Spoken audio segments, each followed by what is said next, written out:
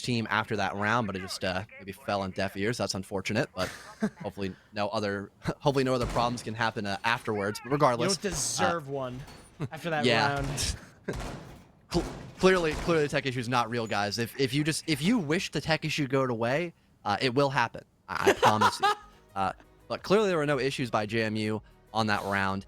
Again, there was no pressure being put by bunkers, so you can kind of move around easily from the backside near supply to focus on freezer more. Once freezer was taken care of, everyone just darted towards laundry. That's how basement defense goes in Oregon. But given the fact we have a quick little tech pause, we'll hop into a break and return for our best of 3. Don't go anywhere. We'll be right back.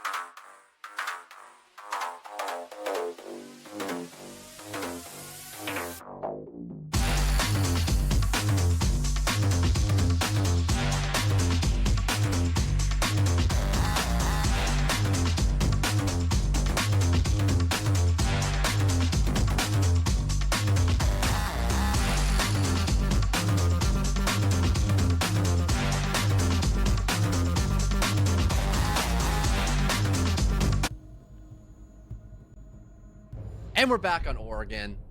Didn't take that long, thankfully, and I'm going to go knock on wood now, so hopefully there's no more shenanigans happening regarding some technical pauses or any kind of issues amongst the teams. And we'll go back to kids in dorms. Surprisingly, not going to see meeting room in play just yet by James Madison. Maybe they're looking to adjust where they're positioned for this top floor site, or maybe just hoping to be a little more successful on some of those entry gunfights, because this round was won, or this site was won flawlessly, pardon, by St. Clair back in round number 2. So I'm interested to see if they are going to be doing anything different, or they're just going to run it back with the exact same positions held. Yeah, that's what I'm really curious about, because they're bringing pretty much the exact same setup. You actually do have Jarvis probably going to put that shield inside of Trophy, but that was the weak point. That was where James Madison actually crumbled, was their inability to hold that side of the map. They lost a pick by Armory very early on. They lost the Aruni. It was pretty much within the first minute outside of that Armory doorway, thanks to the player on the rappel. I believe it was Terror. And then the pick inside of Trophy came not soon after. And that was pretty much all she wrote. So I'm interested to see if they're going to basically do any sort of adaptation, because they are running the exact same setup. Well, you have Shadow setting up underneath as well, which is definitely some curiosity to be had. And you also have PK on the other side of the map as well. Pretty much the same thing from JMU. Not much has changed, but we're hoping that, you know, the weather may be one of those things. So far, the fall weather has been very forgivable.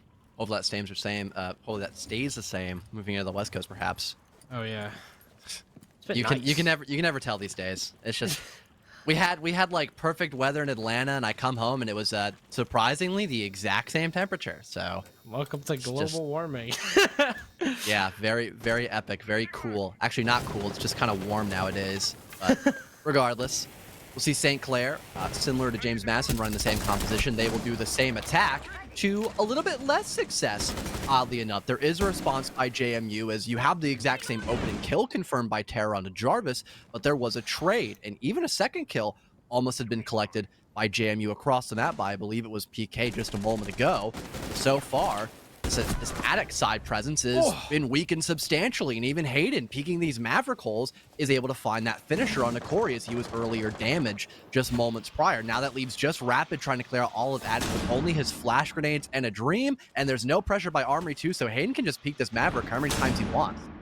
Yeah, Rapid's flashbangs will not land thanks to the ADS, thanks to the Wamai disc. There's a double swing here from the Wamai and the Jaeger. Rapid trying to find anything he can. Where is the rest of St. Clair to help him out? Salty's going to make his way up Armory, but as Charm gets pumped outside of the master balcony, it's all up to these two, and both of their locations are very much well scouted by James Madison. They know where Salty and Rapid both lie, and with that swing from Shadows, it just leaves the Maverick. He will get his own for his troubles, will immediately be traded, and JMU, a fiery response to a site that they lost very handedly just 2 rounds ago. Could see the amount of attention and detail that was put by JMU as well. They were kind of expecting where St. Clair were going to begin their attack from, since they had already played this bomb site earlier in map number 1. So once Terror had sprung up and found that same opening kill, you had someone Addict already there waiting. So he immediately traded once the Ash had pushed through the Armory doorway. And then with there being no more pressure by Armory, the players in Addict could then focus on the people by Big Tower, which, you know, again, allowed the defense to not only stack up bodies to play for trades, but also isolate the 2 attackers, since you had 1 point of pressure being put by, you know, Master Balcony, and the other point in the total opposite direction of Master Balc, which was again backed by Big Tower near that double wall. So much better attention to detail, like we mentioned, by JMU to now find 2 rounds ahead of their opposition. Definitely a much better start than we would have expected. Honestly, with that flawless round from St. Clair, I was expecting JMU to at least, you know, run into a little bit of resistance, but this defense has been smooth sailing since the basement hold that they did on round 3.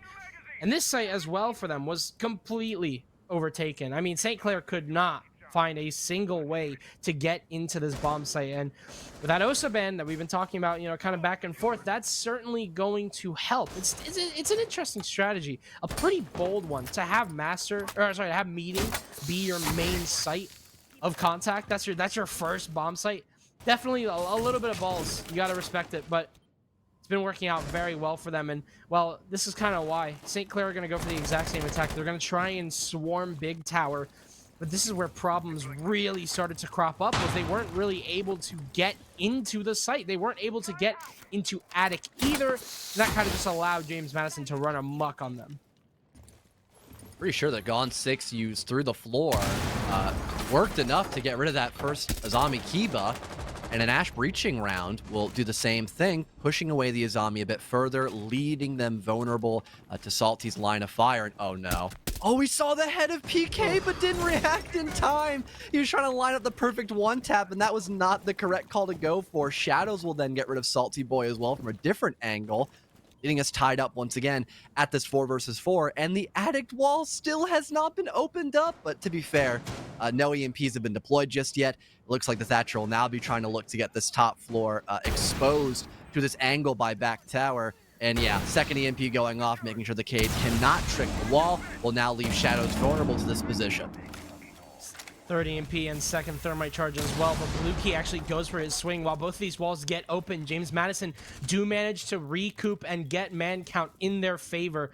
It may be pushed even further with Blue Key playing on that stage position, but Terror, he has a say in this. He is inside of Attic. He has control of the hatch that was so difficult to hold, but if he even moves an inch to the right, he's going to be exposed to Shadows playing inside of Trophy. There's the swing, and, well, Terror has no idea. Shadows gets his double kill, and as Blue Key secures one as well, Charm is the last one standing. All of this map control, all this opening for St. Clair, all these walls are going to amount to nothing, considering that they weren't able to take the map control to go along with it. Charm in a pretty awkward spot now. Eerily similar to what we saw back in round number 1, where the Thermite's in a 1vx, no info to work off of, and it's another 1v2, with the Thermite already being damaged from a previous engagement. He'll look to stick this plant knowing that Kitchen's been cleared out by that first contact engagement, and he'll put him in the post plant. Once again, he's not really sure where these last two defenders are, and yeah, unfortunate timing there by Charm. Shadows will get the better of him in that engagement, and they've got more than enough time to disable that diffuser. Solid response once again by James Madison, as they might end up finding this 5-1 split as the next site that we're most likely bound to see is the basement. Basement was a very strong site for JMU, but you really, I don't know if you want to put that on JMU. I will say JMU is playing lights out. There's really no question about that. But specifically, the basement bomb site is where I'm kind of curious, because yes, JMU won that bomb site, but honestly, St. Clair had a very weak strategy. 2 shields being brought by St. Clair, which is a rarity. I don't think I've ever seen that before. You had the Blitz, you had the Montaigne. Just didn't really work. It was pretty simple. It was a very easy and effective way to clear it out. You had 2 players walking down Freezer and 3 walking down main. That pretty much left the entire rest of the map open for JMU, and that allowed Hayden to pick off to get off a very easy flank that secured him 2 kills, while the rest of James Madison were also fighting from the site. So if anything, I'm worried about how St. Clair will go about things, because they are kind of the weakness in this. They are the weakness in all of this in terms of this basement push. Something definitely needs to change on that end. And you see that, well, only 1 shield is being brought by Charm instead of 2. Now, if only St. Clair had the vision of their fellow Canadian brethren, former SI contender, SSG beater, NAL guest analyst and performer on Team Parabellum, that being Keegan Penguin Smith, shield specialist. He actually ran Blitz. You know, last night in quals. I know. I was watching it, and you were casting it. I was. I'm not. Where were you when Keegan made his element return? Where were you? I was in Twitch chat. I'm sorry to steer your spot like that. They have 2 shields again. They do have Blitz. Yeah, God. I was gonna say, I saw the Montaigne somehow rapid with like 3 seconds left slipped in the Blitz, and oh no, Terror's already dead. We just finished monologuing. This guy's already on cam duty. That's the job of the shield ops. They don't have guns. That's so unlucky for St. Clair. They literally have 2 active guns and then 2 shields. This is so rough. You have 4 members left, and 2 of them are the only ones that are gun up. Salty and Corey are gonna have the weight of the world on their backs, but you do have a trade as Shadows loses his 1 to the servers. So you do have a 4 versus 4 at the very least, but what else do you really have if you are St. Clair? Map control, you have top floor, and this is what's going to allow St. Clair to kind of get themselves situated for some sort of execute. they're leaving the big tower staircase, the big tower flank exposed once again. If St. Clair do the exact same thing, so can James Madison. You can have a player on James Madison just walk up tower stairs and hit the flank as, you know, whenever the time is right, whenever the opportunity arises. With half the round gone, though, St. Clair have made progress towards this bottom floor. Hayden is going to start to feel the pressure from this freezer side, but you'll notice that the entire freezer wall is open, so it's not going to exactly be very easy, but Hayden's smoked off. Rapid may actually be able to find a way in, and as Hayden gets taken down by Salty, this is somehow working. Oh, and the Blitz just running in, but there's another defender waiting for him. A bit of a tag team to get rid of that spearhead. Now leaving the Capitao very vulnerable, and Jarvis just simply walks past the Montaigne and kills the Sense. Nice shot connected on Salty's head, done by PK, leaving only Charm. Again, the hard support player, the last man standing, as all of his teammates are already dead to rights. He's got 50 seconds to take a long, hard look at what they could potentially see moving into this second half on Oregon. It was another rough showing against this basement floor defense with 2 shield operators. You know, if it ain't broke, don't fix it. Clearly, we saw this attack very disjointed and broken earlier, so I'm shocked they went for the exact same thing again. And I think the only thing to really know, Adam, was the nice little smoke bait that we ended up seeing to kill the first player by Freezer, but that was really the only, you know, magical thing we saw by St. Clair, except Terror doing his, you know, vanishing act in the first 30 seconds of round number 6. So that leaves just the Montaigne with only 10 seconds left, and not a clue. Someone's right behind him by that box. Oh, I'm just kidding. I had a bad outlines. It's my bad. But Jarvis kills him anyway, so doesn't matter. But it's a 5-1 split for JMU as St. Clair just kind of threw bodies at the problem, and not many of those bodies could even shoot back. Yeah, they had freezer control. I honestly thought they had the right idea going into all that. They had the blitz down. They had that box player dead. Just take advantage of that point. Hold the crosses. Let your lobby players come through and kind of create the next wave of pressure. Don't just run through the freezer door and expose yourself. Just didn't seem very well thought out, I think. Once they've got freeze control, this is the moment right here when Rapid just sprints into long haul. That's when it was like, okay, well, all of that control that we just spent the past half of the round fighting for is now invalidated because you're dead. It's not very efficient. I don't think that JMU have exactly done much in terms of resistance that hasn't really been unexpected. I feel like St. Clair should have a pretty easy time adapting if they just change up their strategy, but they haven't. And at the end of the day, they're punished for it. 5-1 is the scoreline, and JMU didn't really have to even lift a finger. I was gonna wait in case we saw this on any of the 6 rounds St. Clair was given to attack the map of Oregon, but James Madison not wasting a second to bring out this operator that we talked about during the ban phase, which was Ying. St. Clair did not bring Ying a single time. No, instead they brought 2 shields that didn't end up doing anything for them when there's a Warden ban. Seems very counterintuitive to be the team that doesn't want to have this, you know, one-man army of an operator on the board who is quite literally a hard counter to the specific operator of the Ying, but also not bring her and abuse that factor. Maybe if we saw more explosivity from those Candelas, maybe there could have been more than 1 round win by St. Clair, but at least now they're looking to greener pastures potentially on their defensive side. But again, they're going to have to play some sort of, you know, anti-flash contact against these Candelas, because with there being EMPs, with there being burned from the tracks and regular flashes that Blue Key and Shadows have, with there being EMPs, I mean, you don't have to use the Ying for burn when it's only a Jaeger. There's just so much utility on the board. They can save all 4 of these Candelas when they want to hit the site. They have so much execute utility. 4 nades to work with. Oh the my Ying God. and 2 picks as Terror and Corey go down at the same time. An offsite and a site player, respectively, both removed from the equation. And this is the opening now that James Madison can have. It's not even an opening at this point. It's an open door. It's an open whatever you want to call it. There is so much room that James Madison have just established. They can walk around this entire map and do whatever they please, because the rest of the remaining players on St. Clair are stuck inside of the bomb site. Salty is pretty much the only extended control that you have, and his walls are reinforced off inside of Trophy, so he's not really going to be able to play off of this much. He does have that 3rd and final gas grenade, sorry, 2nd gas grenade to work with, and he will expend it. But as Shadows makes his way in, and he'll challenge the smoke first head on, Salty will actually win that fight. It's a 4 versus 3.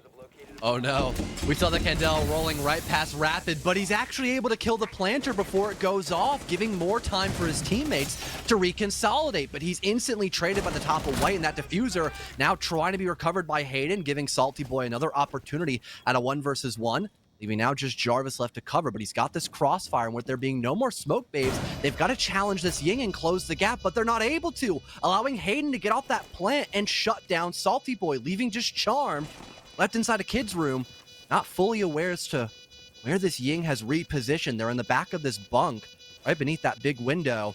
Very challenging spot for Charm to come out of. If he overexposes himself, he's open to a line of sight, and that's exactly what happens. Jarvis waiting with such patience, almost using Hayden as a bit of live bait. It works out. And just like that, Adam, we're on match point. That was, wow.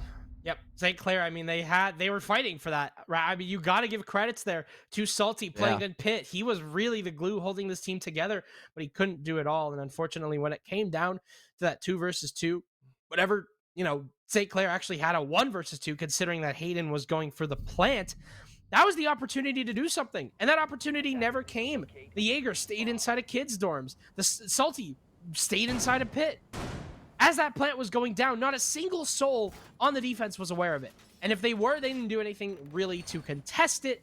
You had the smokes obviously now removed at that point. You had already used 3. Next best option is your guns. And you got to take maybe a 1 versus 2 in that situation. Commit to swinging the only guy with his gun up at some point. None of that happened, though, and St. Clair instead will bite the bullet for it. They are looking at getting eliminated from this competition. They have Skyscraper next after this, but I mean, if they can't even get their attacks going on Oregon, what's to say about Sky? 5 seconds remaining. For St. Clair, needless to say, they quite literally have to play flawlessly in these next 5 rounds if they want to even have a chance of going to overtime. Like you mentioned, the map pick of JMU is up next. They didn't even select Oregon as their primary pick here for this best of 3, so this is really a rock and a hard space position now that St. Clair have inadvertently put themselves into. Thankfully for them, though, it's been 30 seconds and no one's died just yet. Shadow's actually almost the person to be put down 6 feet under by Rapid, hopping out from small tower, noticing no one spawned by Junkyard, so he was looking for a freebie, and that unfortunately didn't go completely the way they had intended. Now JMU are beginning to work the same map control we had seen established just a moment ago. You've got the Thatcher Thermite combination by the top of Masters. There's an extension by Trophy, and Terra is now rotated all the way through the basement, maybe to go through Big Tower perhaps to stop anyone from getting attic control. But luckily, with everyone still alive on JMU, they can all hold their positions they need to get that ball rolling and once again essentially look to open up some angles towards the bomb site. But at least St. Clair members are also alive too. St. Clair also going for this flank. You have Terra playing bottom T1. There's someone to defend this Maverick, but as he goes for that reload and hops on the drone, it opens up some line of sight here for Terra. He's going to try and go for the second and has Maverick on 1 HP. And as Jarvis whips out a flashbang, he will be caught in the equation too. That's 2 kills now for St. Clair. They've gotten their start. JMU actually were the ones to get 2 kills at the beginning of last round to begin their round. So this is quite the switch up here. Now Shadows, no options remaining, will be forced to walk in, but there is a mute literally standing on top of Bolo, and there is nothing that anybody on James Madison can do as St. Clair, well, they've only won 2 rounds, and they've done both flawlessly. We'll most likely see them go down to basement, so it could be a more thorough discussion of how the tertiary bomb site is going to look a couple minutes prior. And yeah, that'll be the case where we might see James Madison run a similar composition to St. Clair on their attack, besides the lack of a Montaigne, perhaps. Jarvis is just kind of looking over a couple more things. I don't think we're going to see that Cali locked in. Surely not.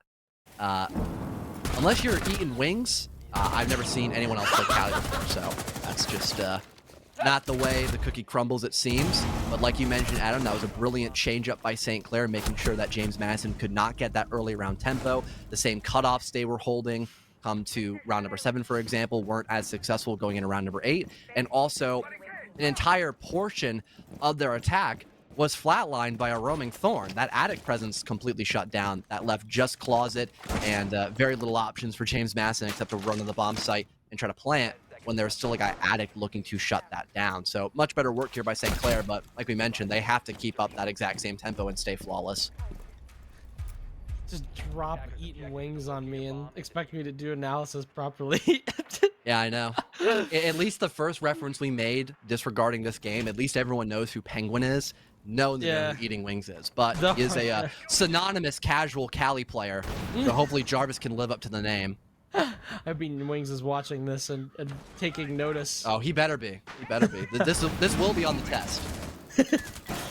Let's see if James Madison can test their might, as they are already looking to get inside a bunker, and the shield sitting close is already going to get removed because, obviously, no more protection there, and Hayden is going to make his way in. He is wub-wubbed here, so he will be slowed down, and there won't be a free pick off of this, but as Charm re-swings, I'll eat my words. Corey does get the trade onto PK, who's able to find that pick, but as Hayden starts to walk through, he'll actually be shut down by Corey. This is actually going pretty well here for St. Clair. This defense has actually held pretty fruitfully. Oh! But Jarvis will give the wing special to Terror, and it's a 3 versus 3 now. James Madison, they have control of bunker, but they don't have all the picks that they thought that they would. And the bunker's actually been reinforced as well.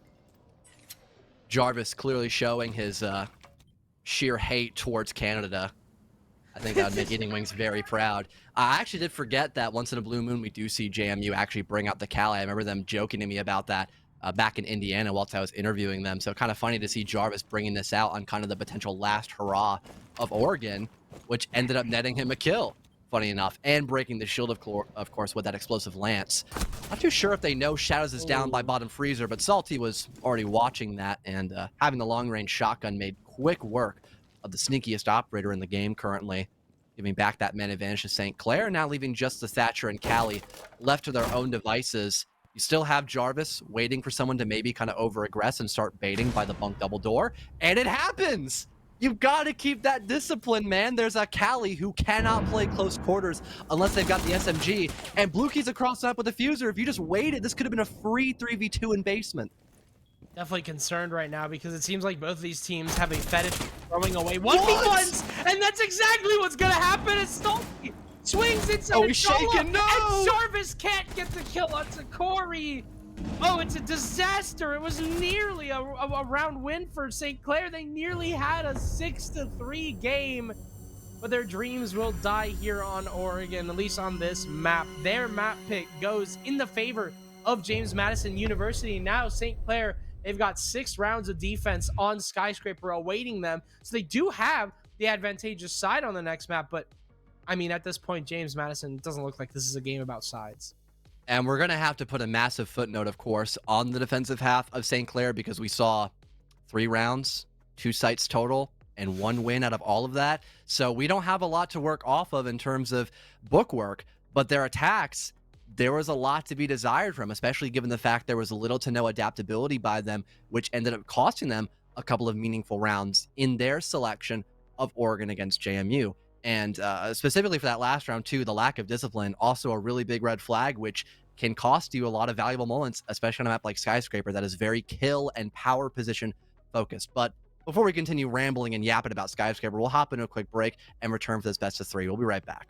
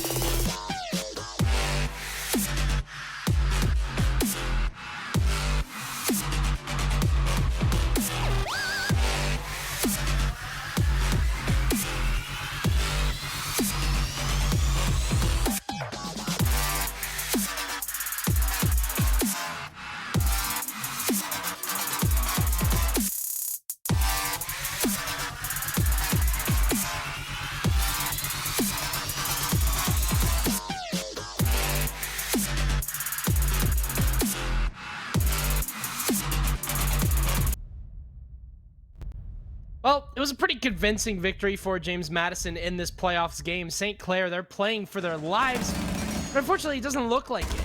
They have not had the best of maps on Oregon, and as they go into Skyscraper, which is JMU's map pick, they may have even more turbulent waters ahead. We got map 2 coming up very shortly between JMU and St. Clair. I'm excited to take you through.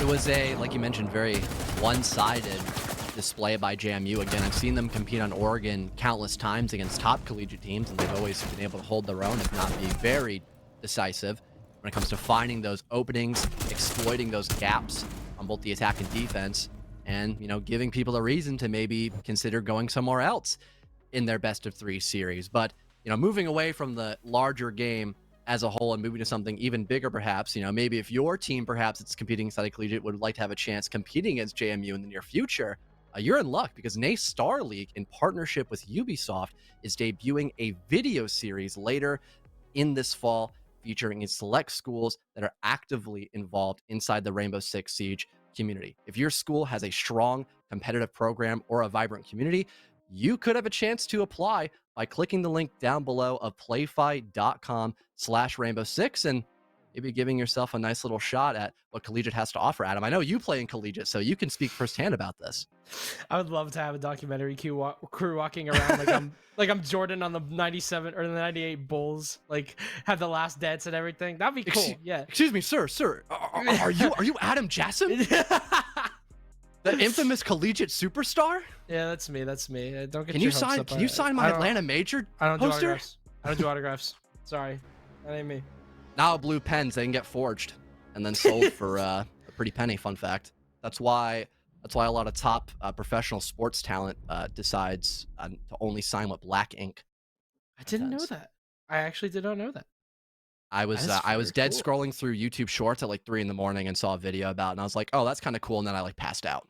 So, welcome to the modern era of entertainment. We really are in the darkest timeline. Absolutely. Show a video to a 13th century peasant if you travel back in time, and it might actually kill them. Good. Thank you, Hayden. Big ups. Yeah, they're feeling good. Jam, you guys are feeling good, and you wouldn't be very surprised as to why that last map went super well, very smooth. I would say that if anything, St. Clair's biggest opportunity to come back was on that defensive half. They just didn't seem like they were really playing, you know, well enough for it, and unfortunately, that's what led them into this situation where they now have to contend with JMU on Skyscraper. Now, JMU do have to attack on Skyscraper, which is not the easiest thing in the world. If anything, this is the opportunity for St. Clair to at least bounce back in this series. Taking a look at the final operator band that we'll be seeing for our map number 2, it'll be Soulless up on the docket. So Typically, you'll see Solus used on Skyscraper for plant denial, given there are a lot of floors that are soft as to where you could plant. There's only, one or two safe places you could get that diffuser down on every single bomb site, respectively. And Barbecue Kitchen not having a single location for a safe plant spot, funny enough. So you have the table and tea room, and you've got, I believe it's also the table inside of office for its neighboring bomb site on the top floor. So yeah, getting rid of Solus is really good. Also, roam presence in general is a make or break if there are no drones on the board. So at least this gives the attackers like a chance to figure out what's going on in the round with having, a much higher drone economy. And in terms of info, they still have an abundance of that. They've got Jarvis on the line, so it can make that, supposed roam clear go by a lot faster, maybe easier at working one-for-one picks. And once they get that map control, having the Nomad to then make sure no one can flank later in the round is also a big thing to have on such a small map like Skyscraper, where it's very easy for a defender to rotate and reclaim something that, at one point was theirs, but had to be given up. This is all in all a pretty typical setup from St. Clair extending into office, but I do remember them having a little bit of troubles with their roams. I think their roams were effective, but eventually JMU just kind of realized that, oh, you can just walk into the bomb site, and they have the blitz for that. Typically, you have a Monty to walk into top black, but it seems like the blitz will be the main choice for that shield for JMU. And as you hear all those repels, there are like 3 people outside black. That door, I believe, is going to get potentially gone 6th open. I'm not sure what the plan is. They got the shotgun in hand, and they have the cable barrier to burn through. I'm sorry, the zombie gate to burn through, the arena gate to burn through. But as PK gets that kill onto Charm, that's the opening engagement going in the way of JMU. And that pistol was hated also. That's them a kill, but it's traded as it's now 3 versus 3. Not a horrible spot for JMU whatsoever, but for St. Clair's sake, they've only lost a Legion and Jaeger, so it's not the end of the world here. We got Shadows in a very devious rotate down by the catwalk, and Rapid's taken care of as well. Plant being confirmed as well. This is insane showing by JMU, but the plant's been denied by Terror. He's crept in through the rotate. Thankfully, Shadows there just in the nick of time, evading the Stereo Gate by destroying it and finding that trade. That was just such a chaotic round. I don't even know what to say at the end of that, Adam. That was just, in the blink of an eye, you could have missed that entire showing on T in karaoke. That is the pace being set for this game right there by JMU. They are going to waste absolutely no time trying to find a way into the bomb site. That top black position was the main point of pushing for James Madison, but it almost didn't work out. St. Clair actually had a stake in this round. They were getting trades. It was always very even, but this flank from Shadows, whether JMU knew it or not, was pretty much the entire round right there. Once Shadows got the Aruni and got inside of gold, that's when things really started to go off the rails, and that's when James Madison pretty handedly had the round. But St. Clair will not be afraid of this. They will be running the exact same bomb site with the exact same operator lineup and the exact same extension. And John, that's scary because St. Clair have not been adapting at all this game, and they have lost dearly for it. The lineup, at least for JMU, has changed quite substantially. Given the fact they have a Thermite, that's kind of a dead giveaway. There's going to be at least some Geisha presence. And of course, you're going to see that exothermic maybe used on the, single wall by house, since with there being Roteros and frag grenades, there are going to be a lot of options to clear out those utility spots near Dragon and most likely Drum with the deployable shields being used. But unfortunately for Jarvis, he is not going to get a chance of using any of his Rotero drones on the floor as he gets ran out on by Rapid. Saw the same aggression on Oregon, but this time it pans out a little more successfully on Skyscraper. And now you've got Terror holding a very nasty prone peek. He'll end up dodging the grenade and repositioning just slightly, still on this roam extension. But there is some info for Hayden to now work off of. The Shadows will look to try to assist him as well, but Rapid still hot as ever with that DMR, leaving a lot more room to breathe for these defenders playing right beneath the office table. Blue Key springing in with the help of that flash, but it's a direct trade, which is surely more advantageous for St. Clair since they're already up by 2 bodies. Yeah, Salty getting that kill is huge, and Rapid getting his 3rd as well will only make this even more difficult for James Madison as it's just PK.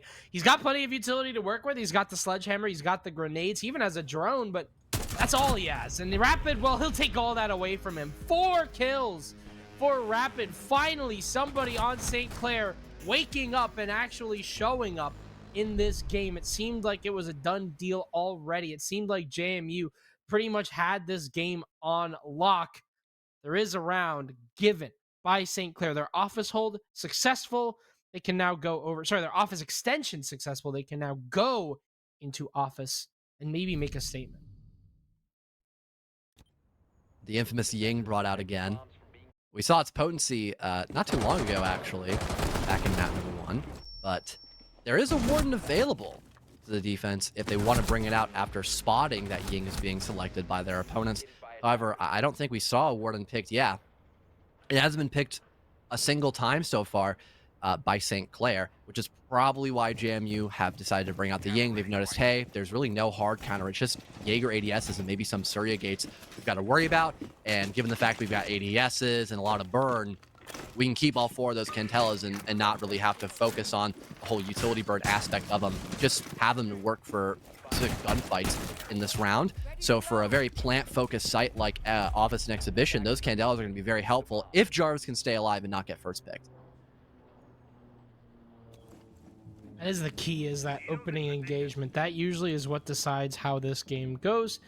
Considering both these teams in most of the rounds have either been flawless or it's been very back and forth. So no room for error for either of these teams. Yes, we saw James Madison having a pretty dominant round. The same spot. Literally the exact same doorway. Last time it was quite literally the slowest run out maybe in the history of runouts. This time it's a very quick kill.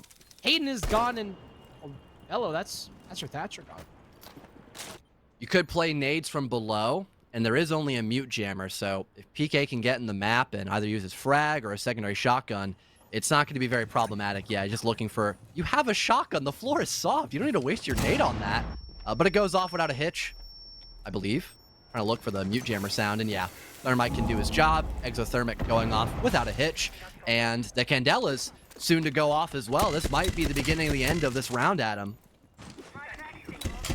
Fast execute already. Blue Key getting the plant on the wall, and there's nobody in St. Clair. Nobody is going for this diffuse denial. They don't know. It's gonna have to be a swing from Terror, and he loses his life for it. Shadows just gets the plant off without a single issue. And James Madison are now in the post plant. There is no man advantage, but there is that 5th man, the diffuser. Jarvis goes down. That's a pick here for St. Clair, but how can they get the players on this rappel that are playing so safe? Salty will go down to Blue Key, and you actually have Shadows with the Terror drone, and Rapid right to the back of the head of Corey will find that kill. Charm cannot find anything on that run out. Rapid is now all alone, and he has so much to contend with everywhere. James Madison are positioned for this diffuser. Rapid has 6 kills on this map, but it's gonna do him damn near nothing on this round, as it is completely overrun by JMU. That office hold will be unsuccessful here for the defense. Again, the power of the Ying, not only did it make some space by Exhibition, but also it masked the sound of the plant, I believe, for a good portion of that diffuse time as well. So giving a lot of room to breathe there for JMU, quite literally and figuratively as well. That also gave them time to set up, going on those upside down repels to make it very taxing for the defense to play an effective retake, even at an even man count. And at one point, I think a man advantage briefly too. And we saw St. Clair trying to get aggressive to work for those picks and make a bit of space there. But with someone on that upside down rappel, while also there are terror drones coming out and just adding more and more problems to the equation, it let some sloppiness shine out by St. Clair, giving them no chance to fight back, like you mentioned, Adam. So we'll see a reattempt of that same bomb site. And I would, assume now there's a Warden in selection. Yeah, that'll be the case by Terror. So no Ying, most likely by JMU. But now that they have multiple hard breachers, they're not going to have to solely rely on that office breach presence. Now they can diversify and maybe have more success across the map, closer towards, Drum, for example, or even something a little bit closer to the bomb site that still can be meaningful, like the house single wall. Just in general, it doesn't really feel like St. Clair have been adapting all that much. It doesn't really feel like there's ever a change in their strategy. It's always been just kind of, let's play for the pick at the beginning and hope something works out, and then if it doesn't, oh well. That's not good. Need some diversity here. There's the run out from Rapid. Will be spotted out here without a kill to his name. Will be all for naught. Luki will get this wall open. I believe there is a mute jammer on it. That is the only thing stopping them from getting this wall. We try to bait the run out, but I don't think anyone is home to do that. Nope. James Madison in general will kind of switch up their attack. They're not going to go for the direct office. There is no Ying. You have Jarvis on the Hibana instead, and that's going to be utilized towards the drum area, and that's where most of this push is going to come from. James Madison will not repeat the same attack, it seems like, and that is why PK just picks up a freebie onto Rapid. They're already up man count. The King Slayer as well. Rapid, really the top performer of St. Clair so far. That DMR no longer going to be a problem. There is a trade for Terror, so connect a headshot on a PK's body. So both DMRs off the board, but I'd say in terms of value, I think Rapid gone just as that primary fragger is going to go a long way despite St. Clair now having even more success with stopping this clear from the drum side of the map. Jarvis will eventually get rid of Terra as he overexposes his body, but the same can't be said for Salty as a pre-fire rings out across Catwalk and smokes Jarvis. Perfect read by Salty, expecting there to be a trade across the map once his teammate had died from that position, leaving only Blue Key outside of the breach, looking to recontest. He'll catch Salty Boy off guard, and here's the guy by the minibar, but Corey springs up at just the right time to not make things too close for comfort. There it is with St. Clair once again having us equalized. Definitely no plot armor there for the Thermite in 1v3. Was not able to win that. He had the first pick, and I was like, oh no. Oh no, he's actually going to 1v3 this. But nope. St. Clair will secure that defense. They will respond with another round, which was a little bit difficult. It took a while for us to get here. It still feels like St. Clair are kind of in a position where they are at the disadvantage, even though it is 2-2. Thankfully, you had that double kill from Salty, who has been kind of, like you mentioned, Rapid's the Kingslayer. Salty, he's kind of in that category as well. He's been pretty much clutching up in a lot of scenarios, and I feel like you wouldn't have maybe 2 of the rounds that St. Clair have secured without Salty, and you wouldn't also have this equal man count with that double kill from the Wamai, but that's it. That's the only thing that St. Clair really have going for them is those clutch players. That's what I'm really starting to be worried about. They will run, again, the exact same defense. I'm wondering if JMU are going to be able to read into this easily. They have the blitz being brought out by Hayden as well as the Lion. They just go for the same rush and it works out again. That's where I start to really get concerned for this defense. Another, I wouldn't call it a spawn peek attempt since Rapid's aiming. Oh no, there's a spawn peek. It's by the bathroom window. My mistake. I thought he was over by the bottom of the black stairs. He's going to hear that rappel via the Nomad. Maybe just waiting for the perfect moment to strike. So far, no one's looked towards the actual bathroom window. And given Rapid isn't hopped out just yet, I'd have been waiting for that single melee, and that could leave him exposed. Unfortunately, no dice. PK will narrowly save himself from the clutches of defeat, keeping us at that 5v4 mark for James Madison. There is no Finka in this round, so PK will remain at this sliver of HP, but the rest of his teammates are doing just fine despite that. Sure, Hayden's been down, but it's still technically a man advantage for James Madison, and the grenade blows up right in the face of Terror. So the fact that PK was able to stay alive has now doubled the win condition for James Madison, as that Gridlock has been able to find 2 kills in this round, leaving just Salty Boy and Charm left to fend for themselves. Salty will get that kill onto Shadows, and that shield inside of top black is still available, albeit it is traxed off by the Gridlock. And that will allow Blue Key to now walk in here. He'll swing the fight against Charm, who's not exactly been proficient in his gunfights, but he wins a very important one. And PK hits a goo mine already on 1 HP from that engagement by Rapid earlier. This has turned from bad to worse for JMU, as now it's a 1 versus 2. Jarvis on the other side of the map. Pickup is not an option here for the Lion just yet, but he may be looking to go for it regardless. He has half of the round remaining, so plenty of time to work with to try and, coordinate an attack. It's looking good here for St. Clair. I'm not sure if anyone's trying to play keep away on this down player. And no, they're just kind of leaving PK on an island, making sure that and keep those numbers up in case something silly happens. I thought even for a second Alliance Scan was going out, but no, it's just the audio call of him going in for the resurrection. We're back at a 2 versus 2. PK technically having more HP than he did before getting injured from the goo mine. That's better, I suppose, for the offense. Now they can try to reconsolidate.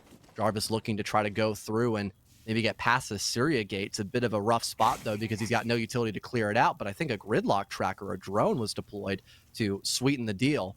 30 seconds left to go, but Salty Boy playing behind the bomb chassis, not worrying about any bit of info, will not be detected, and Charm will as well clean up Jarvis as he was already damaged earlier in that round for the Lion. Good response by St. Clair despite things being so hectic. They'll hold on and for the first time take the lead.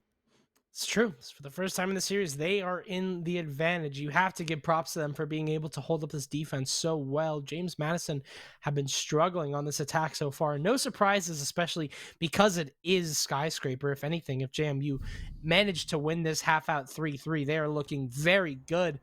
You got to give kudos to the defense there. St. Clair played that very well. They played their trades. And while the run out from Rapid may not have worked out, it actually ended up assisting that St. Clair team in a long way, because then PK had to get rezzed and that wasted a ton of time and his location was known. It's a domino effect. But St. Clair will actually opt to go downstairs. They will be in the kitchen and barbecue area, and typically this is whenever you see an extension onto the top floor. It's a pretty typical strategy. There's no castle being brought out, who could be very helpful towards this extension, maybe on the carrier or on the geisha window. Plenty of ways that you can go about it, but James Madison will find out that there's none of that, and that they're gonna have to deal with this top floor. They don't actually have any soft destruction with them, except for Jarvis's shotgun secondary, as well as Shadow's very own shotgun secondary. Will they fall for it again? Find out in this next episode. Oh, he spots the head of the gridlock, but Terror, a little too fast on the trigger there, is not going to get him that successful opening pick he oh so desired.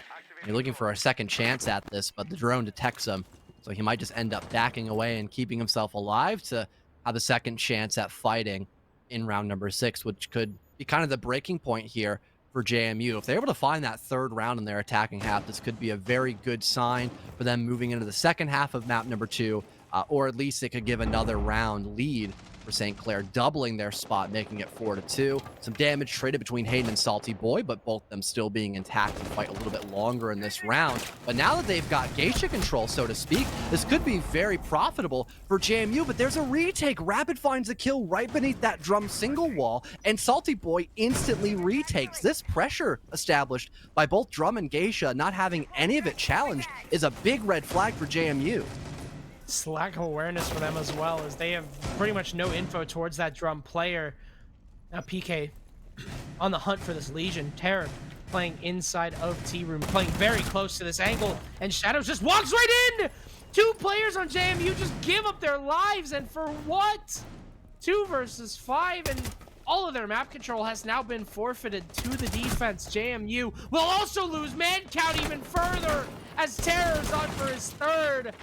Living up to his namesake and going on a reign of terror of some sort, popping heads everywhere, and there's a 4th for him as well. Robespierre up here on the Legion will just go for all 4 and land them, and JMU, they've got to now answer back 2 rounds on this defense.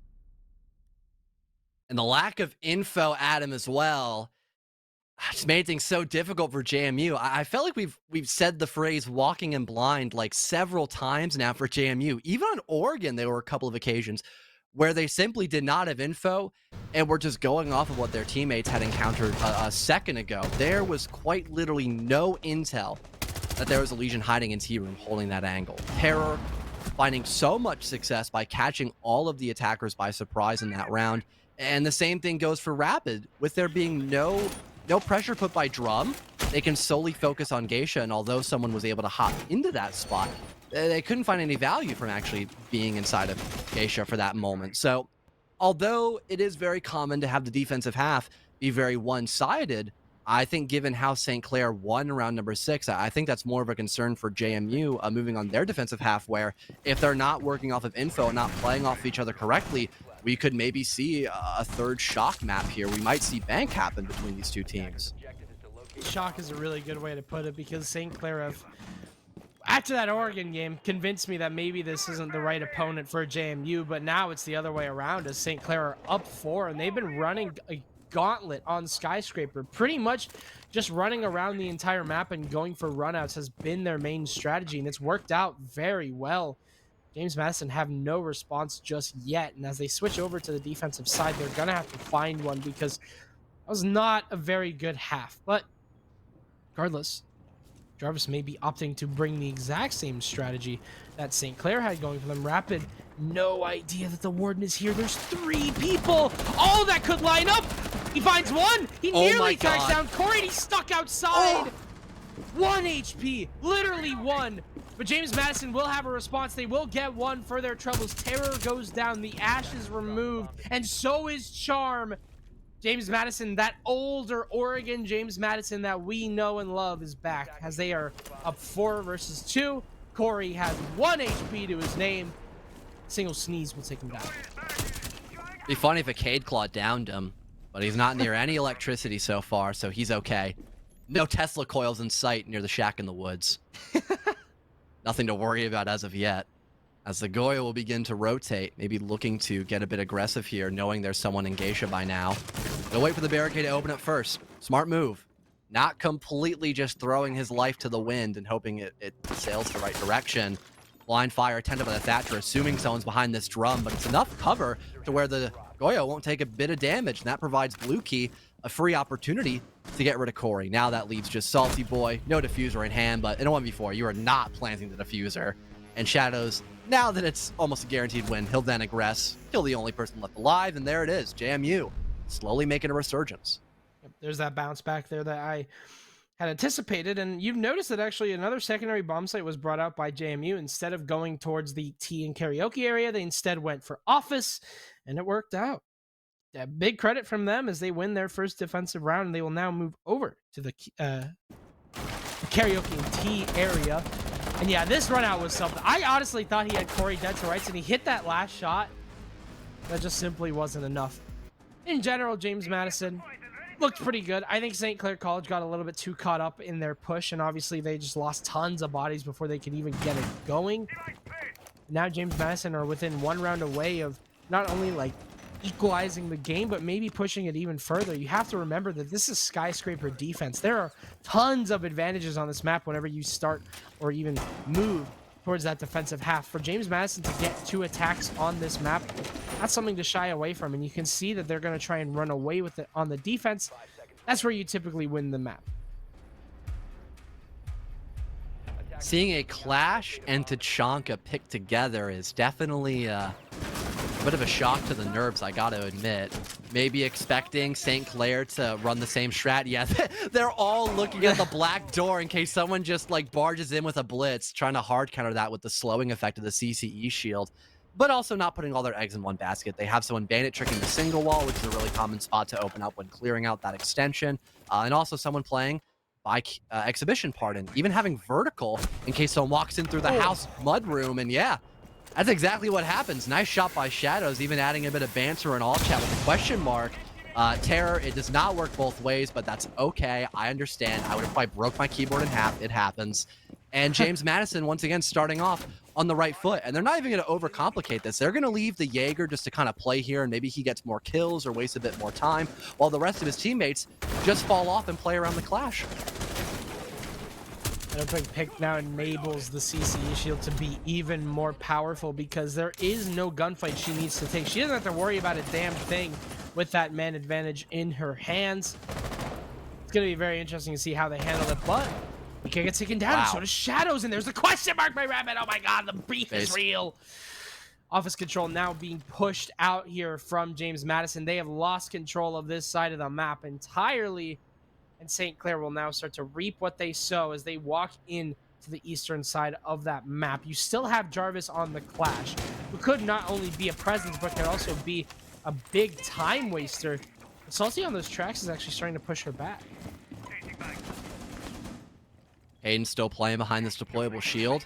No Nitro Cell left, and there goes the EMP to burn away those ADSs and a nade to follow soon after. Great coordination by St. Clair to push back this bandit and make him uncomfortable in this man disadvantage. Not to note as well, with Jarvis on the Clash, it's going to be very challenging for him specifically to be gun up with just that secondary machine pistol, whilst the rest of JMU is playing a little farther back, holding these longer angles with the help of these Tachanka angles via that LMG, and also, again, the primary info provider of Jarvis as basically a mobile Mira, as we coin the Clash. 40 seconds left to go, And a lot of utility has actually been used, shockingly enough, to clear out that extension. So they're very low on options when it comes to actually trying to get inside the map, closer to the bomb site, and plant. They're going to have to really rely on that skeleton key to hopefully rotate in a geisha and maybe get some pressure down by Karaoke. But only then will they soon realize how effective Tachanka is going to be with him still being alive.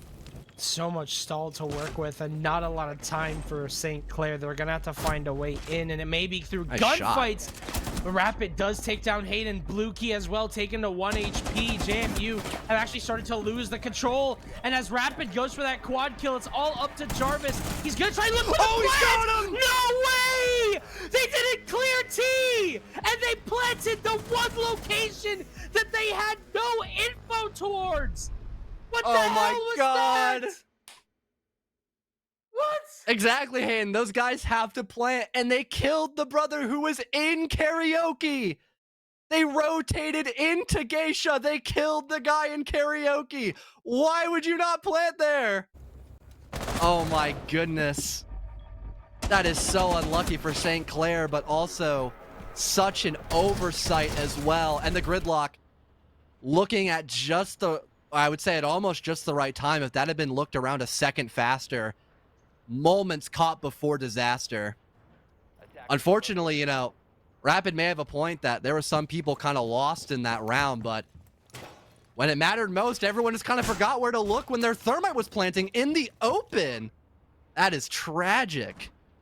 JMU now tying us up 4-4. This game is just now at the beginning of its peak, I feel, Adam. We are really in for a series. The battle of the collegiate warriors here. There's so much beef. You know it's getting real when they're typing. Yeah. They're typing more than shooting. Except Rapid, he's kind of going beast mode. Yeah, I feel bad. I feel like it has pretty much only been Rapid and Terror this game, but like the rest is just kind of not a lot of responses, I will say. I feel like it's been a difficult game for Charm, for Corey, even for Salty. I was giving a little bit of praise to earlier.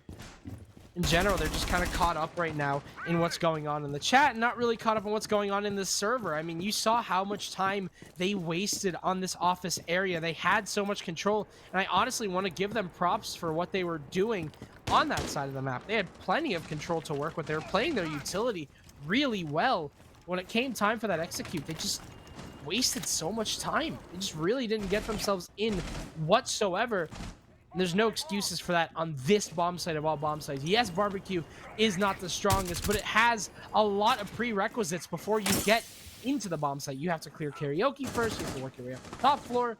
Then, and only then, can you keep pushing to the bomb site. Rapid soon to be playing with fire as these goo mines are going off.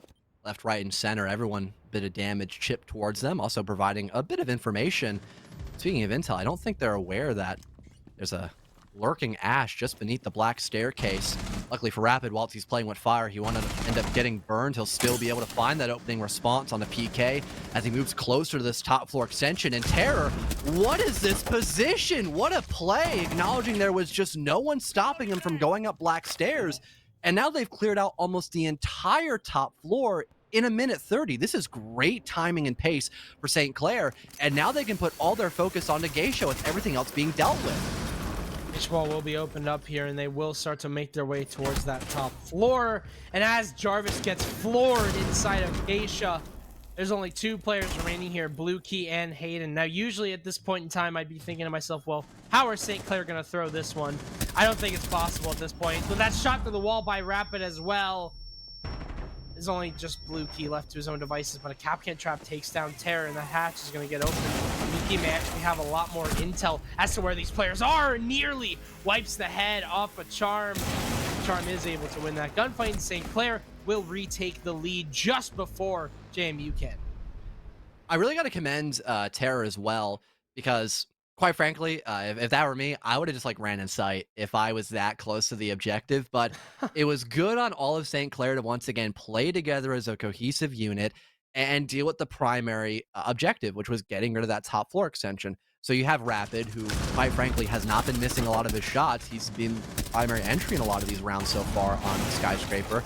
He kills the first line of defense over by, I believe it was closer towards like Dragon near T room as he was pushing in from the Dragon side. And then you had Terror, who was given a bit of info via Rapid, getting so much headway in that opening round, He then sneaks up on the other guy who's by T. He kills him, and then everyone just begins to collapse into Geisha, which again, that's the necessary point of the map you need if you want to plant that diffuser for barbecue and kitchen. So once they had established that and they cleared out the whole top floor, they all just moved downstairs, worked a couple more 1-for-1s, and the rest is history. That was a well-needed round win for St. Clair to keep them, or to put themselves, back in the lead.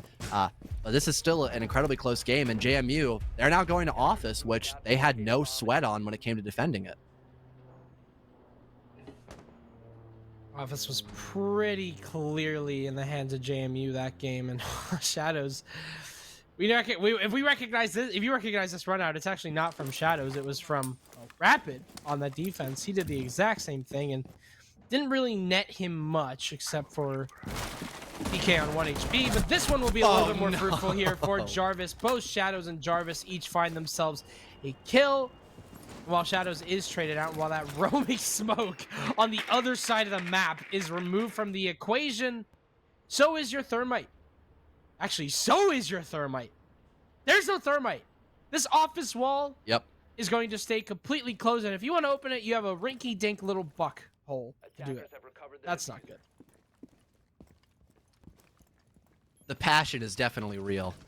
I think that goes without saying. This is an unprecedented amount of yapping in a best-of-3 series I've ever seen, and I'm here for it. This is my guilty pleasure when it comes to commentary, seeing both teams just banter back and forth, really letting the emotions get through them. That can either be a Hail Mary play or something that backfires whilst you're in the match. Nice shot landed by Corey, somehow getting past that Fenrir Dread Mine and having just enough vision to spot PK. Now he'll be stuck to just the all-chat commentary, I suppose, giving his own insight. Minute 20 left, and at least St. Clair are equal in this position in terms of bodies. But like you mentioned, Adam, with there being only pocket charges left in Rapid and him now being across the map, a hard breach is basically non-existent. They will have to push in from both Terrace and Shrine, hoping that they're able to win these one-on-one gunfights. It's a shot there from Hayden, who wins his, but he will get traded here by Corey Robb. Awaken this series very much so. Blue Key goes down as well. That's an amazing kill here from the Thatcher, and he is traded, but it will not matter as this office will fall to the hands of St. Clair. JMU, they've been in all chat. That's where they've been playing, but St. Clair have brought it to the server. They have brought it to the game. It's been an actual series now. St. Clair have gotten themselves into this. They are in match point. What has happened to JMU? Looks like that they've unfortunately not been able to play as effectively for trades, it seems. Whereas for St. Clair, it's been quite the opposite. Of course, you had a 5v4, or I guess a 4v3 lead, pardon, for a brief second. It was 5 versus 3. But for JMU, they're still allowing some of those 1v1 gunfights, if not 2v1 gunfights, favoring St. Clair to appear, which on paper doesn't sound bad. But when JMU also don't have anybody to fight back and you know, slow down St. Clair, that gives them the opportunity to kind of reset and reevaluate as to how they need to approach this round. Like you mentioned, one of the more, you know, obvious operators, the Thermite, with him being dead, it had to be just a Terrace and drum push. But it only felt like 1 or 2 people by JMU were properly set up to challenge that, especially once they had lost the Dragon / Shrine control. I was really surprised they had nobody to help PK in that position. If it were me by myself, I might have thought maybe just to fall back and again play for the trade with that man up. But given how many isolated 1v1 St. Clair had, they eventually fought back well enough, and now they've got match point because of it. It's been a very back and forth game, it feels like, in terms of the scoreboard. Every time there's a kill, there's usually a response traded out immediately. And I kind of want to give props to St. Clair for playing those 1v1s super well, but also kind of ridicule James Madison for how they've been doing it. It doesn't feel like they've been playing that trade-heavy playstyle that's been winning them a lot of their rounds on Oregon, for example. Shadows will not meet any success on that run out as Corey Robb will take him down, and Bank, John, is looking pretty viable right now. It's looking like we may be going to that third map if James Madison cannot find a response to their fallen comrade, to their slain Jaeger. But as Terror goes up the White House, the house stairs, to take down Blue Key, and now opens up Office. A second kill here for Terror as he lights up Hayden, but there are trades Salty Boy goes down, and Jarvis takes down Corey Robb as well. The Thatcher's removed from the equation, but Salty will get rezzed to 2 versus 4 now for PK and Jarvis. They were able to win a 2v4 last time, and due to very interesting circumstances, but this one may be a little bit different for PK. He actually gets the kill into Salty. All of a sudden, James Madison, they have a response.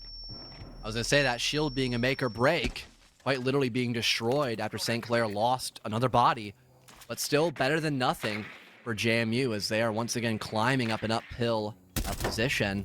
Beautiful shot landed by Terra. This guy has been having a hell of a performance on Skyscraper, just moments away from potentially beating Rapid, but even if Terra finds its last kill, still be Rapid to take the lead with 14 in this matchup. Jarvis in the 1 versus 3 looking to close the gap against the prone person of Terror and win that first fight, and there's another one. We could see one more round on Skyscraper, but Jarvis is on literally 1 HP, and he's gambling this prone position. There's info on Rapid, but he breaks the cam and now looks to rotate. It'll cost him some time, needing to reload that skeleton key. And Jarvis just does the same thing. He backs out of T, but I think Rapid caught him and is looking to play for that diffuser, but no! Jarvis snuck past him. There was no info, and somehow the Lord of Siege will win it, and we go to round 12. You're kidding me. How did St. Clair let that one slip? You're joking. This attack has been so difficult for St. Clair just because of these clutches. 2 rounds, JMU have won a 1vx, and this is no different. I believe both times were actually 1v4, so definitely not the best it looks here. That karaoke and T position, that round 8 and round 11, those clutches, St. Clair just cannot seem to stop. Now, like you mentioned, round 12 here, James Madison, they haven't been playing like themselves, that is for sure, but Jarvis has, and thankfully, due to his heroics, we are now all the way in round number 12. OT is looming here for St. Clair, and they are just focused on the chat. I don't blame him. All things considered, these have been very, I don't want to say one-sided wins for St. Clair, but they've been very dominant, especially in the early round. Again, being able to deny these runouts more effectively, acknowledging what positions are open to play off of when they get info. Like Terra, for example, the reason why he walked up house stairs almost immediately is because he saw, despite there being vertical, nobody was watching it. They were, dead. Jaeger was supposed to be holding that. That was Shadow's position, and he was the first one to die because he hopped out against the Thatcher. That allowed him to walk up house stairs and kill 3 that round. So St. Clair, they are doing a much better job now at adapting, and it's been more of JMU trying to find these gamble 1-for-1s to then re-equalize these positions since they've lost their opening engagements, trying to run out and do silly things.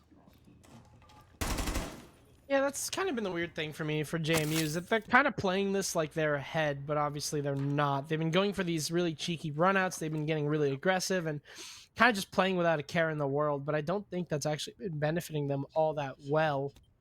It's sort of play style, underestimating your opponent, never exactly the smartest thing to do, but regardless, this is one round where they can at least kind of omit that mistake. They know how much of a threat St. Clair are at this point because they have brought them to match point, but they are not unbeatable, and that is the key. They are vulnerable, and that's what we saw from that Tachanka clutch. Now James Madison will contend with St. Clair going for a Geisha overpush to get themselves into office, but knowing JMU, they will try and play for that first pick at the very least. Despite that, they are still playing much more passive. It was an initial tussle by Jarvis, and then he falls away after he lost that engagement. So no bloodshed on either side. A stark contrast to what we saw just 3 minutes ago. And hopefully with the help of these Fenrir Dread Mines, they're still able to play off that utility. That almost netted PK a free kill by Shrine, but luckily Corey's timing was impeccable. I think he was the person on Thatcher last time to win that engagement. Rapid now pushing in, spots Blue Key, and he is still on a heater despite being a little quiet in these past few moments. A shot connected by Terror as well. The top 2 dogs of St. Clair are looking to close out Skyscraper with a bang, potentially 7-5, unless we see another miracle. Yeah, both Terror and Rapid, I mean, who else but them to get those 2 kills to at least put JMU at a massive disadvantage, 3 versus 5. It's definitely not unwinnable. I don't think anything is after what I've been seeing. And with Hayden getting that kill, that's definitely a good opening. Jarvis finds Corey Rob as well. And there's another sweep from Hayden. He's found 2. And he's found 3. Where is Rapid looking?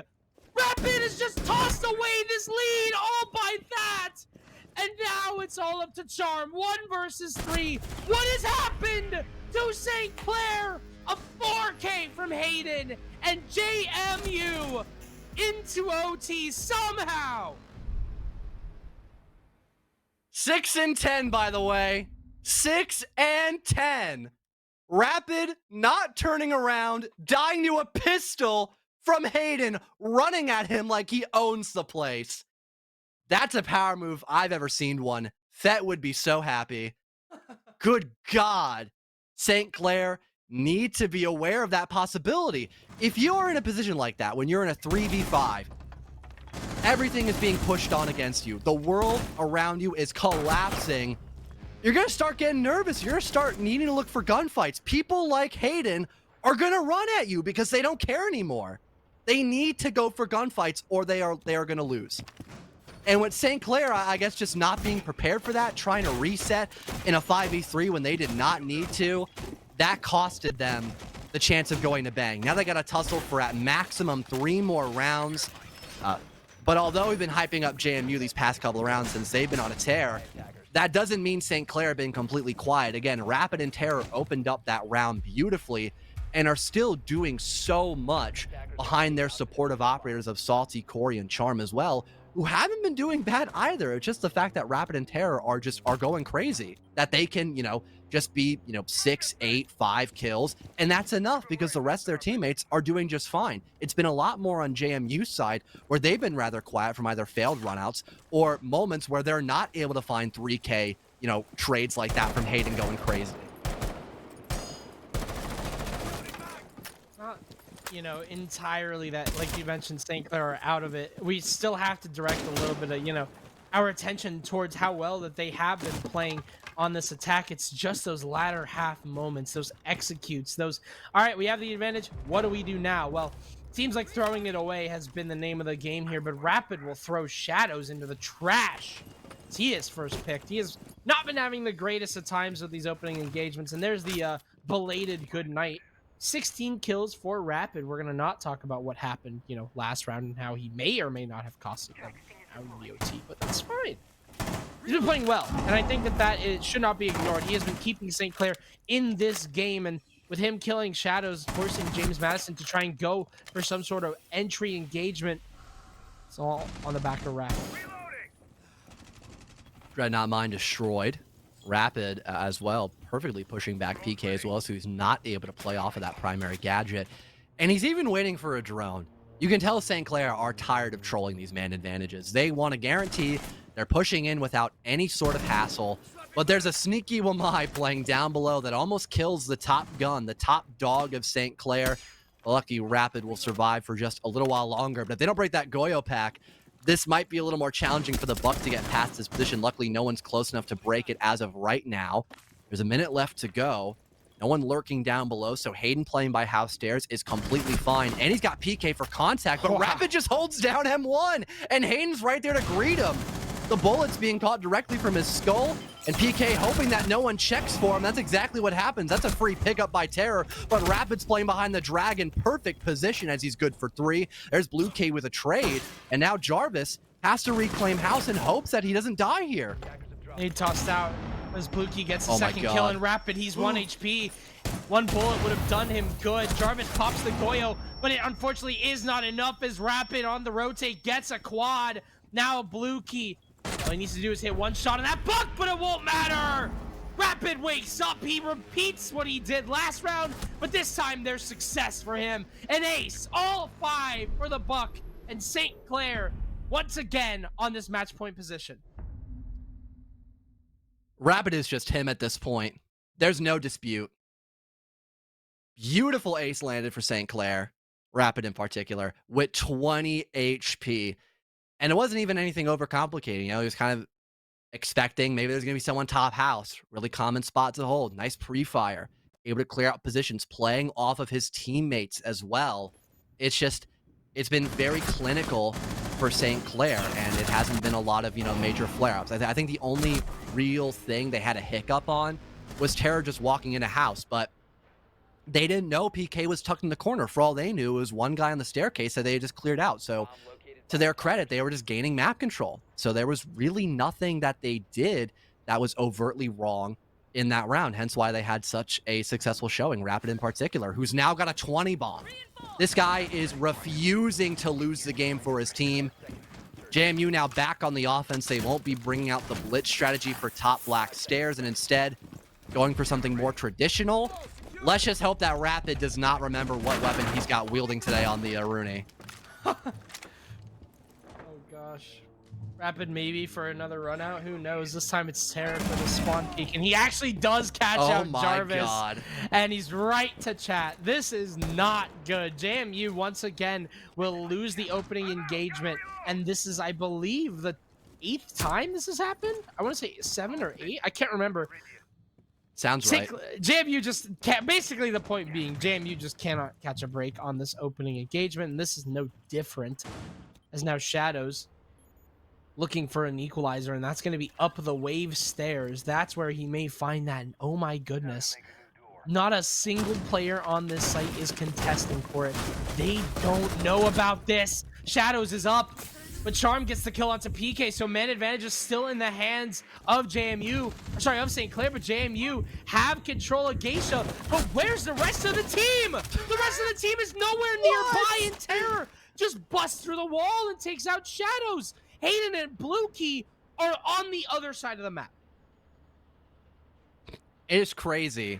There are 31 combined kills between 3 players, and one of them's got 20, the other's got 15, and that's either Salty or Charm, whoever you want to make fun of, but they're both doing fine in this position. It's more so just showing the gravity of how well Rapid and Terror are performing, and there being no dead weight behind them, essentially. Like you mentioned, Shadows just left on an island, gets Kool-Aid Man by the Legion with a shotgun. Lukey and Hayden left to fend for themselves. We saw the heroics by Hayden on the Wamai just a few moments ago in this matchup. They'll need to do it once again on the Thatcher, but at least this time he's got backup via Lukey. Both them working in unison over towards the Shrine side of the map. Flash to burn away that Surya Gate. Do they know that Salty Boy is just beneath this wall? They might have an inkling that there could be somebody by drum, but they might have misdroned him. They've got no idea. It's a perfect crossfire for St. Clair, and Hayden, last man standing, but it won't be for much longer. 21 kills for Rapid, and we'll be seeing Bank at him after a stellar spectacle by St. Clair on their map pick. I am just in disbelief as to how that game went. It just really felt like James Madison were just lost. They were playing with a, I don't even know. It felt like they were kind of playing with an ego. I don't want to say it, but like they had a lot of confidence, but they were losing a lot of gunfights. That opening engagement always fell to St. Clair on the latter half of that game. It was just so difficult for JMU to try and find a recovery off of that. And well, you can see what the score looks like now. We are going to a map number 3 after James Madison just 7-2'd them on Oregon. Anything can happen in this game, and for them to win out on Skyscraper, St. Clair will win JMU's map pick. Now we have that 3rd map to look forward to. And with that being said, Adam, I think we're going to have so much to talk about during the replays. I think we should just save it for then. So we'll hop into a quick little break and return for the conclusion of this best of 3. We'll be right back.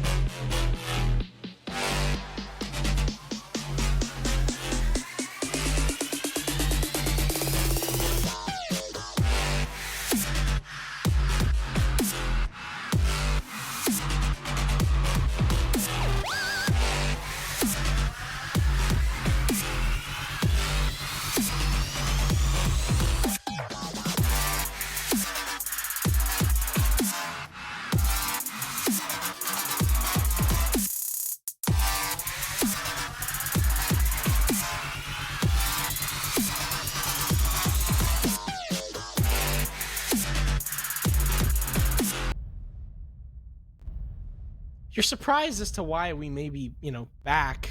There's a map 3 in our midst, and this was not part of the script by any means. James Madison, 7-2 on Oregon. This was going to be a pretty easy series for them, or so we thought. St. Clair are now up 8-6 on Skyscraper. They will take us to map number 3 of Bank, and what a shocking game it has been. The underdogs here of St. Clair putting up a fight against, so far, the lossless JMU. Oh, we might see the gods finally bleed here today if the underdogs of this matchup can win the decider pick of Bank. But again, JMU have had a lot of success in the past on that map. And I miscommunicated saying that this was St. Clair's map pick, that being Skyscraper. It was JMU's.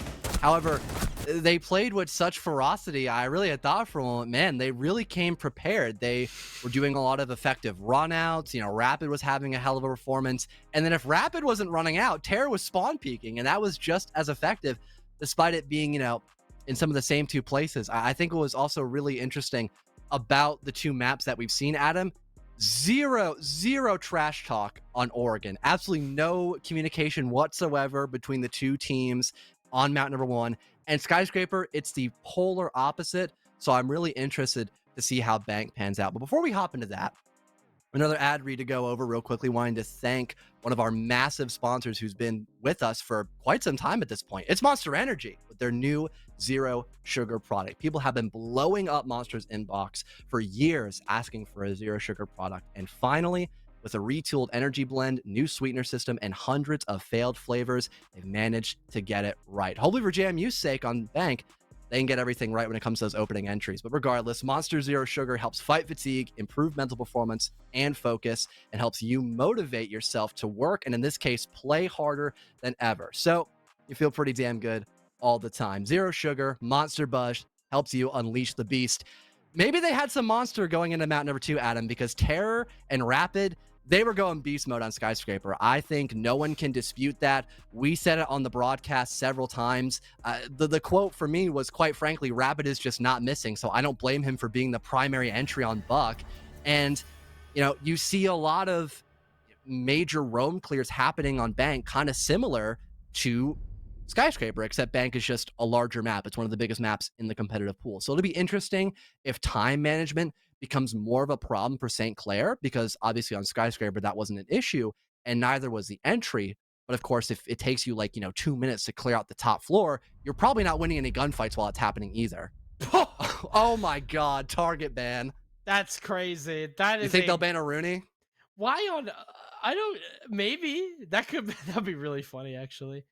I mean, I guess Buck is like decent on this map. He definitely gets the job done in certain places, but yeah, no Buck for Rapid, who just dropped 20 on Skyscraper. I'm not surprised in the slightest by that.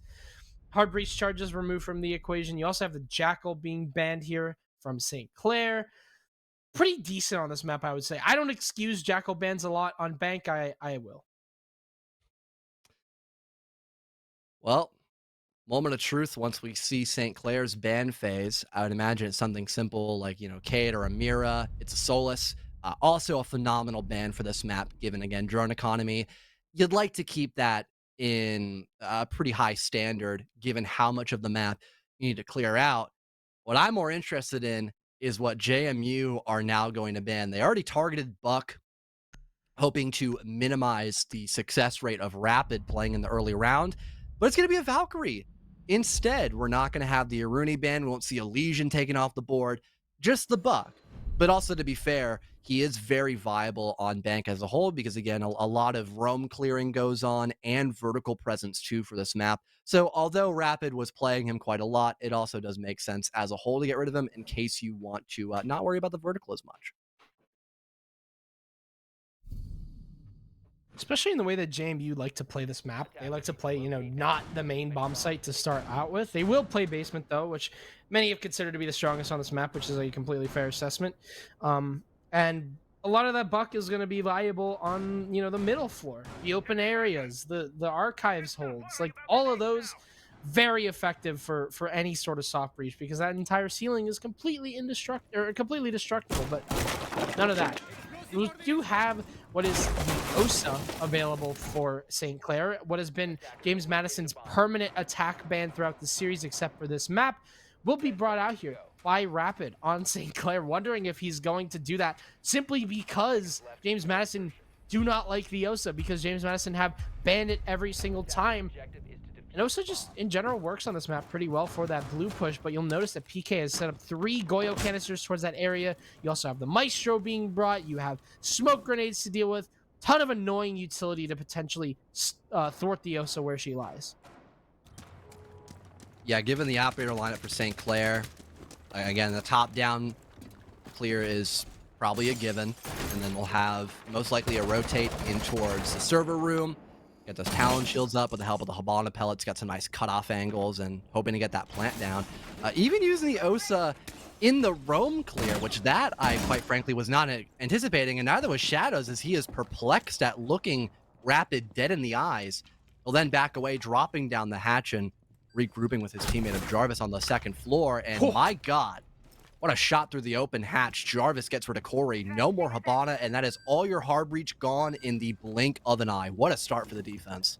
Yeah, you'd expect Rapid to be on that buck to have the secondary hard breach, but none of that is remaining. That is the one pick that you needed, and you could see JMU have completely forfeited the second floor. They don't need anything else. They have gotten the one pick that they needed to, dare I say, guarantee this round at the point. There is no hatch viability. There is no other drops that you can do now for St. Clair. You're gonna have to go down either marble stairs or blue stairs, and that's the reality of it. Maybe you could go into garage if you are St. Clair, but they have not opted towards that. Instead, positioned all on the second floor is the attack, and they will look to find a way in. But again, what can you really realistically do? You're gonna have to rely on Rapid on that Osa to maybe get control of blue. But with half of the round gone, more than half of the round gone, with nearly only a minute remaining for this attack, they've not taken any first floor control. Jarvis almost able to spot another. Talon shield located, and he lets go of it. A tough decision there to make for Rapid that's going to bite him in the rear.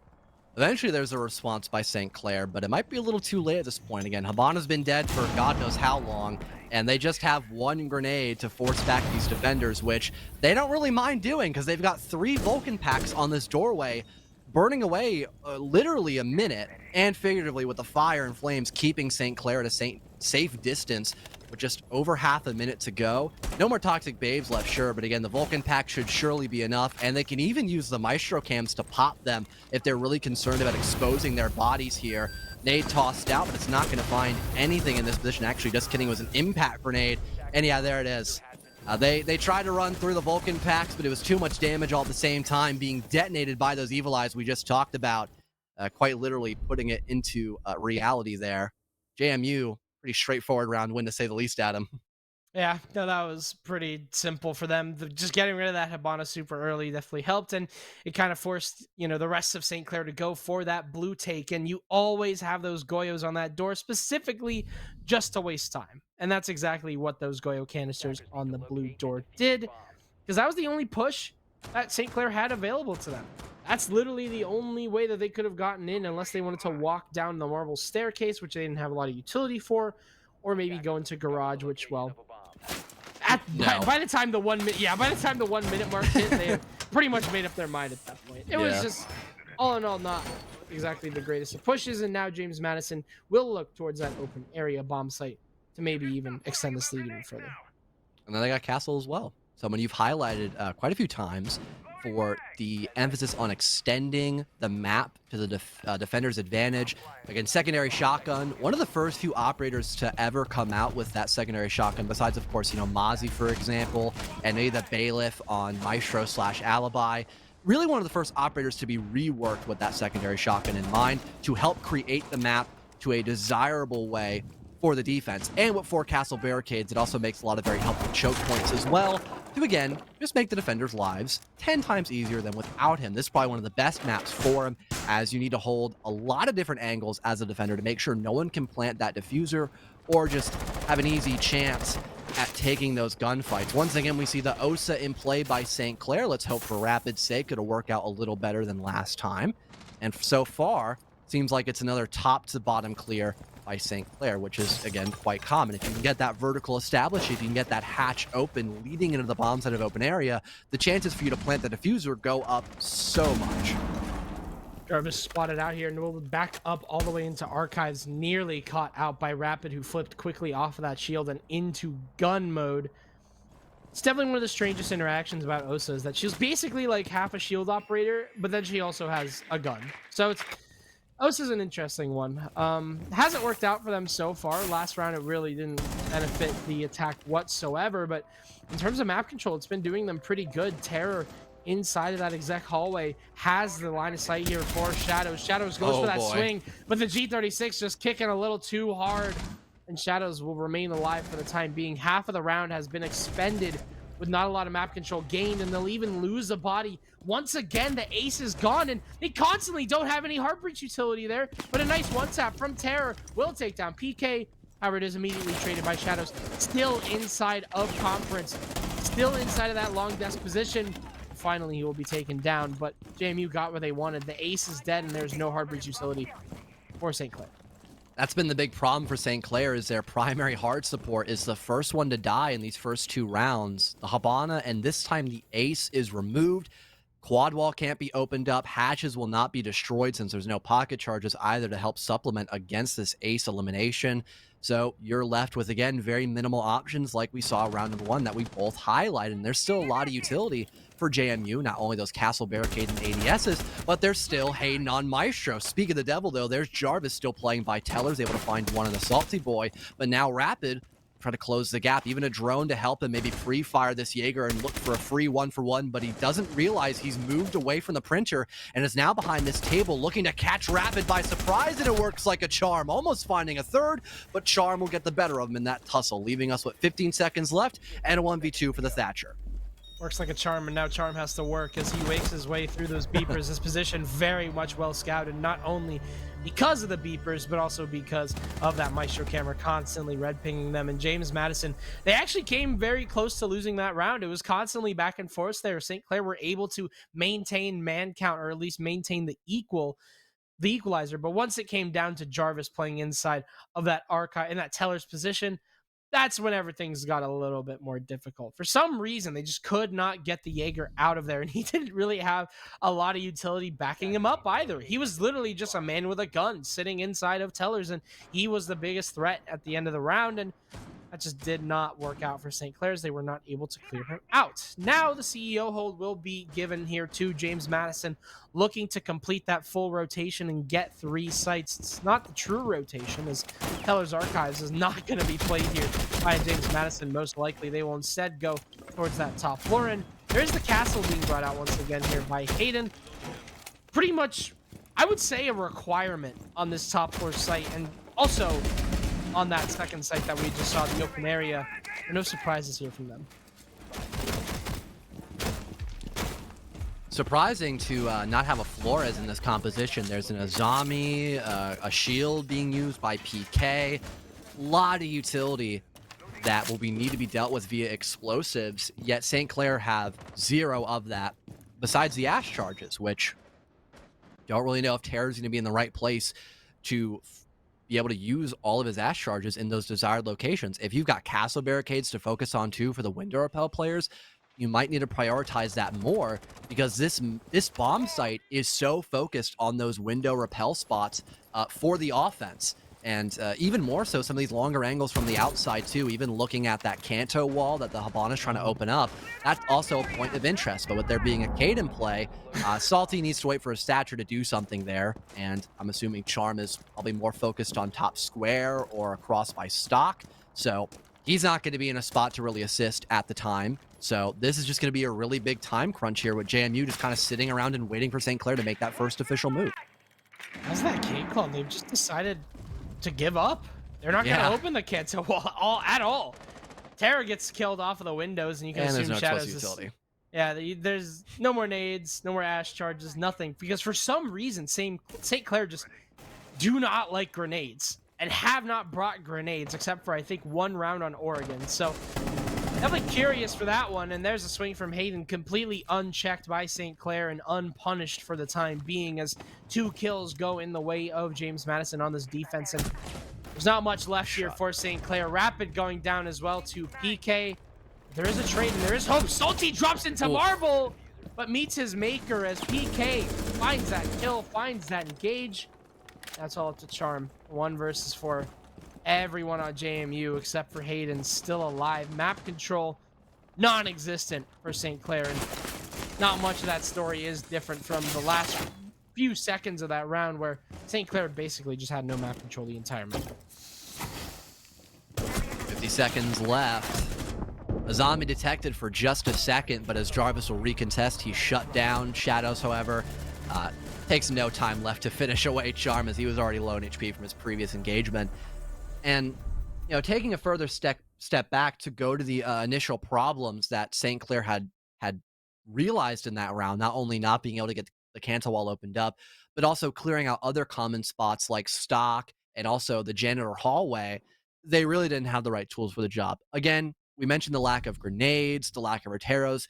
You might think for a second, hey, wait a minute. I've heard about this somewhere. Habana pellets and ace charges can also break Kibas and deployable shields if they're placed correctly. And you may be right about that to an extent, but when there's so much hard breach that you need to get done for CEO, you can't multitask that. You have to pick between one or the other 9 times out of 10. So limiting yourself to that extent where you are only able to work on hard destruction and not even be able to do that, you're really selling yourself short on considered one of the best sites to attack because the defenders have to spread themselves so thin across the top floor. So at St. Clair being 0-3 right now on their attack, it's definitely a really big question mark right now as to maybe it wasn't a good decision to keep Bank alive in the map pool unless they're able to find more success, whether it's keeping their hard supports alive so they can open up, hard, breach positions, or just being able to win more attacker-sided bomb sites as a general. I got a question if Bank is the map that St. Clair even wanted in the first place, just because it doesn't seem like they're playing like it. I will say their playstyle hasn't changed much from Skyscraper. Doesn't seem like a lot of adaptations. I mean, even now you only have Corey Robb on the hard breach, the Hibana being brought, and you may be wondering, well, oh, you only need the Hibana to open hatches. Why would you bring anyone else? Well, it's because of that backup. It's because if you lose the Hib, round's over, and it's as simple as that. That's exactly what we saw on round 1. The Hib died first, and that was that. The entire round was just forfeit. You have so many options for that secondary hard breach. Zero is a very good operator on this map, and you have him available, but not being brought whatsoever. Flash is here from Rapid, however, will take down Shadows, so the entry engagement will go in the favor of St. Clair, and a second one as well. A third, oh my as God. Terror finds both PK and Hayden. He's taken this one personally as he's found 3 members of the James Madison defense, one of those being a C4 and one of those being a smoke. Funny enough, the 2 people that were backpacking the most on Skyscraper, Rapid and Terror, they've woken up. Habana pellets going off, but they're tricked successfully by the Electro Claw, allowing Blue Key to play close behind that bomb chassis. But St. Clair, they've realized that it doesn't matter. They don't need that hatch open as the win condition. They're already up by 3 bodies. Just go somewhere else. James Madison, they're already spread thin enough. If we push into Vault, clear out these areas with drones, we're just bound to play for numbers, and they've detected Jarvis, and so far they don't know where Cade is. So for what they're understanding, they could win a free 1-for-1. There's no one to trade Jarvis, and yeah, they're gonna work off these flashes to try to shut him down, and it's just a trade. But that's all they need. It's technically a 4 versus 1, and yeah, it's over before we even got to see the execute fully unfold in that round. Much better readjustment by St. Clair, being able to basically tip the tide fully in their favor right when they were able to spot those defenders. Usually that it seems like that entry engagement is kind of just the name of the game here for both of these teams in terms of that requirement for that win condition. As soon as Rapid gets this kill onto the smoke, it just all falls apart from there. The entirety of that James Madison defense is completely spread apart and split up at that point, and Jamie just had a really hard time holding at that moment. Didn't get that opening engagement, did not get that magical first kill that they wanted, didn't get that plot armor, oh, we just killed the Hibana first, we just win the round kind of thing. None of that. Instead, it was the smoke on blue stairs being lost. Blue Key was not able, or I don't even think it was smoke. I don't think it was blue key at that round. I think it was Shadows. Actually, might have switched Yeah, up. correct. Yeah, so losing shadows very early on that top blue position as the smoke was definitely not ideal because the rest of your burn didn't matter at that point. You still had the Goyo canisters on the blue area, but they weren't going for blue. They were going for the rest. They wanted the hatches. They wanted everything else but blue where those Goyos are positioned. It works out wonderfully for them, but what in the world is this from PK? He's cooking. Don't know what, but cooking. He's cooking something. And you talked about the importance of the opening kill. The reason why it's so valuable is because you get to dictate the pace of the rest of the action phase. We saw exactly that with that 4v2 position by St. Clair. Instead of going for a default take, they flip the script, go somewhere else, and they still win the round because they had such a successful opening start in that round. So now James Madison kind of waking up a little bit. They're like, all right, clearly St. Clair have kind of shaken off the rust of Bank. Now we got to be active on the roam. We need to be prepared for these gunfights. But it seems like it's a little too late to realize that because Rapid's still waiting with open arms to find that opener. PK, though, finds more success just kind of ratting away by ATMs. Clearly, Terra was not expecting that.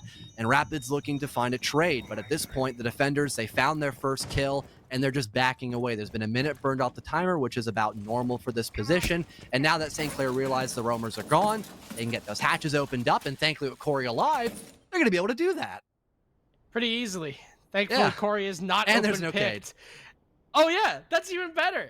They just get this open for free. This is great. St. Clair are in great strides here, and with that opening engagement onto Shadows, while it was traded, like you mentioned, they still have all the control that they need. They can open up these hatches without any sort of problem, and that's going to allow St. Clair to start to get this push going. They have a 4 versus 4 now. They may be able to find even more. Depends on how this goes. James Madison, they've been able to come back from worse, so I wouldn't be surprised if they are able to get a pick from here, but it has been smooth sailing so far on this attack for St. Clair. Now it's all up to that info gathering. It's all up to what you can do in these on the latter half of this round with 50 seconds remaining.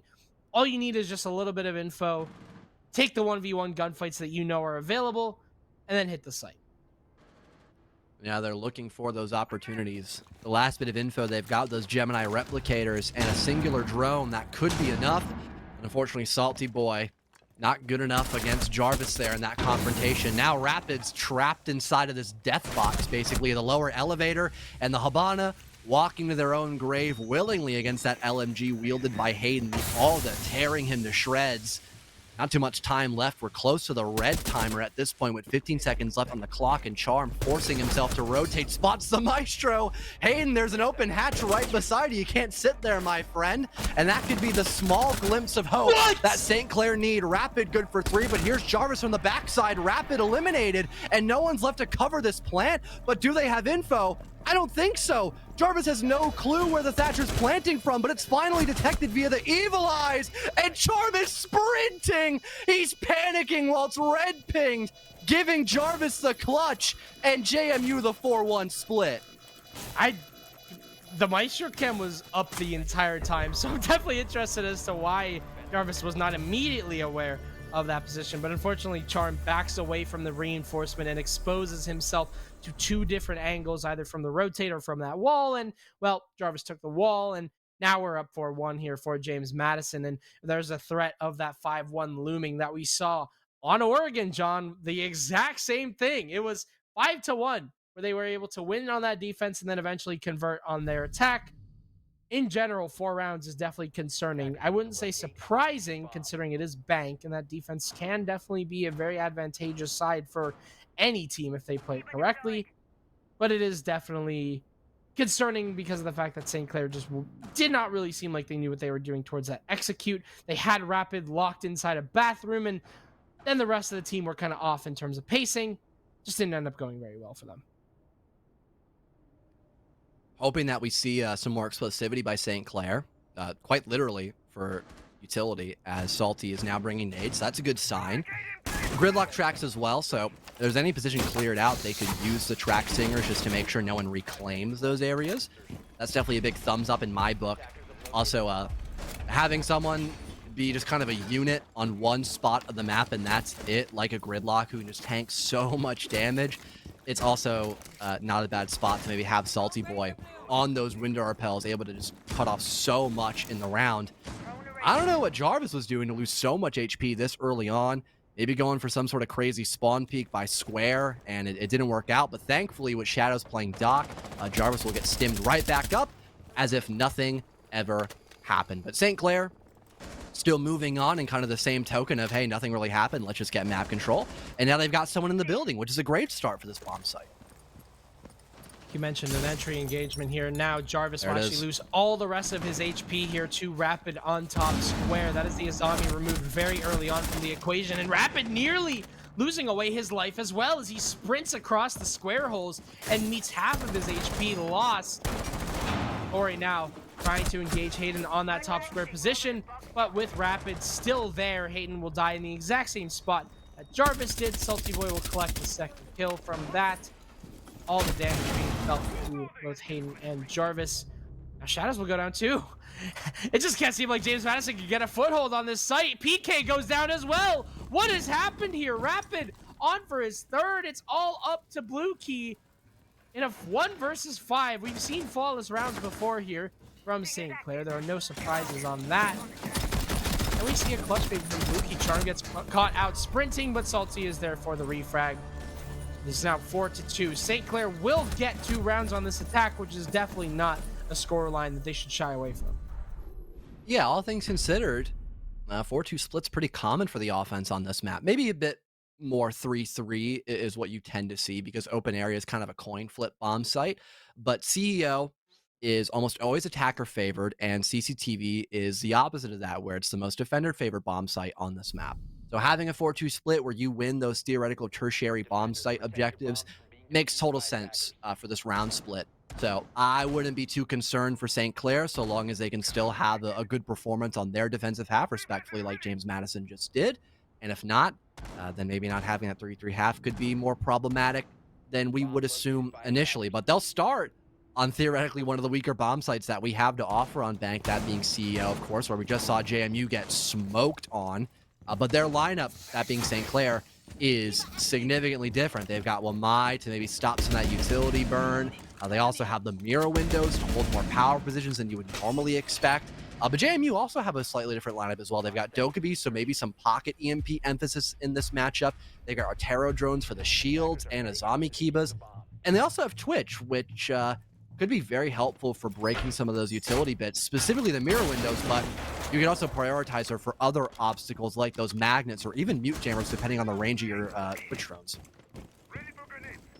Which is a great operator and has been seeing tons of play recently just due to her viability or feasibility of clearing out utility from a safe area. I mean, Zero, yeah, he has tasers too, but Zero you tend to use for, you know, info and stuff. The reason why Twitch is a little bit different is she gets 3 lasers per drone that infinitely recharge. She has 2 drones and she can do it from the safety of wherever she would like to.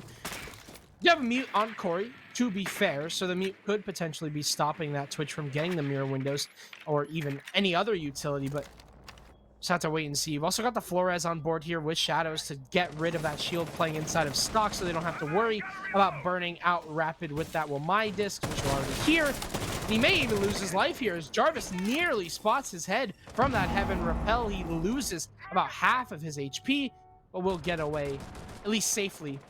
But in the process, St. Clair have actually lost that stock shield. Azami's still holding strong, though. Terry even blocking the barricade to then rotate and get back inside a stock room and almost gets him a freebie on a Hayden, but he luckily dodged the last couple of bullets. And now an upside-down repel is being attempted by the Dokkaebi, but they're not going to win that tussle. Thankfully, Blue Key is there, so there's a trade. And look at this! What? The position by Shadow just goes completely uncontested. There's literally a guy on the mirror window, and he gets past him and almost finds 2. That is ridiculous, and quite frankly, should not have happened. Eventually, he's dead, but that's caused such a distraction that Blue Key's got the diffuser down in a post-plant position with there being someone outside on the window repel. And look at PK. If he's able to get up that gold staircase, this could be a huge moment of heroics. And at this point as well, there's not a good chance for St. Clair to stop this Ash unless somebody hops out, but they're expecting that. And you can't double up with 2 people left on the board because you won't have enough time to get back in the building. So it's a sacrifice that goes unnoticed. by St. Clair. And now it forces Salty Boy to stick this defuse out in the open. It looked to confirm it, but yeah, Jarvis has got his number. He dials it up. And JMU continues strong on their tertiary pick of bank. 5-2 now, I believe it to be. That's right. St. Clair have forfeited the lead at this point. They've forfeited a very long stretch they're going to have to go through. St. Clair are not any strangers to being behind.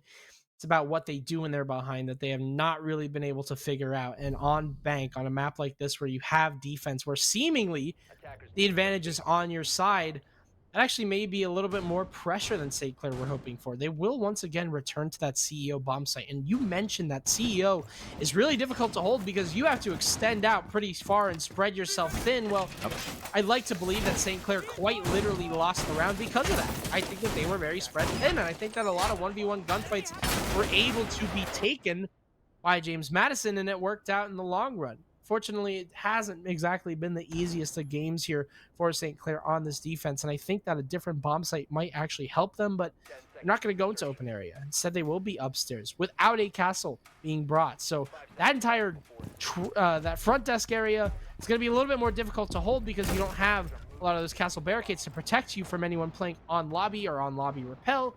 This is something that James Madison could absolutely abuse, but with no Hibana being brought, that is a tell that may not be a strategy at all.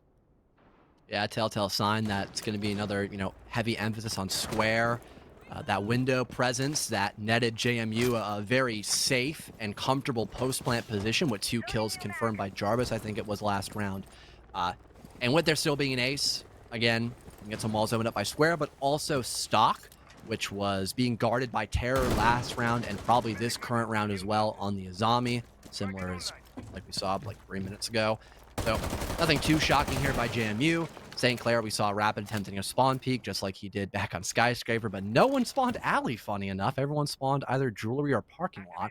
So nothing to speak of just yet. And there it is. Selma goes off on one of the main square walls without a hitch. There's no wall denial to speak of besides those mute jammers, which I guess just weren't there next to the primary wall.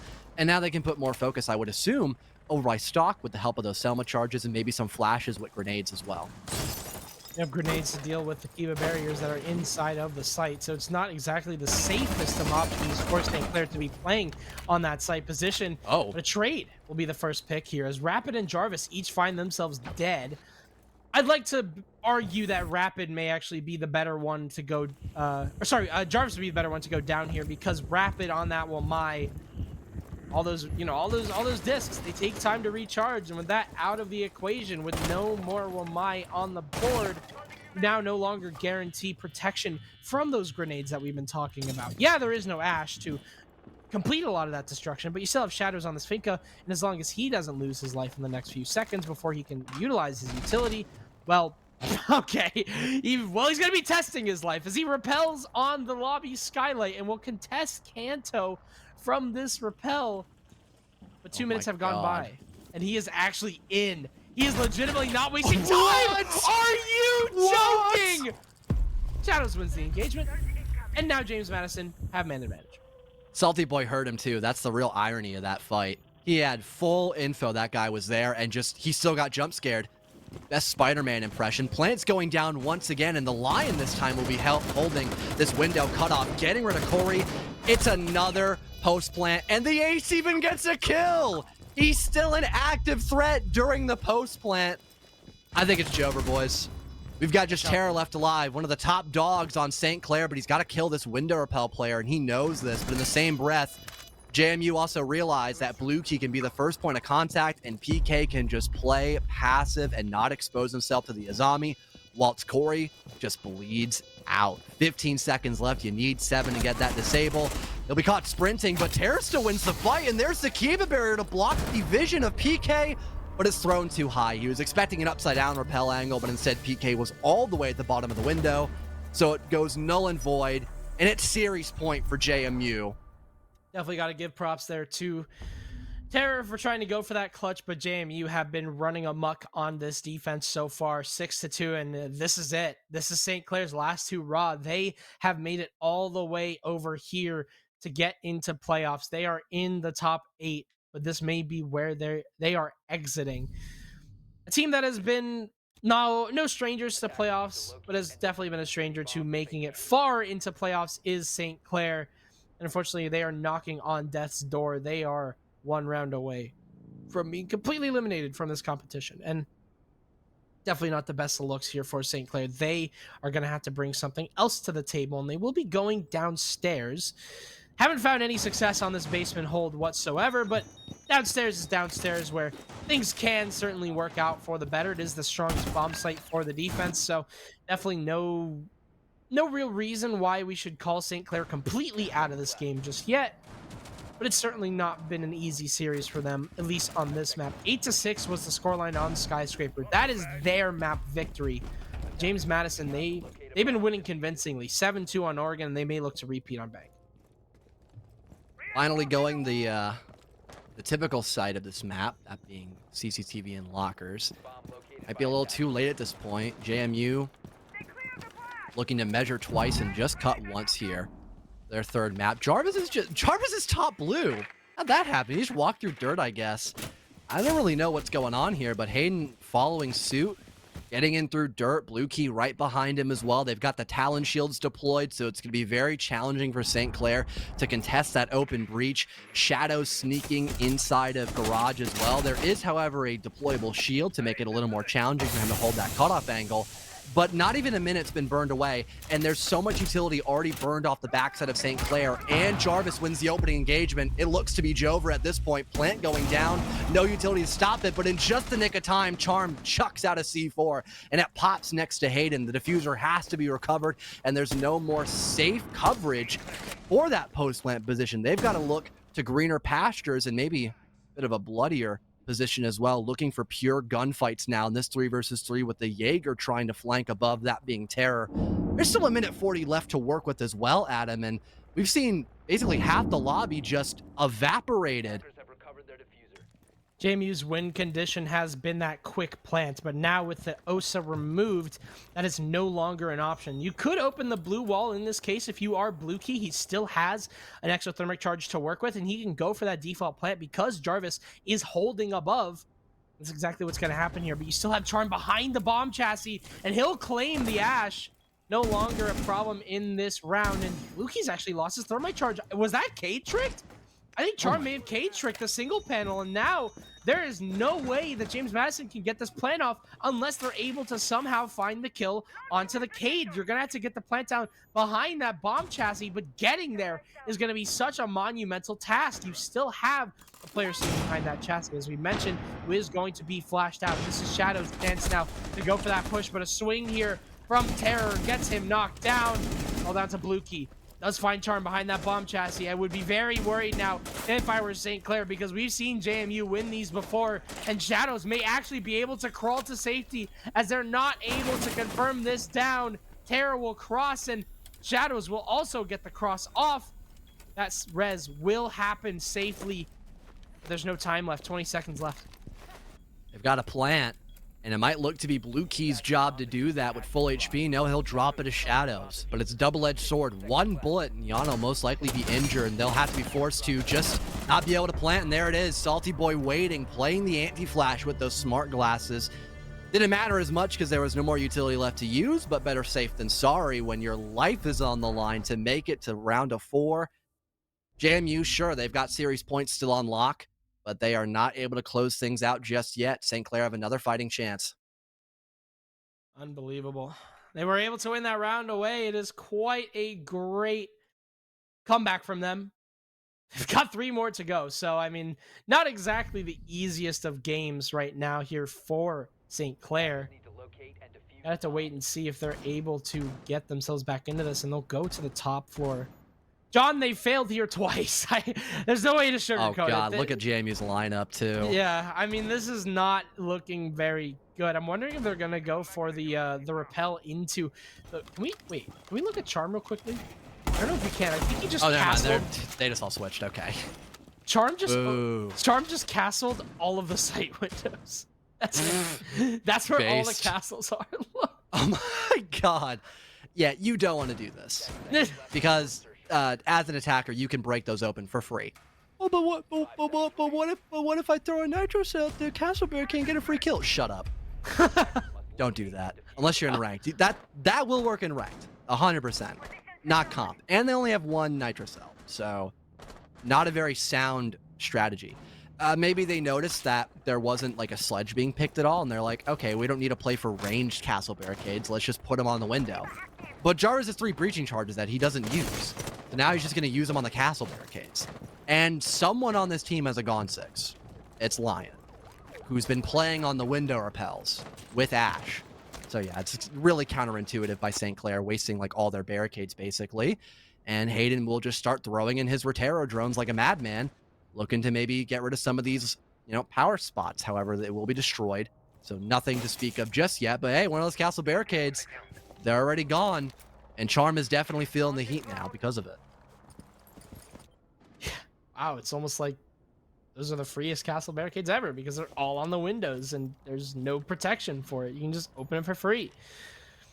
Oh well. Castles will get opened. Has not stopped DMU for going for that CEO push. Rapid, unfortunately, aiming just a little too high. Will not catch out Jarvis, who nearly loses his head. But in general, James Madison have been pretty slowed down here. I've been kind of like making fun of the castles for so long that JMU, they themselves have been stalled out so much. Finally, that square entry is going to come on through, and they will open up the wall on the right side of square, going maybe to go for that default plant once again behind the bomb chassis that they've been doing pretty well, I would say. That's been the main key here for JMU. But speaking of key, Blue Key will open up a door here for James Madison, as that's the opening engagement for them. PK may also have one in his crosshairs. That's Rapid, who needs to win this fight. DMR will chunk Rapid down to half HP, but here's a swing from Rapid. It won't get spotted out here by PK. There is a trade there for that late kill, but Hayden with another DMR in hand will take down Charm inside of the bomb site, and they know that Rapid is not on the bomb site, so they can go for this 4v2 on the site without much troubles. Might be looking to hunt down Rapid in case he were to play below for Plantinal, but he's got no more impacts, and he's more concerned about the window repels, so it might be a better option just to ignore him. But there it is. A nice 1-2 sucker punch will knock out Rapid, and now it's not a threat whatsoever. The Warden's looking to get aggressive. He hears a guy top square, hoping this 1.5 can be enough, and it sure will be. Blue Key not even looking at him. He's tunnel vision towards the site, hoping to get that plant down, but it's recovered by Hayden, that being the diffuser. He'll dodge the mirror window. Shadow shut down Corey. Now no one's playing beside it. It's just up to Salty to stop this match from ending dead in its tracks, and nobody's looking at him. Hayden readjusts to get this plant down a second time, but he'll cross against Jarvis. Now looking towards the long desk, but the Warden's taken far too long in this round, putting us in a post-plant position. Jarvis even getting outside the building to play on this rappel. It's now up to Hayden just to waste time, but there it is. He'll find a quick, decisive shot on the head of Salty Boys. He goes down the long hallway, and we've got James Madison, the 4th to 3rd seed in this round of 8, moving up against the top dogs of Akron as they show their strut on Bang.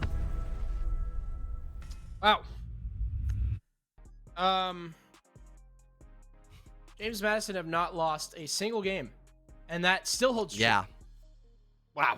I mean, like, what the heck? Like, this is kind of unbelievable. Crazy. They are now, is it 9-0? I think. Are they 9-0? Yeah, because they had to play I'm pretty sure, yeah. 2 series before this. Yeah, they are 9-0. No, 8-0. They were, yeah, I was gonna say they were 6-0 before going into playoffs, and then yeah, they're either 8 or 9-0 because they might have had a bye week at one point beforehand. So yeah, I mean, wow.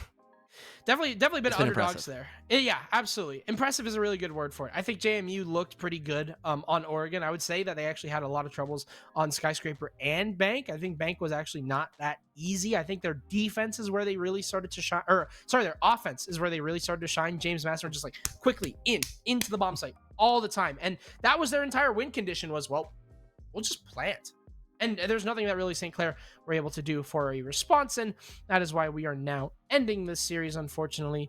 We're not ending the night. We still have multiple games left to go, not only in Rainbow Six Siege, but also Call of Duty, so make sure to stay tuned for that. And once again, before we end off our broadcast for the afternoon and transition into our other game genre for our secondary broadcast, we want to give a quick little shout out to our sponsors: CDW Alienware, Pizza Hut, Extra Life, Monster Energy, Dunkin', Mavix, Odyssey Mushroom Elixir, US Army ROTC, and LA Comic Con. And with that being said, I won't waste any more of your time. We've got Caught Up next, and we'll see you all for that soon.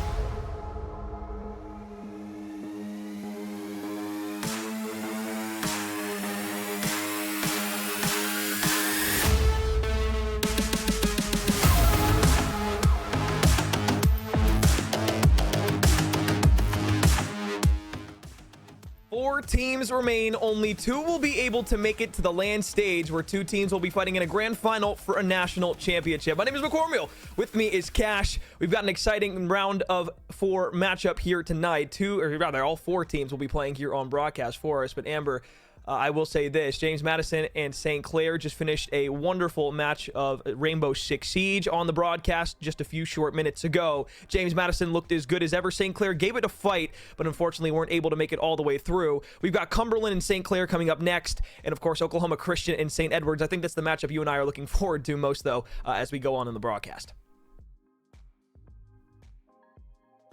And St. Clair matchup, right? All of the 4 teams playing today have upset potential written all over them. St. Clair technically the underdog to Cumberland, and St. Edward's going to be the underdog versus Oklahoma Christian. So again, lots of upset potential at this stage of the tournament. Everyone trying to punch 1 of 2 tickets into land in just a few short weeks. So really excited to dive into the action.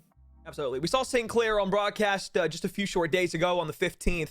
And let me just say, St. Clair looked phenomenal against their previous opponent of University of Southern Florida. The one thing I will say is throughout that matchup, their hard point looked flawless. Their search and destroy looked as good as ever in the control. That was only part where it seemed that they faltered just a touch. It wasn't that there was something wrong necessarily with the gameplay. They just looked a little less confident in the mode. So that'll be where I kind of look for Cumberland to capitalize here in this matchup. But of course, winning one of the first 2 maps is the most important thing when you're fighting against the St. Clair Saints. They are very good at being able to open a series wide up after they win those first 2 maps. We'll take a look at their rosters here now, actually. But I will say this, Amber. I have a very hard time seeing anybody that's not only going to be able to beat St. Clair, but I don't know if this Cumberland roster is going to be able to do this. Yeah, it's definitely challenging, but I mean, having a look at the Cumberland roster coming into this, and as you can see here, right, Freaky, Calamity, Ika, and then Honor. Yeah, I Camp a lot. Sorry.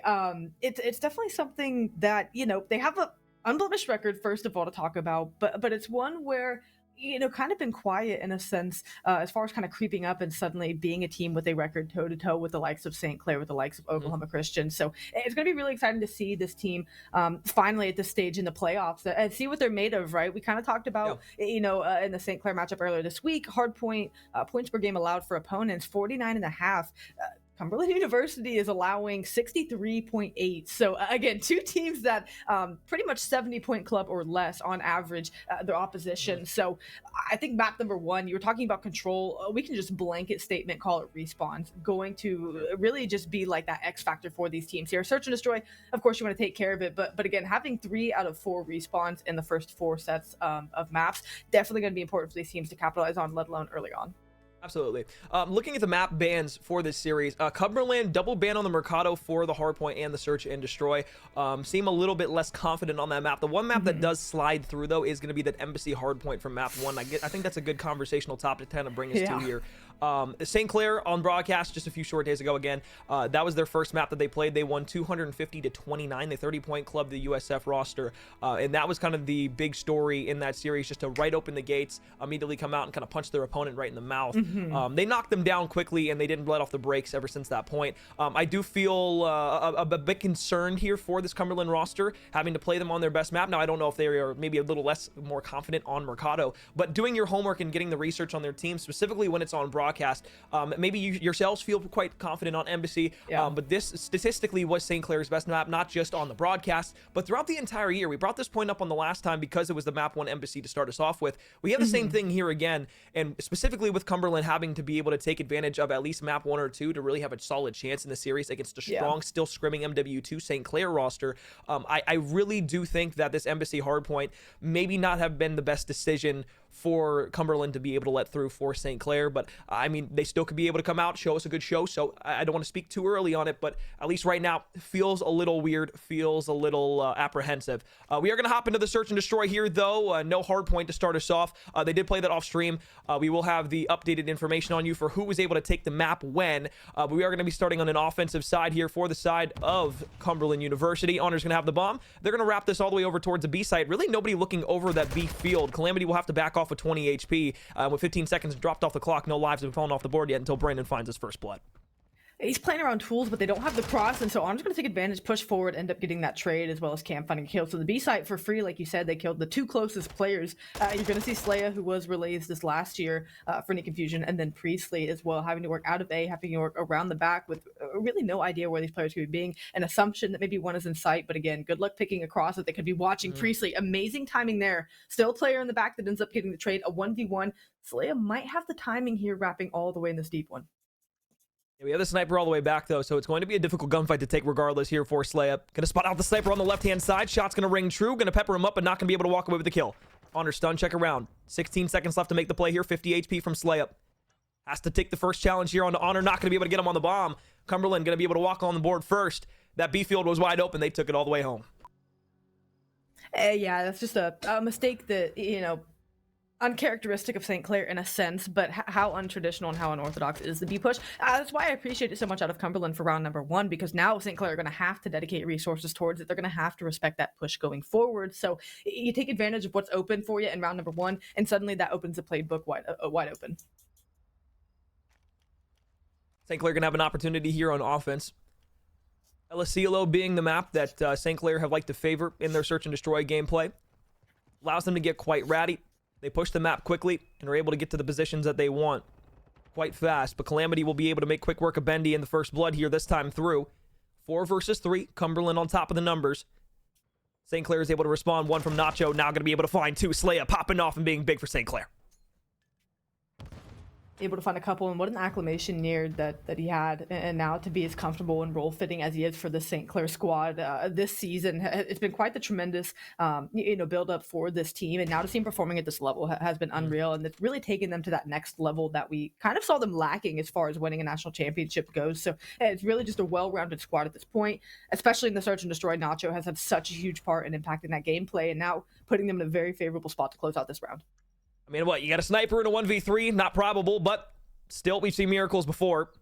Snipe shot through the wall, not going to be able to connect. X12 in hand. Going to swap back to the sniper to try and peek one more time. Nobody going to be chowing up through the door. Priestley laying down. Shots from the pistol not going to be good enough. So, as quickly as Cumberland's able to get on the board in the first round with a B hit, St. Clair respond after a first blood, takes them off the board. Nacho's big 2-piece allows Priestley to pop a double at the end of the round. They're going to be tied up 1-1.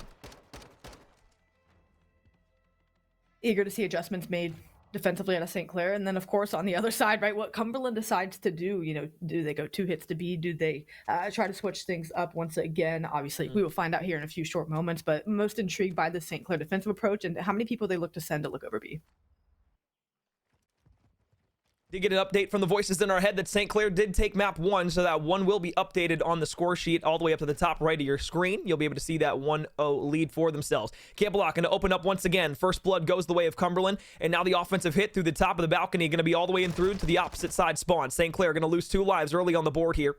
Cumberland still has a lot of advantage here on the map, but as Bendy is able to retaliate with at least 1, it's a 3 versus 2, 1 life advantage. Defense can still hold strong. Oh, and the peak here, Bendy. Not going to be patient enough to try to find a timing, but again, the deep route by all 4 players running through this bottom side A control side of the A site allowed them to get a couple of kills, but good patience, good discipline out of St. Clair to try to get a couple in response. Bendy's going to find 1 and get out of dodge, try to group up with his teammate. Priestley trying to go for the kill, snaps the bar, isn't able to finish it.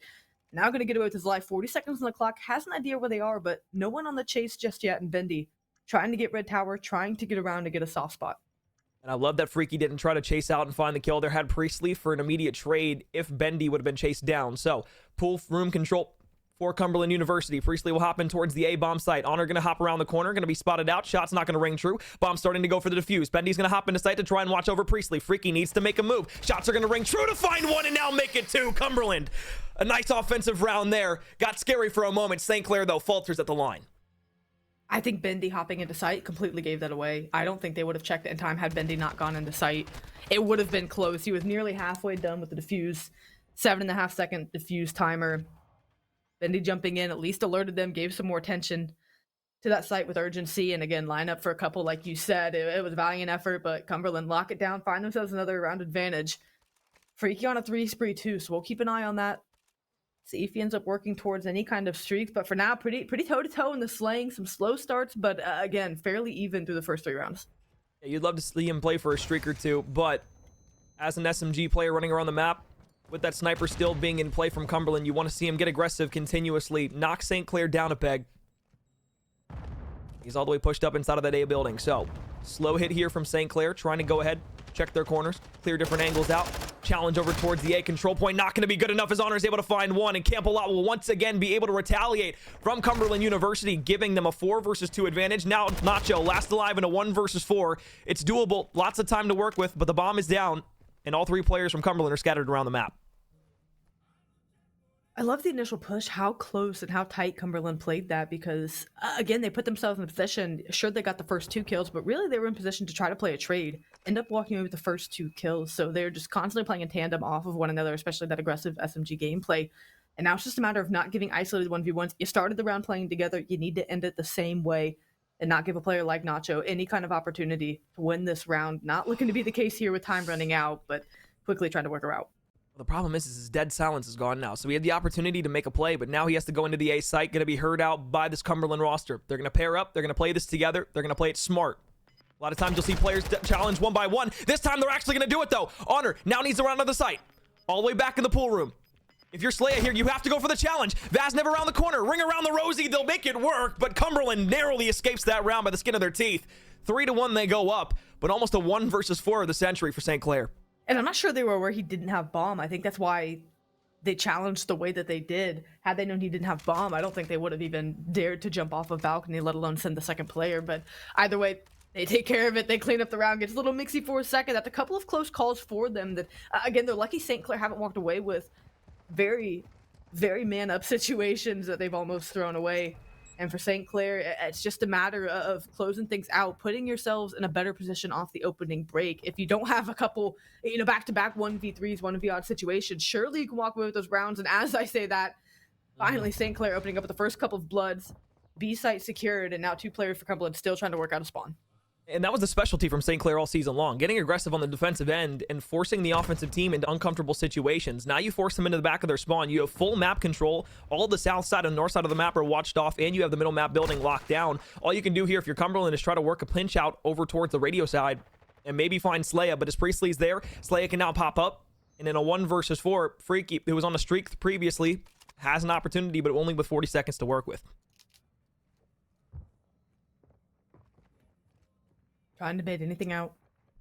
Nothing moving so far. St. Clair not going to give up anything. They'll even give up the side if they have to, knowing that they could all collapse, and you still have the safety net of Brandon. They will not let that B site go for free. So 20 seconds to work with. Cool, calm, and collected out of the Saints. And they're just waiting for a moment to strike. Now it's Freaky. Should be looking to get this bomb down. Still trying to find a kill, but no one's home. I mean, this gives them a chance. But St. Clair, they're going to have that ferocity when they try to hit back over towards the site. Bomb site abandoned by Freaky. Going to try and get behind a few of the players now rotating in from St. Clair. No eyes on the player just yet. Freaky will be spotted, though, out by Kegs. Bendy will walk away with the kill, attack in hand. So quick 4-0 flawless round from St. Clair. They'll get themselves to the second round, putting themselves back within range of being able to reclaim the lead. On a 7-team spree as well.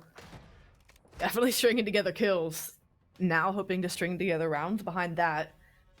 Putting themselves on striking distance, like you said. Now just a 1-round lead for Cumberland, but they've done well at making adjustments. And with teams this caliber, maybe you get into the conversation of, okay, who can, it sounds simple in a sense, but who can out-adjust the other team? And really that is a way of saying who can out-execute, who can go out and say what the game plan is on either side of the bomb and end up making it stick. And both of these teams have that ability, and being at the near halfway point of the search and destroy, with it being this close.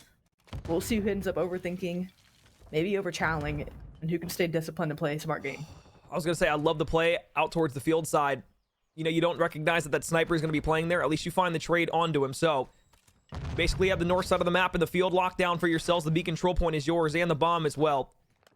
Should go down here in just a second. No one's going to have an immediate challenge over towards the B site. 45 seconds, the timer. Freaky will open the door. Priestley and Brandon going to be dancing around inside of the garage here. And as Brandon goes all the way over towards it, he's going to get spotted out. Shot's going to be good from Priestley as he turns around. Vaznev wins against the TAC with 35 seconds to go.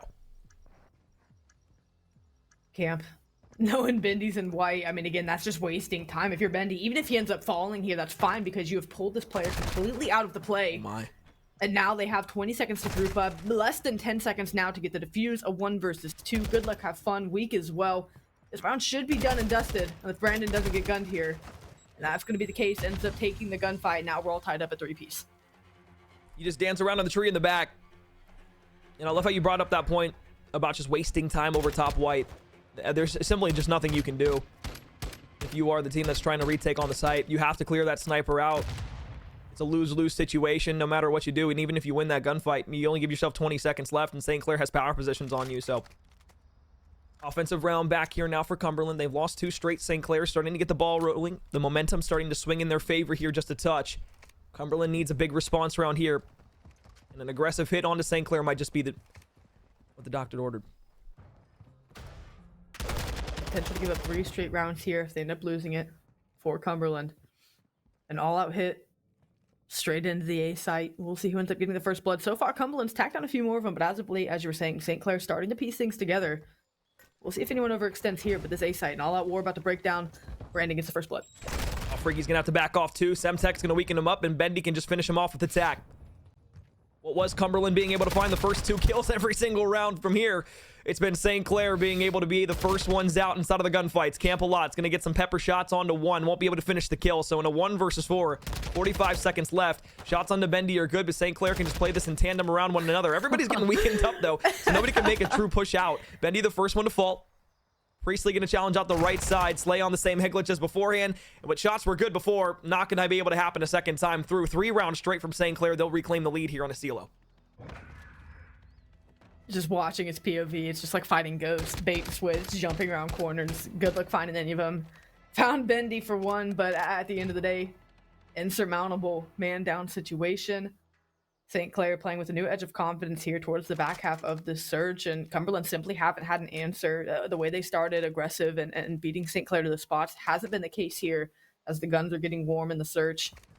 And like you had said, even calling out Freaky at the start of last round, right? Needing to disengage, getting peppered up by a grenade, and then letting Bendy finish him off so quickly.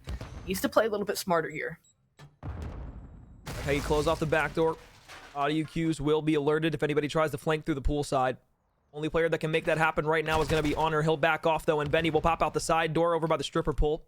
Take Honor out of business. 3 versus 3. 30 seconds off the clock. Bomb in the hands of Bendy. A-bomb trying to be the place where they want to work this through.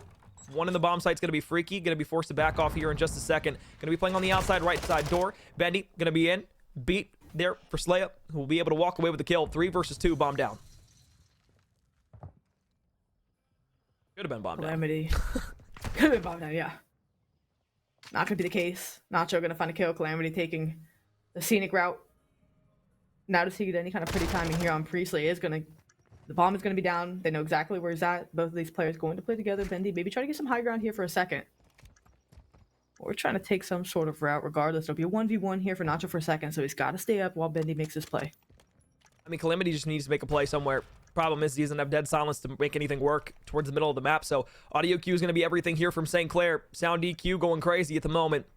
Nacho inside the site, going to look for Calamity. He'll challenge through the big window. Bomb head glitch going to work to his favor. And what was a 3-1 lead here for Cumberland University quickly swaps around where St. Clair now up 5-3. Everything going right for the Saints at this moment in time. The question now becomes, can Cumberland capitalize on a few opportunities given to themselves? A few rounds where they got the first bloods, Cash weren't able to go ahead and finish them all the way through. This is not boding well into a control in map 3. You do not let St. Clair get out to a 2-0 lead. It's that simple.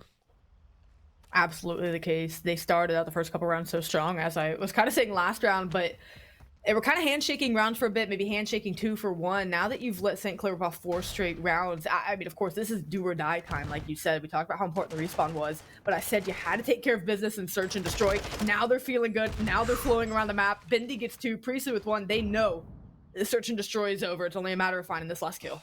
And Calamity had a free 1. Now with a sniper, gonna have to challenge up close. Nobody home here for the side of Cumberland. It was 5 straight rounds from St. Clair that gives Cumberland University the business. They'll be walking into the sunset after a beautiful LSCLO search and destroy. Control map 3 coming up next. But realistically speaking here, Amber, really the point of contention for Cumberland was, hey, get those first 2 games, take at least 1, try to go to a map 3 1-1. You had a great opportunity there in the search and destroy. You had multiple rounds that could have went your way, and unfortunately, after those first couple of bloods that you had, you weren't able to capitalize. And, well, when you throw it away like that, you can't expect to be able to have much success in the series, I'll be honest. Absolutely not. Again, I think thrown away opportunities is a simple but good way to put it, because it's not often you have a St. Clair team. I'm not even going to say reeling, because that sounds a bit dramatic for where they had them, but you were still at the advantage in that search and destroy. Even if you hand shook rounds, you were still up one, so that still would have got you across the finish line. To let them rip off 5 straight rounds is definitely going to be a tough pill to swallow going into map number 3, knowing you had a lead at a couple different points. So the Cumberland team, as much as that defeat kind of stings, I definitely know that they have to wipe it away, go back to this respawn and say, look, whatever we ended up mis-executing in the hard point, we need to really dial in and lock down. It's do or die time for the rest of the tournament, right? Like, this is our season on the line. So they know what they need to do. But again, St. Clair, we kind of touched on it a bit in the search with Nacho and how he's acclimated, having come from Argentina last year was kind of one of him just getting used to just being with St. Clair and at that location. Now that he is fully, here and with it, as far as team things are concerned, absolutely putting on a show. And again, I can't stress enough how much of a missing piece he was and filled for this team now that they are fully gelled as one unit. Absolutely. Well, Control coming up next. St. Clair able to take the first 2 maps off the board. 1 map stands between them and a first-class ticket out to Boise for a LAN appearance and a chance at a national title. That being said, we're going to take a break, step aside. When we come back, Control up on the docket.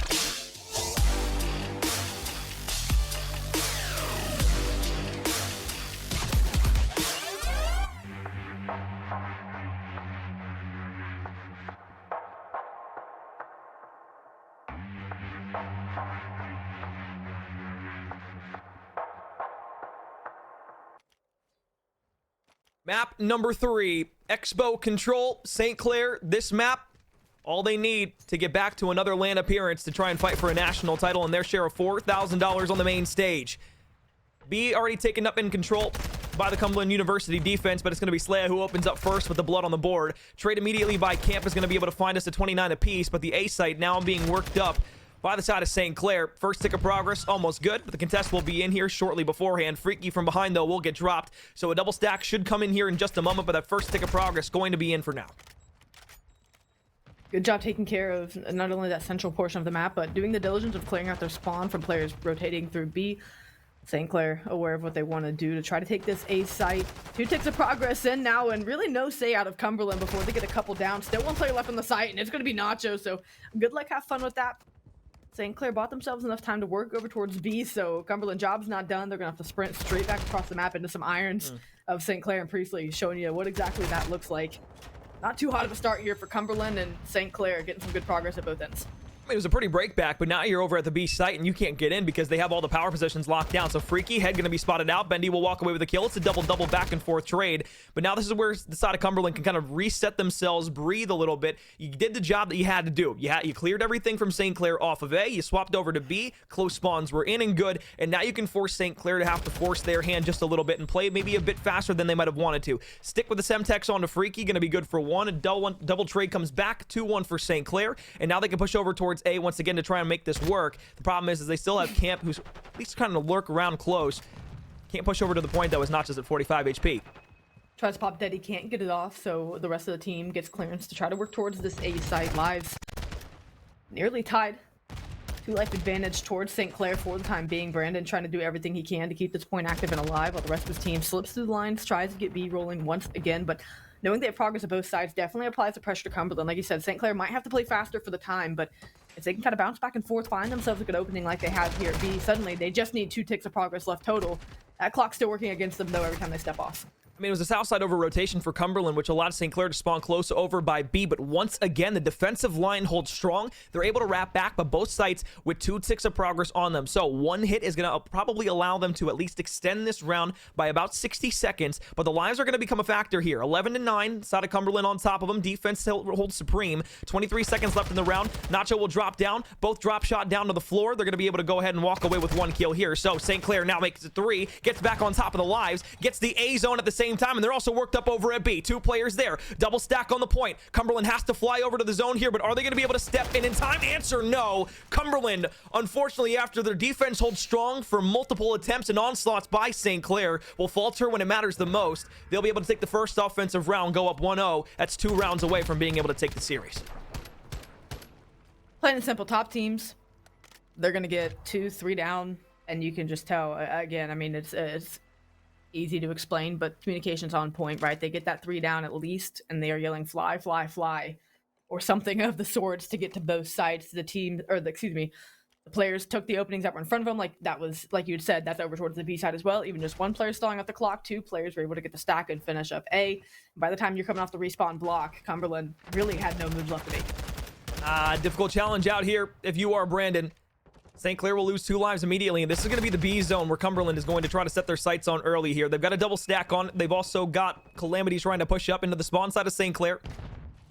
Cut down a few of the players that are trying to make that rotation over back. St. Clair trying to get ratty. They're trying to get back in behind the Cumberland roster, but they're not allowing them to get the advantageous positions that they want. They want to get inside top hall to try and cut down onto the site. Bendy's going to be able to get the line of sight here. Honor, door open. Not going to be able to trade it out as Bendy until now. 7-6 here on the map for himself. Just barely didn't get control of B, but there's still 2 players here to the 1 from St. Clair. Freaky looks over towards the top. Bendy has to play hero once again. He'll fall, and that should be the B zone. 2 minutes. Break, don't bend, or excuse me, bend, don't break. If you are St. Clair, they've got a great spread on this south side of the map. The question is, can you hold it for 2 minutes? If any team has that capability, it's absolutely going to be St. Clair. Cumberland gave it their best try, but fell short at the very end here. And we'll see what they do if they end up finding themselves in a 3-4 down situation, how quickly they can bounce back, how quickly they can find form. For now, they're finding kills around the map and making it look relatively easy, but an opening just came through mid. I mean, they're force spawning themselves in Expo mid. So realistically, what this is going to allow them to do is fight them from the south side of the map without having to wrap through their spawn. St. Clair, though, they recognize this. They push themselves back over towards the A site, and Brandon's able to find Honor because of it. So camp shots on the Priestley will be good. At least you find 1 supplemental trade in there, but it's still a 3 life disadvantage to your team on the offensive side. trying to find an opening while you're pinned on the north side. Nacho doesn't even have to play bus. He knows that they're not going to take necessarily a route like that, and regardless, he has that cross for the most part. So you don't have to overextend. St. Clair, like you said, they tightened that setup in and around mid, knowing that, you know, we'd rather give up a little bit of map real estate, knowing that we are all four in proximity towards this A side if things get dicey. Nacho moves up towards the top, sees the cross towards bus, and ends up finding it. Now you see previously start to work forward. They know these lives are starting to dwindle. Playing a little TDM here with just 60 seconds left, and Cumberland have no answer. I mean, right now, St. Clair is just reading the map perfectly. Not only are they being able to set themselves up great, but they're forcing the spawns of Cumberland to where they want them to be. St. Clair, they played tight over towards A. They recognize, hey, they're trying to push through their spawn on the left side of the map. Hey, let's go ahead and take those gunfights. And now you see Seige just popped up there. 2 players on 5 streaks, looking for potential cruise missiles here and utility for the back pocket. Priestley will get up to 2 in a row for himself. And now Cumberland with 9 lives remaining, only 2 more hits over towards this A zone. 30 seconds left. It's going to be an all-out sprint here in just a second. Unless it's a 4-man down, this round should be over. Priestley on 3, looks to turn around to make it number 4. Shots are going to be good. Calamity challenges once again and is able to cut him off the board for now. But Brandon and Seige still alive on 5s. Brandon taken down. Slayer, the only one left who could possibly get streaks, and he gets shut down. So you called it. You said if there was a 4 down, this round should be over. That comes in. The stack comes in as well for Cumberland. Now, St. Clair on the other side has to look to flag. They have to sprint back towards the site. Double stacked on A, but Priestley will jump into the hill. Dive bomb in towards it. Right side, not going to be able to challenge him out. Priestley will find Honor.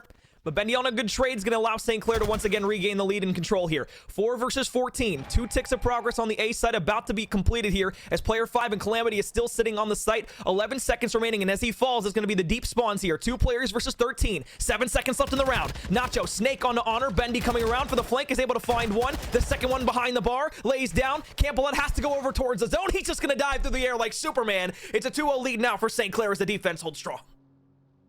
Got Mixie at the end. And you gotta give up to Cumberland, right? They are gonna find a way to get an opening at some point. St. Clair, though, playing a couple moves ahead. Like you said, they did enough of that map manipulation, that spawn manipulation to get them where they wanted, to dwindle the lives to where even whenever they had St. Clair reeling, no respawns remaining. You found the 1 player left on the site, and it was GG's from there. Up 2-0. No one earned streaks, but again, with how that round closed out, should be the dagger needed to put this Cumberland team down in this round. Offensive attempt. Feels like the last opportunity for Cumberland to be able to stop this St. Clair roster who have gotten the ball rolling. Map 1 went their way. They came back and won 5 straight rounds inside of the search and destroy to close out map 2. Here in the control, it's pretty much all been St. Clair from start to finish. But Cumberland still has an opportunity to be able to at least shut the door on a 3-0 sweep here in the control. Shots out. Going to be able to find one. Brandon will fall, but immediately traded back. And what would have been a 1-1 ordeal is now 4 straight for the side of St. Clair. Bendy on 3, all the way up to 7. He's got a cruise missile. They're through the door. They line up 3, almost able to find 4. And I don't know why the hell Freaky's shooting bodies, buddy. You're down 2-0. You're down 2-0 in this series. I mean, come on. He just popped like 9 of you in a row, buddy. Calm the hell down. Brandon, maybe gonna try his best Bendy impression here. The lineup comes in, and St. Clair knocking Cumberland out of the park. And this one being run over. At this point, what do you have left but nothing to lose? Throw lives at it, do everything you can. Bendy, the absolute Grim Reaper to Cumberland right now, owns this team for the moment. 2 ticks left. Bendy, a 1-man wrecking ball on the site, ends up getting traded out, not before teammate presence is able to be there, but a couple kills go their way. I'm thinking it's too little too late at this point. Yeah, well, you shot bodies and now you shot your teammate in the right butt cheek. You get him off the zone, you drop yourselves down to 11, and you allow St. Clair basically free reign to hop back up onto the B zone. Second tick of progress halfway through. Honor will fall on the hill. Brandon walks away with the kill. Bendy in the spawn still has a cruise missile. Priestley another kill. And now they're going to start to stack this B zone here in just a few seconds. Calamity the only one to make a flank play for Cumberland. Second tick in. 21-8. Kill still going the way of St. Clair. All blue in the kill feed. Calamity's here. Campbellot will find one, but Slaya still over towards the point. 1 HP from Campbellot. Has to challenge around the corner. Stun out. Semtex in the hill as well, but the B zone still progressing here. Campbellot will fall. Last opportunity for Cumberland off the spawn side. Priestley will find Honor. Another one for the contestation, but Freaky won't be able to push the point in enough time, and St. Clair will be able to take map 3. They secure themselves an opportunity to fight for a national championship. The grand finals now set for at least one team. We'll see the other best of 5 series to see who will meet them there. But GG to St. Clair. Cumberland shooting the bodies with the bad juju. And I feel like it was pretty bad, pretty down on their luck before the body shots came in. That might have just been maybe that final move that definitely put the icing on top of the cake for the St. Clair performance. Look, I think I gotta address the elephant in the room, and of the couple times we've seen St. Clair in a championship setting last December in Philly, and then missing out and finishing top 4 in the spring for Indianapolis. They very much look like a team that could take a national championship this year. Before going into things, we said, ooh, you know, they look a little underwrapped. It's against the Northwood or Oklahoma Christian. They lost a tough matchup. They just didn't look like the better team.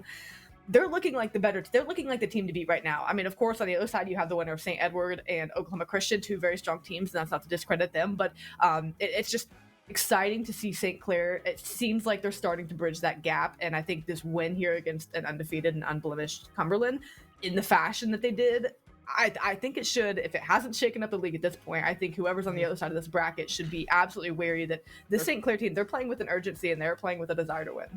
Absolutely, they are. Well, we do have an interview once again. Joining us from the side of St. Clair, it's going to be Papa Zarin. Oh my goodness. Well, sweetheart, how are you doing on this wonderful Saturday afternoon / evening? I am feeling fantastic. What a game. The boys turned up on all levels, man. I'm over the moon right now. Dude, I mean, that was unreal. I mean, you know, we talked at LANs, we talked different events. I was just saying it to Alex before we came onto this interview, but what is it with you guys? I mean, you guys seem like you've hit new form. It seemed like maybe this stage, the last couple of seasons, you've hit a plateau or things maybe stopped going your way. It seems like every single time you guys step out, you are trying to put teams in the dirt. How are you pulling it off this go round? I mean, the last couple months we've dealt with a lot of stuff like internally. I'm trying to be serious, guys. Come on. No, but we've dealt with a lot of stuff internally that's been like you know, pretty hard on the team. So just a lot of adversity. I think we've powered through the last couple of weeks, just trying to, you know, stay composed and you know, stick to the grind, and that's exactly what we've been doing. And these guys have worked so hard for this, so to have them have an opportunity to go to Boise State in a couple of weeks is just huge. Absolutely. Yeah, boy. Yeah, I was gonna ask about the 2-liter of Coke before he started holding it up and jiggling. Was that one person's beverage of choice? Was that somebody just drinking out of a 2-liter bottle tonight, or was that being split around the room like a Houston 2-piece? So Nacho is a notorious Coca-Cola drinker. Okay. He doesn't do energy drinks. He doesn't do caffeine pills, nothing like that. It's Coca-Cola. So I like that. Brandon bought him a 2-liter bottle of Coca-Cola before we hopped into the room today. So he filled up his Gatorade bottle full of it. I like that. Hell yeah. I guess the only question I really have, now being able to fight once again for a national championship, we kind of talked about that the last time we had you on here. But what is the feeling this time going into the LAN, knowing that you're either going to have to take on St. Edwards or a very tough Oklahoma Christian roster? Yeah, I mean, SEU would be a tough team, but I do expect to play Oklahoma Christian when we do get there. And now we've taken a couple maps off of that team a few times, of course, once in CCL, once in NACE. They beat us to qualify for NACE LAN last semester, so there's a little bit of vengeance brewing. We definitely want them. All of us believe that we can beat them too. I mean, we've taken respawns off of them. If we sharpen up our search and destroy, I think we can beat pretty much anybody. And considering, like, you know, we're still playing the old game too, I think we're gonna have an advantage over it because we're gonna still be playing it. Absolutely. Well, good luck to you and the boys. We're looking forward to seeing you guys out there in person. We're also looking forward to being able to tell that story of potential revenge and vengeance that you guys have with the Oklahoma Christian roster if they do make it through against St. Edwards. Going to be a tough game for both of those two teams later on in the broadcast. But Zarin, as always, thank you so much for joining us. You sweet and sexy boy. Thank you guys so much. Love you guys. See you later. Yards. Always fun getting to talk to the St. Clair boys. Always full of energy. Always a good group of guys to conversate with and just to be around in the atmosphere. Well, first series down, a 3-0 sweep for St. Clair once again allows them to move on to the LAN atmosphere. Amber, I have no idea who will be moving on between Oklahoma Christian and St. Edwards in just a few short moments. But all I can really say is that we should be in for quite the series between the two of them. Absolutely. I'm telling you, I don't want to, as much as even Zern was saying they're expecting Oklahoma Christian, they're definitely, I would even Yeah. say more than marginally the favorites. I don't know. I mean, St. Edward, you can never count this team out. They've had some unsatisfactory finishes the last couple of years, not even semesters. No. They're a team that's kind of like St. Clair. I know St. Clair's trying to bridge the gap between top three and first place. The St. Edward's team has floated around T8, T6 for the last couple of years, and I think they're trying to crack into that shell. They're already T4, one of their best placements in the last calendar year. I don't think they're satisfied with that, though. I think they're going to come out hungry here. Absolutely. Well, this time through, no Fisher, no Northwood to have to run through. When we come back from a short break, a best of 5 series to decide what will be our grand matchup final. Who out of the 2 teams ready to play will be taking on St. Clair in Boise? Find out in just a few short minutes.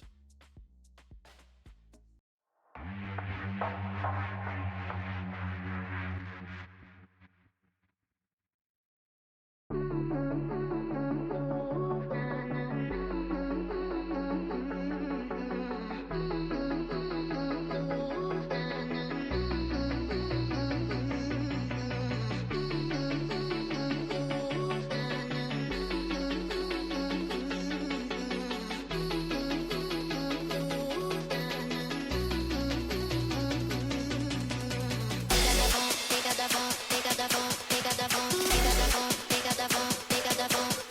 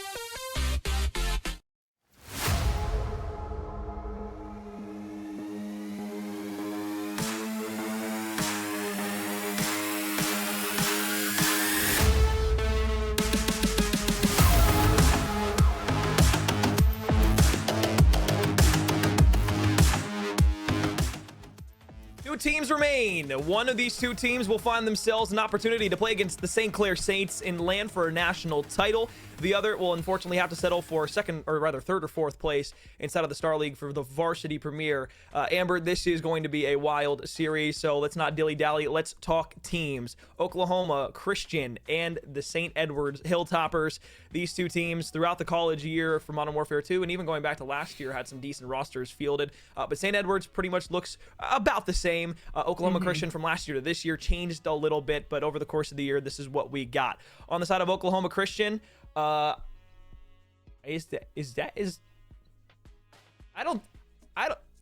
don't think that's the roster for Oklahoma Christian. I'll be honest. I think that is last year's Oklahoma Christian roster. It's a good conversation piece that we're talking about. So, hey, Dex, Dusty, Codes, and Drolas, that was last year's roster.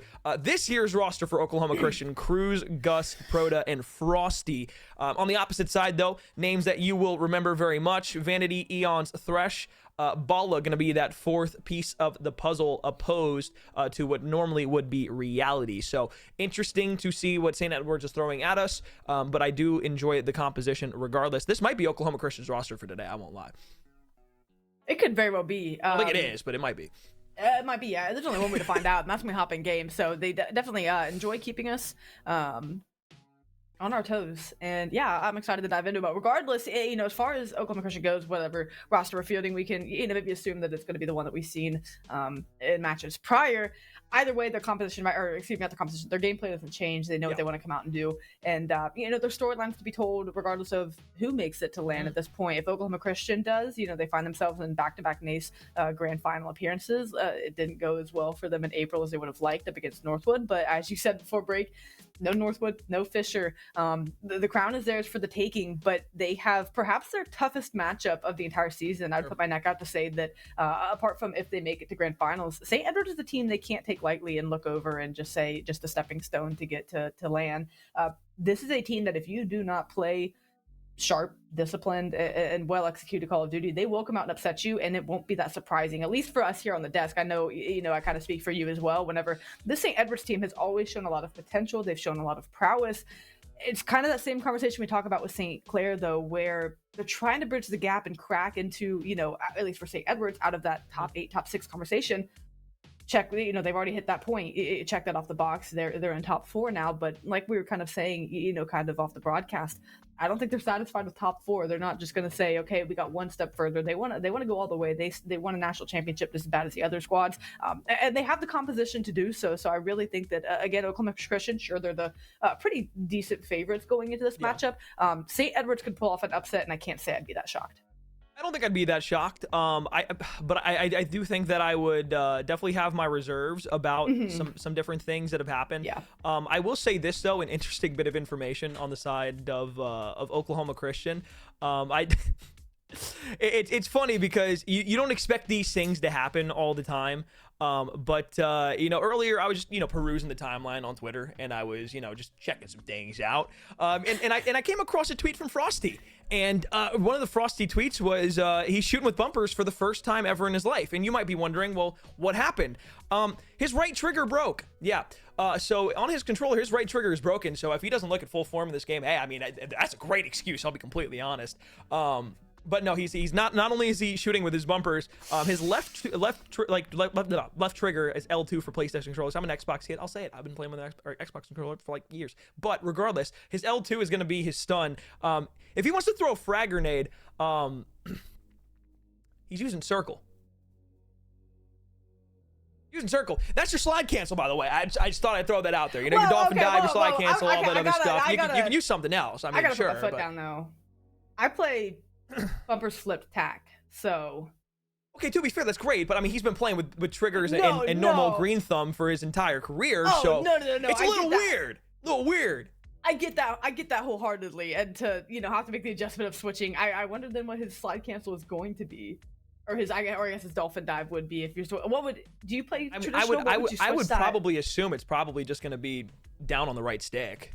Tactical, yeah, yeah, you he's might as probably well just flip the playing button tactical. layout and then just custom button layout to. 'Cause I mean, I like whenever my controller would break, I used to play bumper jumper tactical, which is Yeah. like a completely different setup. But I mean, regardless, just an interesting tad bit of information to throw out there. So if Frosty looks a little off, hey, blame it on the controllers. That's all you gotta do. It's not a skill issue. I'm not gonna say it's a skill issue. It's a controller issue. That's all it is. No, absolutely not. But regardless, I guess talking a little bit more about this Oklahoma Christian roster, just a bit more in depth. Cruz last year was probably one of the best players inside of the Naystar League, barring most of the players on Northwood. Even at times, though, he was able to outperform the majority of the Northwood roster, as well as Fisher. So realistically speaking, that is going to be the player that I'm looking for in Oklahoma Christian to kind of pop off the APAC phenom. Quite a strapping lad, if I do say so myself. But the hard point here on Hotel is going to kick us off in this best of 5 series. Frosty on screen now. First blood does go to the Cruise man himself, and Eons is going to be there for a trade. Balla will fall first on the side of St. Edwards. So first 10 seconds go OC's way. St. Edwards trying to go ahead and secure the north and right side of the map for P2 spawns. I like the attack from the top. Trying to push out mid-map and maybe try to get spawns up for grabs, but it's going to be a little bit of everywhere. Top bed, kitchen, but on that left-hand side of the map primarily. So Oklahoma Christian with the go-ahead. Going to work towards the right side. Going to look to lock that down. And like you said, not only did they scoop the first 10 seconds, but first 25 or so go their way. And they're on the rotation to P2 now. Grab time with the grabs for St. Edward, but again, really the only player in position is Balla up through Jewelry, trying to make a move here, but quickly cut down by Gus. Oklahoma Christian should walk away with the opening seconds of this hill. I was gonna say, Cruz just needed to get out of dodge. There was on 5 in a row, but really wasn't able to make much room towards the opposite side of the map. It was Balla who pushed up through Jewelry. So first kill here gonna go to Frosty. Cruz gonna be there immediately for the second. Oklahoma Christian has full control of P2 for the moment, but the backside spawn gonna come out. Balla gonna spawn behind a few players from Oklahoma Christian. Are they gonna be able to get this read? Now with player 6 and Gus spawning there, they should be able to do so, but Cruz challenges it a bit headstrong. Balla walks away with a kill, and this is going to allow Vanity to push up the map. Gun challenge, left side, Frosty. First one there. Vaznev's doing work for Oklahoma Christian. All 4 down from St. Edwards. A beautiful re-clear from OC, and that gets them 30 seconds of time. That should go relatively uncontested. This should be the last contestation out of St. Edwards for scrap time, but again, good heads-up play of them to have a couple players back up, try to get this rotation. They know how important it is, so even though they contested it for a moment, they're going to give it up.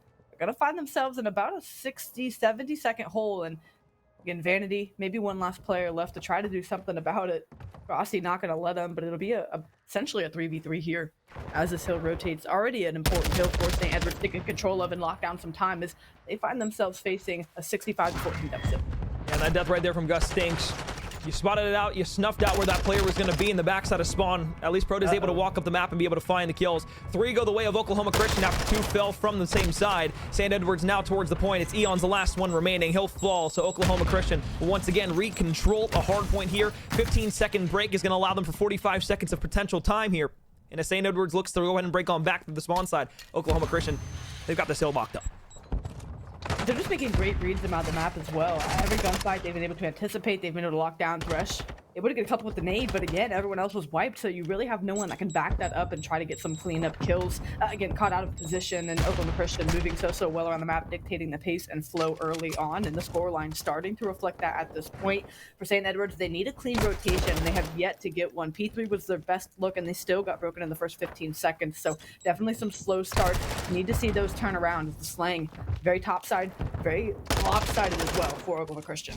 The Hilltoppers have been stayed on the back foot the entire map. They've rotated at 25 seconds on each and every hard point that we've had so far, and none of the times that they've rotated without the first 4 hard points have they been able to make any significant time stick. So as Oklahoma Christian was able to win the gunfights on rotation yet again, Thresh will find one through the backside of spawn, but it's still full bar control right now from Oklahoma Christian. Gus, another shot there. Thresh is gonna have to wait for his teammate. Eons might be able to make some quick work here, but it's gonna need to be a team challenge towards a point. Frosty on 4 in a row, locking down towards the back small door. Thresh should be the first one to challenge up here, but once again, just gonna have to wait. Frosty, shots good across the right side, turns back around to the left. Now Eons is there, and Balla will be the next one up. Line them up and slaughter them, baby! Oklahoma Christian rolling in map 1. That was 3 solo chows that they threw in. You said they needed to group up and wait for each other. They did, but then they just filed in one by one. And again, Vanity was able to find a couple, but had they waited, he could have found all of them if he needed to. Again, just misplays, miscommunication, it looks to be for the Hilltoppers. And Oklahoma Christian, like you said, absolutely steamrolling here. Already up 120 some points, and we aren't even through the first set of rotations. P5 Another popped. I mean, again, just making fantastic reads. Anything they want, they are taking around the map, and St. Edwards are scratching their heads. Multiple streaks here from the side of Oklahoma Christian. Continuing to run the clock up, 162 to 29. Frosty, Gus, and Cruz all pairing for 4 once again. The Hilltoppers sent back to spawn. The demise of St. Edwards here in map 1 cannot be understated. This is a clinic from OCU. No opening, no avenue, no way to get into the hill. St. Edwards might as well chalk up the entirety of it and try to get this P6 rotation. If they try to fight for 20 seconds of time, I mean, it would just be a horrific misplay on their part. As you can already see Protoss flipping the net, locking down back spawn towards P6. And again, St. Edwards applying pressure, trying to get to the hill. Maybe they're just trying to coordinate a team push and get themselves good to go, but you're going to have to make another team push to break into one of the hardest hills to break into on this map. P6 all for a handful of seconds. Again, it has been an absolute disaster here for the Hilltoppers early. Oklahoma Christian not giving them any breathing room whatsoever. Another challenge coming in through the kitchen. Frosty, Semtex, good. Hit that square button to go ahead and get that kill. 206-36. Continuing to go forward. Could win it off of this hill here if they continue to hold all the time. But it's going to be close spawns from St. Edwards over towards the top bedroom. 2 players here from Oklahoma Christian to hold this out. But Thresh onto Cruz is able to walk away with 1. Vanity traded immediately. Somehow doesn't blow up from the car. Proto will stay alive with 50 HP and reclaim himself back to the staircase side. Frosty, challenge across. Thresh able to win it with attack up close. Still Oklahoma Christian inside of the hard point. Contestation going to be in. Snap from Proto, good, but not enough to walk away with the kill. Gus for a 2 spree, pinstripe kill feed, gets it to 2-2 split. St. Edwards have been able to break in, but how much scrap time is going to be enough? There's still challenges coming from the front, and Oklahoma Christian gets back in. And barring the break, barring, you know, the kill feed going back and forth there for a moment, it has been utter map dominance by Oklahoma Christian. St. Edwards bullied out of mid-map the last go around on P1. We'll see if things are going to change for them, and they simply have to. I mean, already at 217 points for St. Edwards, this already feels out of reach, and again, the kill feed looking to align the same way the game has for St. Edwards. It has not been pretty, and it has been all red. Middle map, hard point, good where we ended all. This is just our second set of rotations, by the way. We haven't ran them out around this map quite that much so far, but with 20 seconds left and needed for Oklahoma Christian to secure the map 1 victory, that does not show signs of slowing down. Gus, another shot over the top. That's all 3 from St. Edwards. 1 more going to be close, but around the left-hand side. Proto's going to be able to walk away. Balla falls. Eons falls. 5 seconds remaining. The last desperate push from St. Edwards towards the point. Thresh not able to find it, and Gus will pop for 2. Everybody ending on a streak here from Oklahoma Christian. They got pants down and running around. Oh, baby, that was a hot map 1. Oklahoma Christian makes it look not close. Making it look too easy against the St. Edwards squad. I mean, from top to bottom, all 4 players showed out. Of course, Cruz and Gus with unreal stat lines, as we'll see here for a brief moment. 22-10, 24-17, but Frosty boasting a nice 22-9 as well. I mean, with 245 in the hill. Yeah, exactly. I mean, the objective times there as well. I mean, 1,400 damage was the lowest for, you know, player on OCU and Proto, and that was near the top for damage dealt by St. Edwards. So I don't even think slapped in the mouth covers what just happened there. Just horrific out of St. Edwards, and then even then, how much of that could they control? Because Oklahoma Christian was just imposing their will on them at every turn of the map. From the start, they were making the right reads, they were making good rotations. St. Edwards did a lot to shoot themselves in the foot. I think P5 pushing it with 20 seconds left was just a perfect culmination of how that map was going for them. Just was not making a heads-up play, playing 2 steps behind, a lot of that being decisions they were making and they were in control of. So just a very unimpressive, uninspired map 1 out of the Hilltoppers, and Oklahoma Christian absolutely put them down for it. Going into map 2, that rebound, as far as ego goes, St. Edwards are going to be hurting going into map 2, but you've got to wipe it away and really dial in here. There's a touch. I mean, like, the thing is like that rotation to just hit the end of P5, like, sure, like, you can hit on that, but the problem is like they rotated at 20-25 seconds for every single hard point on the map up until that point. They're just trying to do whatever they possibly can to scrap away and get any sort of time on the board possible. They weren't winning their gunfights, and that's the number one thing. You know, we always have these big analytical points that we want to go on. The biggest problem is if you can't win a gunfight and you can't get a trade, you're not going to win a map. It's a very simple, very simple process. Even the TK roster back in World War II that I love to always go back to because they were just the Hilltime demons. They didn't outslay their opponents, but they won the gunfights that they needed to position themselves well. This St. Edwards team, unfortunately, is not that TK roster from World War II. They're not Quavo Kenny in his prime. And the real thing is here, I'll be completely honest and candid. If Oklahoma Christian continues to bring that into map 2, and Gus can pop off, Frosty with a broken controller can continue to dominate, and Cruz can lead the hills, it just feels very similar to all the matches that we've said beforehand. the better team is going to play like the better team, there's not much of a chance for the underdog to write a story. Yeah, and again, that just goes to stress also the importance of map 1, right? It's just whenever you come out and you put a team down like that, it's just so hard to rebound from because, like you said, it doesn't give them a chance where, you know, you play there's not the storyline that gets to develop that you were alluding to of, let's scrappy map 1, let's come out and let's really give to a map 2. It can happen, sure. I don't even have to have the stats to know that those odds dramatically decrease whenever you lose an opening hard point like that, because what's that only going to do? It's going to increase and boost the confidence of Oklahoma Christian, who already knows that they're a fantastic team. But they come out and they start winning like that in the semifinals, or excuse me, in the finals before they go to land potentially. Again, it's just good luck, have fun. I know we talked about, you know, again, and that's not to completely wipe away the St. Edward's team and what they're potentially able to do the rest of the series. It just goes to show how strong Oklahoma Christian is at this point. St. Edward's is a team that can make a rebound. They do hinge a lot on that search and destroy being one of their stronger modes. And if they can slow things down, take advantage of, you know, that downtick in between rounds, it could come out to bode well for him. But, you know, to segue finally our hardpoint conversation into search and destroy, caught a simple game. You got to win some gunfights at some point, and that was not happening in the hardpoint. That translates to search and destroy by not getting blooded, finding ways to trade out the opening kills. If you're not getting the first blood, make sure you're in a position to trade out your teammate. Don't let a sub fly alone until you guys feel comfortable or feel like, you know, you're kind of getting to your spots around the map. Try to simplify the game for yourselves and break it down into those bigger broad stroke points. I think a point that we can kind of touch on here too, you know, we were able to hit it very quickly at the top of the broadcast where we were looking at the roster sheet, but I don't think the impact of it was significant enough that we really brought a talking point up. But reality not being on this roster right now and Balla stepping in for reality, I don't want to say it's a necessary downgrade, but they're losing one of the best players not only inside of the Star League but from Challengers last year. Yeah. You were missing a huge part of your puzzle, and realistically you're missing a big portion of why you were so good throughout the course of the year. When you're missing somebody who can pick up an AR or a sub and dominate across the map, you are very easily going to have problems around and trying to slay out against a very good Oklahoma Christian team who, hey, again, you play them every single time throughout the Challengers year. It's going to be hard to do anything. So Proto's going to be able to find one around the corner. Frosty will fall, but it's a 2 versus 2. Very quick gunfights coming here in the opening round of Embassy. Vanity isn't able to find one with the snipe shot. Still not going to be able to connect, but the bomb will go down here over towards A. Nobody going to challenge back. It's a split from everybody on the map. Thresh knows someone sitting around. What kind of timing does he find? Not great timing, Gus. Continuing to roll here in round number 1 from the hard point we just wrapped up. Vanity with the slow peek. Proto with the Vaznev, who takes the gunfight. You want a bad, but Proto wins it. 1v1 goes this way. Oklahoma Christian thought they might be able to sneak by there, and they do. St. Edward's, unfortunately, gonna falter in round 1. Another unorthodox push that, you know, we saw Cumberland do against St. Clair, right? But these unorthodox pushes to the off-site, and I really like it because, again, it just kind of opens up the playbook for these teams. It really forces the opposition to have to kind of think about their approach to what they want to do off these breakoffs. And, again, it just puts the ball in the court of the opposition, but gives you the advantage knowing that you can do so many more things. And defensively, as aggression, once again, out of Proto, trying to get in a position with Gus, overlooking him to work through, maybe get this flank.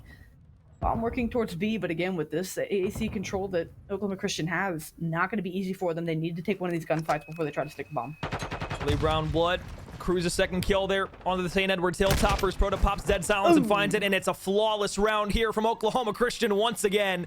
St. Edward's tried to get aggressive over towards the A-bomb in the tennis courts, but that offense attempt does not work out well. A quick little snipe here on Balla up close and personal. Gonna get right to the head. Yeah, we'll see that back in Mexico.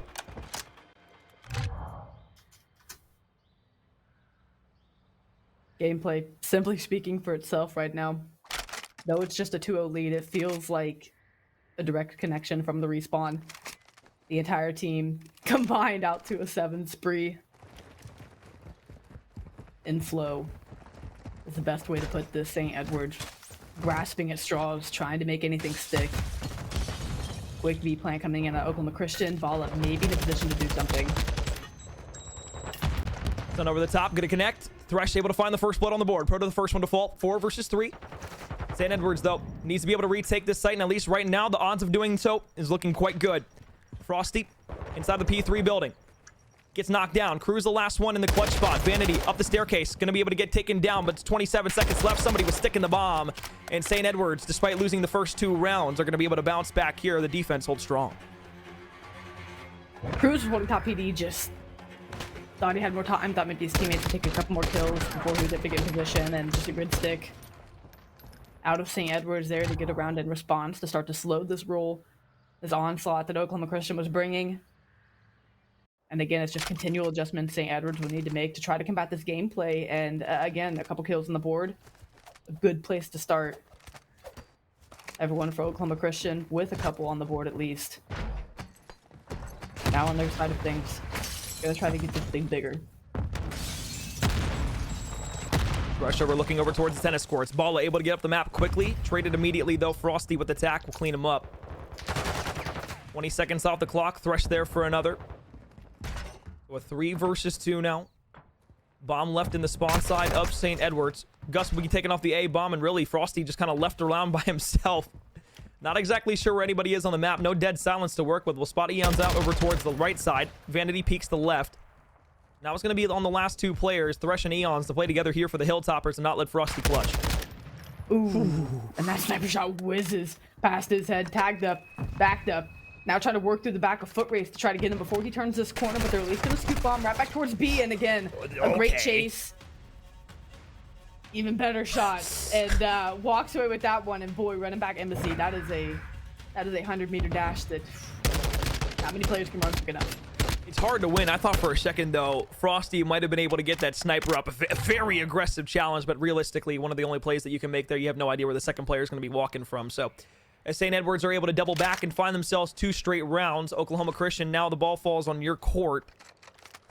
What can you do here on the offensive round to kind of change the pace up just a touch? Yesterday in the search and destroy here on Embassy, they favored that very quick assault over towards the B-bomb. It seems like very likely we will be seeing that exact same thing. Dives across, Dolphins onto the B site. There is one up top, though, and it's going to be Thresh. He'll be able to find 1 and 2. So both the players that were getting aggressive up on that B-bomb going to get knocked down. St. Edwards advantage once again in round 5. And let's put the spotlight on Thresh, and again, a real breakout LATAM player. As soon as he can get that gun hot, get it going, what an impact he can be for his team. Like you had mentioned, reality, not quite here with the roster, but Thresh is someone who can play for the capacity of 2. Showing us that here in the search and destroy, an S&D star in some capacities. And 3 straight rounds out of St. Edwards here to respond. Oklahoma Christian now trying to tie things up. Again, we talk about that snowball effect at 3 straight rounds and what that can do for a team's momentum. My question is, how much longer is Frosty going to keep that sniper out?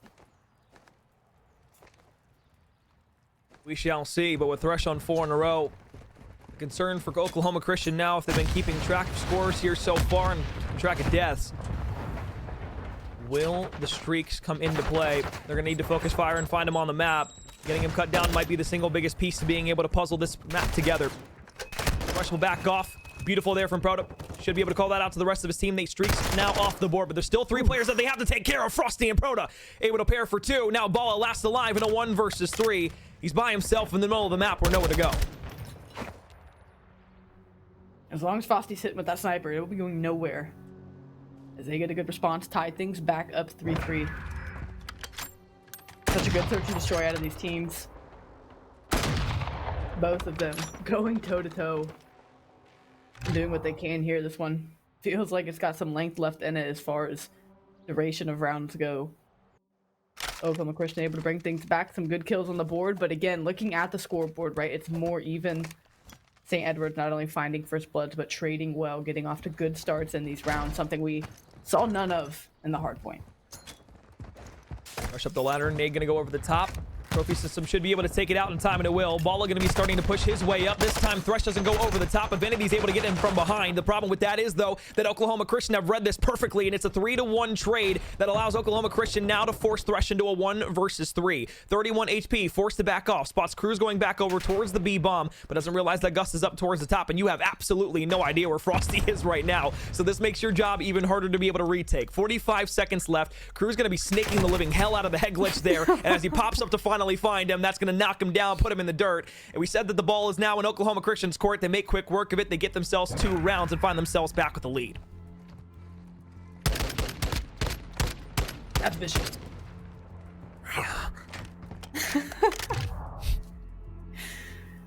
Insane out of Cruz there. But neither team slowing down, neither team waning in confidence. Oklahoma Christian, as you said, find themselves another one-round advantage. You know, the offensive try. St. Edwards really have been struggling. If they can get one of these rounds to stick and maybe find a little more consistency, surely they'd be in a better spot. But over at this B site, they cannot walk away with the lion's share of gunfights enough to get this bomb down. But they say, screw it, we don't need a first blood. We're going to stick this over at B. Cruz going to find one. Bomb will go down. What move you make now is Cruz is on 4. You know you need to find a way to kill him sooner than later. I mean, your contention point was Thresh there to try and stop the player up top and Cruz from being able to deny the plant. It works for the moment, but you do lose a life in the process. So with 30 seconds left, the retake is on, but the side of Oklahoma Christian not able to find any St. Edwards members right now. Ball going to burst out the door. Cruz is going to read it perfectly, though. Spit shines him and puts him on the map. 4 versus 2, now a 3 versus 2. Only 16 seconds left. Somebody's going to have to hop on the bomb here. Eons is in from behind. Doesn't realize where Cruz is. And now Cruz is all by himself on the tennis court, getting collapsed upon by the side of St. Edwards.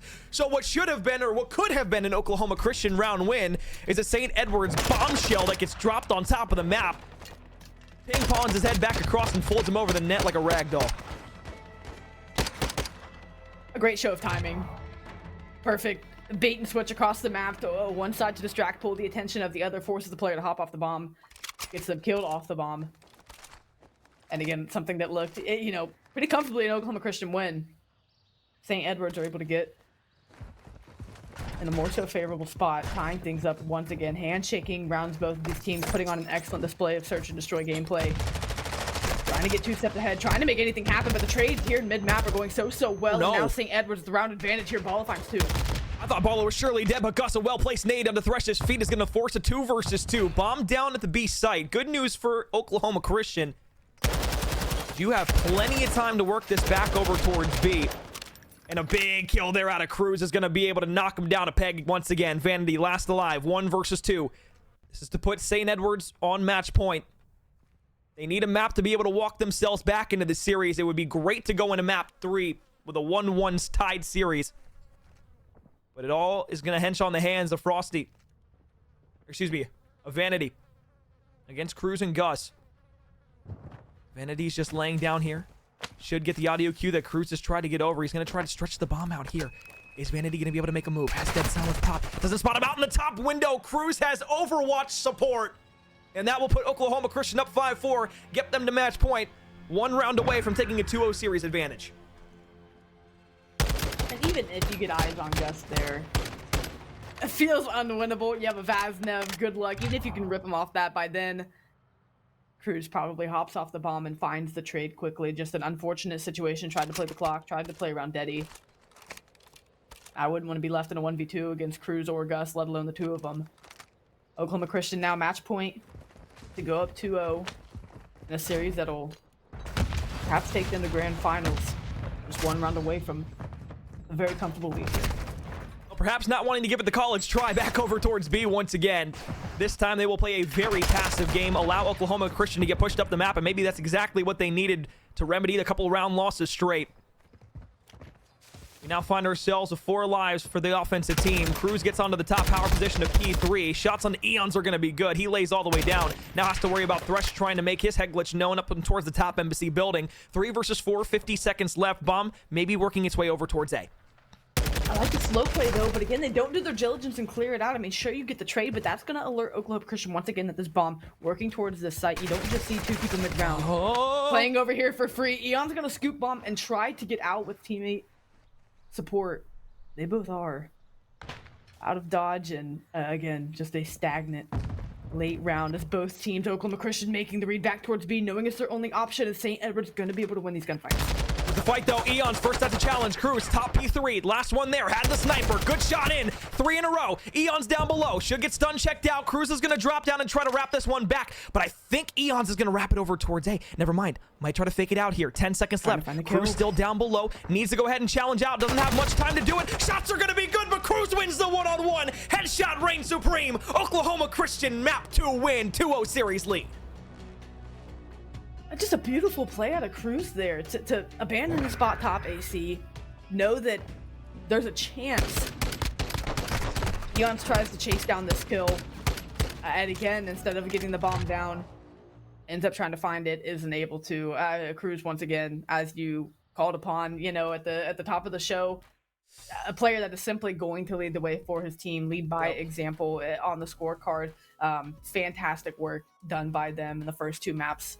Sure, it was closer out of St. Edwards, and they were able to kind of show that they can take rounds pretty, confidently and assured, but not enough to get over the finish line. And now the concern is you're back to 2 back-to-back respawns, even if you take the next 2 maps before you can get to a search. So, for St. Edwards, it's you feel like you're looking down the barrel of a 3-0. Anything is possible still, and that search and destroy was steps in the right direction, but all of it needs to come together here in map number 3. It does, and that felt like your best opportunity in this series to be able to at least send things to an even score. The hard point, not close by any stretch of the imagination. I don't think either you or I expected that respawn to be that lopsided. That search and destroy, though, definitely showed the side of St. Edwards that I think we both were expecting coming into this matchup.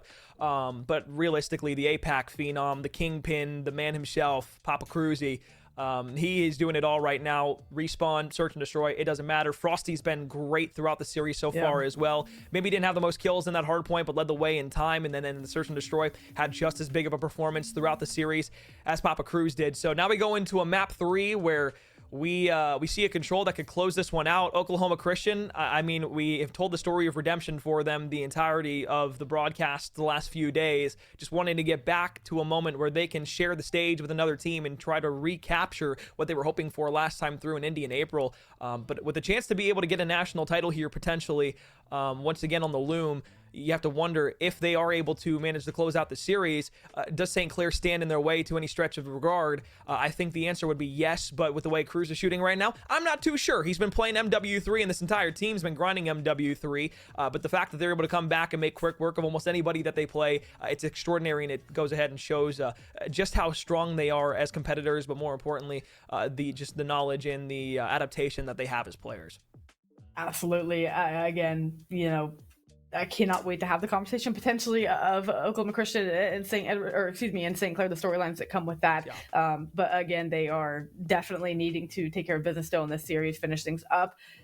The strongest team, arguably, and maybe even not even arguably, in the collegiate scene right now, barring their division not having Northwood or Fisher College, and even then making contests for it, teams continuing to grow and get better as semesters go on. Oklahoma Christian, no stranger to that. Like you said, Cruz shooting about as straight as you could ask a player to, and the rest of the team playing well behind him. So often we talk about players maybe lacking in supporting roles or unable to supplement a star player. And again, these players are stars in their own right. Maybe not as big or as impactful as Cruz has kind of taken the scene by storm, but again, still very good players in their own right, and they're doing a great job at even finding their shining moments. Well, just like their counterparts on the top side of the bracket, they find themselves with a 2-0 lead going into a control. A win here will guarantee themselves a spot to fight for a national championship at LAN against the St. Clair Saints. When we come back from a break, map 3 and St. Edward's final chance to be able to recapture a semblance of a comeback in this series.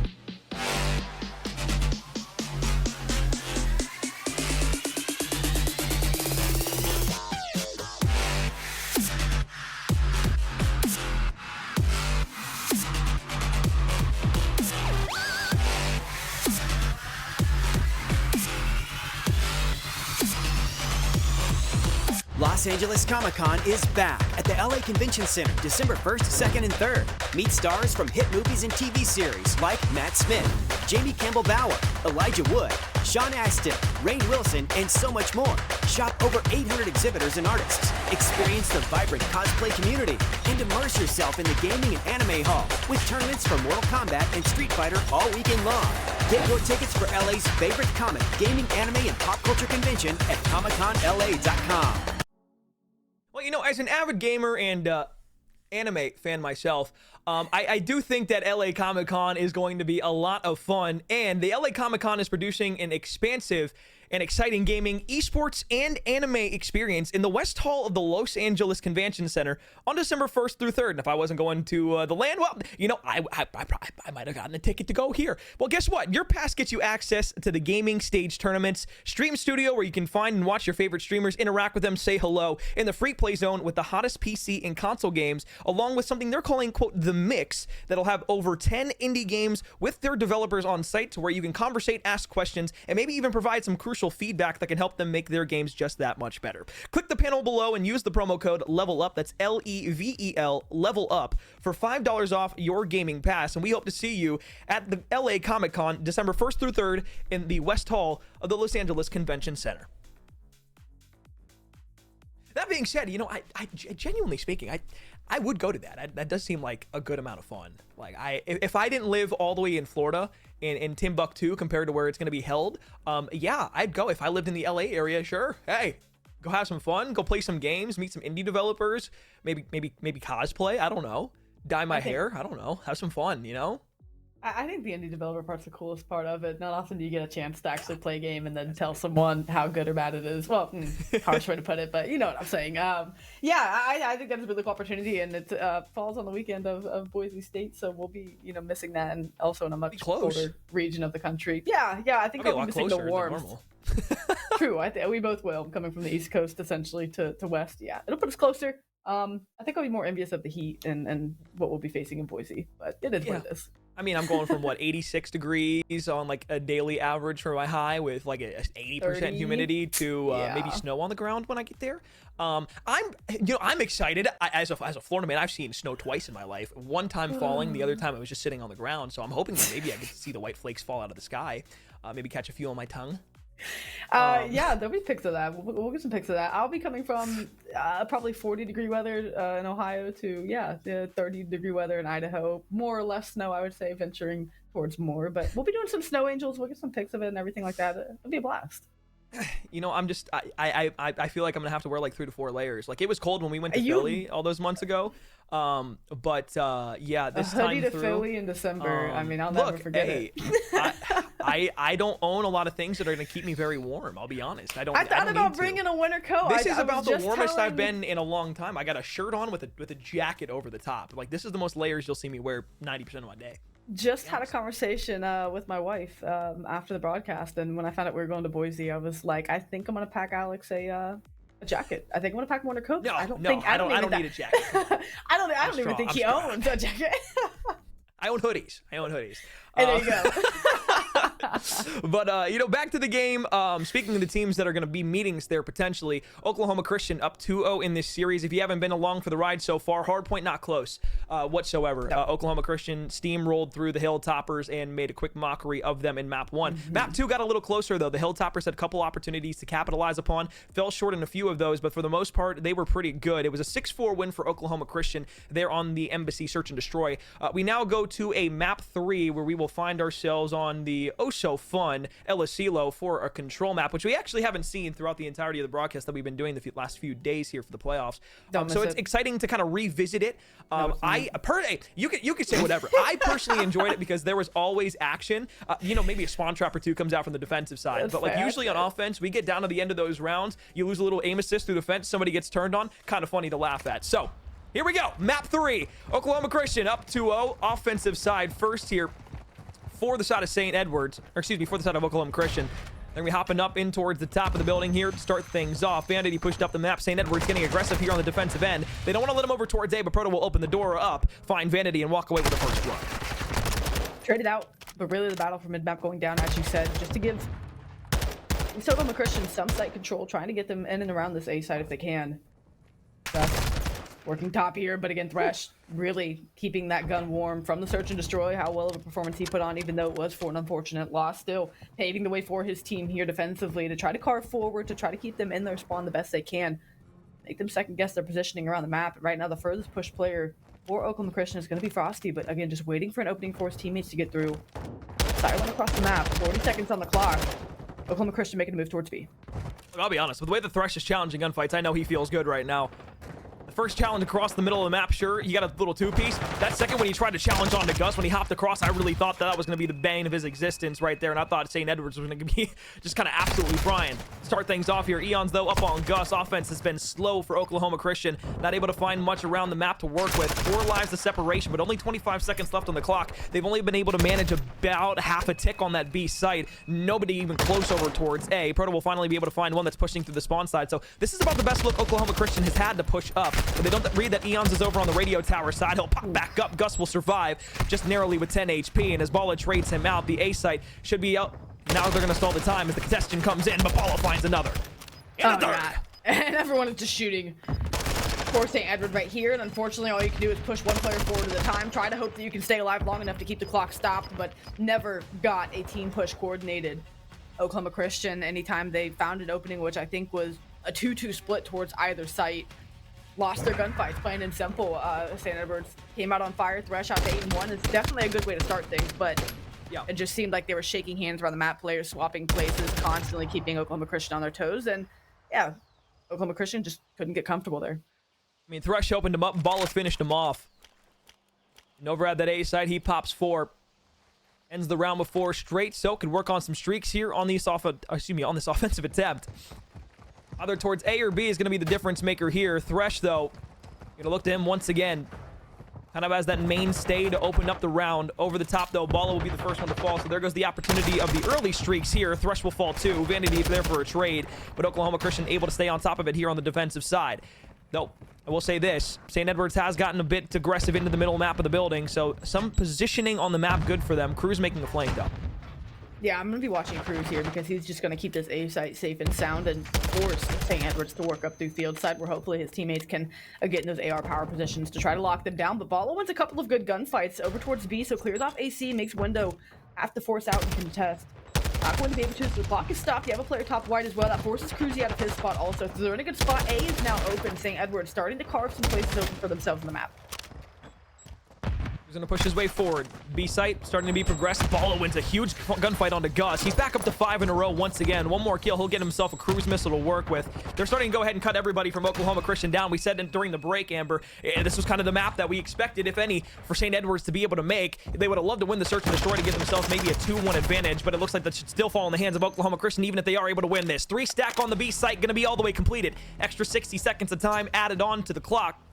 And now Oklahoma Christian, at least this makes their job a touch easier on the defensive side. They know exactly where St. Edwards are going to be coming.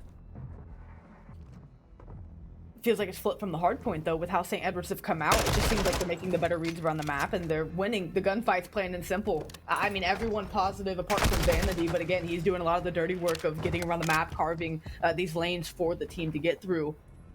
Really slow and, uncharacteristic starts out of Frosty and Gus, just not able to do Cruzy with the turn and burn and letting them know. Oklahoma Christian just not able to get off the slang start that they want. Maybe with Proto and Cruzy starting to feel themselves here. Still a 75-second hold they need to make, but never too late for them to get things going. Look, it might be one of those moments right now where, like, Oklahoma Christian's like, all right, we might be down right now, but we have still been absolutely spit-shining you the whole series. And Cruz specifically, if there was anybody to shoot bodies, it definitely should be him. But 3 kills go immediately in the way of St. Edwards. The Hilltoppers now have control of that A zone off the spawn.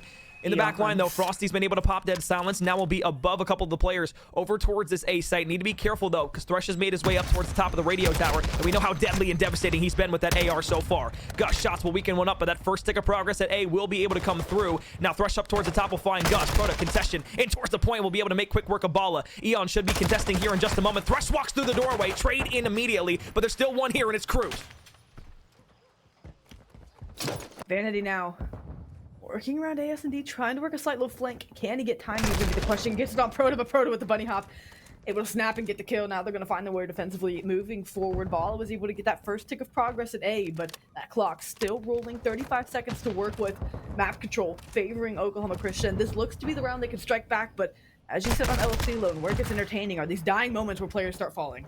I was gonna say, watch the Eon's flank, but now it's on the opposite hand. Now you have to watch Frosty here, who's gonna play the contest from the opposite side, but with 5 lives remaining for Oklahoma Christian, this is going to allow St. Edwards to have a double stack in towards the hill. You still have full control over towards the north side of the map, with player 6 and Bala up on the radio tower. 2 ticks of progress in. Pro to the first one towards the point. Thresh gonna be there for a trade. Still, though, Oklahoma Christian able to manage to survive. 4 lives remaining. No respawns for the defensive team. They hold at the B point. Now need to make sure they can take down Bala, but you do not want to lose a life here. And there's still time. Bala doesn't have to ego chat any of this. He can wait for his teammates. They have to win their 1v1s around the map. And so far, Vanity, Eons, both falling. That forces him out of position. 10 seconds to make a play, and guess who's in the back line? 4v4, Frosty in from behind. 2 players left here from the Hilltoppers, now having to push their way across the map. There's just simply not enough time to get back to the point. In Oklahoma Christian, what was a disparity in the life advantage allows them to maintain themselves. They play cool, calm, and collected all the way through. And on the defense, where it looked like St. Edwards should have taken a 2-0 lead, they find themselves tied up at 1 apiece. Still very much round advantages as things look to progress, favoring St. Edwards, but again, things tie up 1-1. Keeping track of those ticks of progress. Remember, Oklahoma Christian walked away with 0 ticks of progress on their opening attack, and their St. Edwards get 5. So even if this ends up going the distance, Oklahoma Christian really going to need to do some work to give themselves any kind of advantage. They could win 2 straight and call it a day, but surely St. Edwards don't roll over that easy here after just giving up a round. Gonna be up top with the Vaznev. Trying to throw some shoulders across. Ball up, shot him in the back. Vanity there as well. First 2 kills go the way of the defensive side. And once again, Oklahoma Christian putting a blender early on their offensive hit. Not exactly sure where they're going to have the opportunity to push the map up. And if Eons continues to be able to lock down that north side of the map, you can bet assured that that B option is not going to be there for the early portions of this round. Bala now up once again to find a few more. 29-23, 6 lives already. The disparity between the 2 teams. Radio tower cleared out. Frosty jumps down into A, and he should have at least a little bit of time here to recollect his thoughts and find the next gunfight, but Eons is over the top before he can even reload his weapon. I just have a look at the scorecard. I mean, barring Vanity, who, again, still has a good objective kills and a 4 streak of his own. You have 7 and 11, 7 and 14 out of Frosty and Gus, where, again, 3 out of 4 players are sitting over 14 kills for St. Edwards. It just, again, the game sometimes can just come down to gunfights and slaying, and Oklahoma Christian offensively have not been able to develop anything, and that's just a testament to how strong St. Edwards' defense is. I mean, they are executing it perfectly. Oklahoma Christian cannot get anywhere, and even when they do, the collapse is so strong of St. Edwards. This is perhaps their best look yet. I love that from Eons. I thought he was just going to play slowly, wait for the rest of the team together so they could create a team pinch, but 2 lives now dropped off the board from the defensive team. Vanity forced to lay down back in the corner. Shots on the Gus, thought might be able to take him down for a moment, but he survives with 41 HP. So, north side of the map. That's where St. Edwards will go ahead and resign for the time being. They can try to come back south. They have a life advantage that you don't necessarily want to throw away, but you can throw lives at that offensive team that's trying to go over towards A. You know it's going to be a devastating push to get back over to B.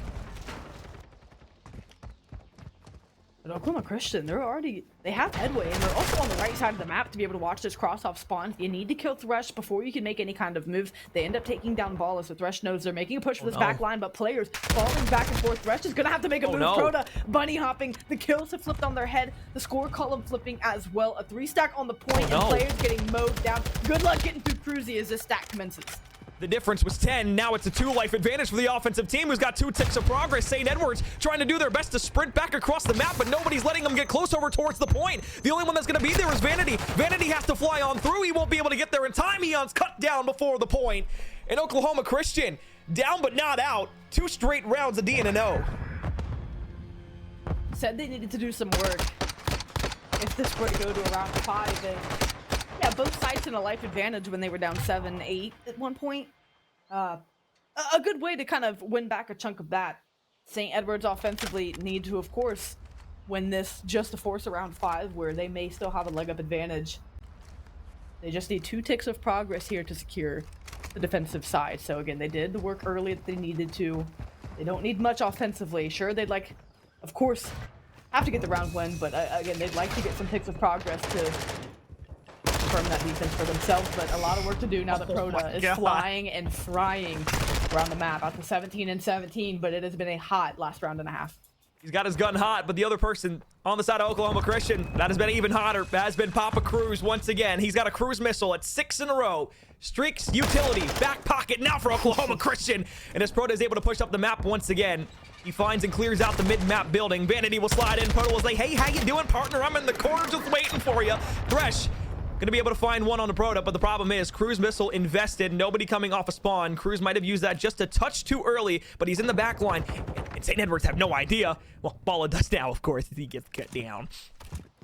And Cruz played here last time, but how did they end up thwarting this effort? It was a concentrated push through field side where Cruz tried to funnel them through, and now we see overextension defensively. They're still finding kills. But they were able to get him out of this position by finding kills, working towards B, and pulling him over towards white. Now they just simply don't have the map control. They don't have the time to make an effort like that happen. They have to make something stick at A. Vanity, the only player left standing, are on the site.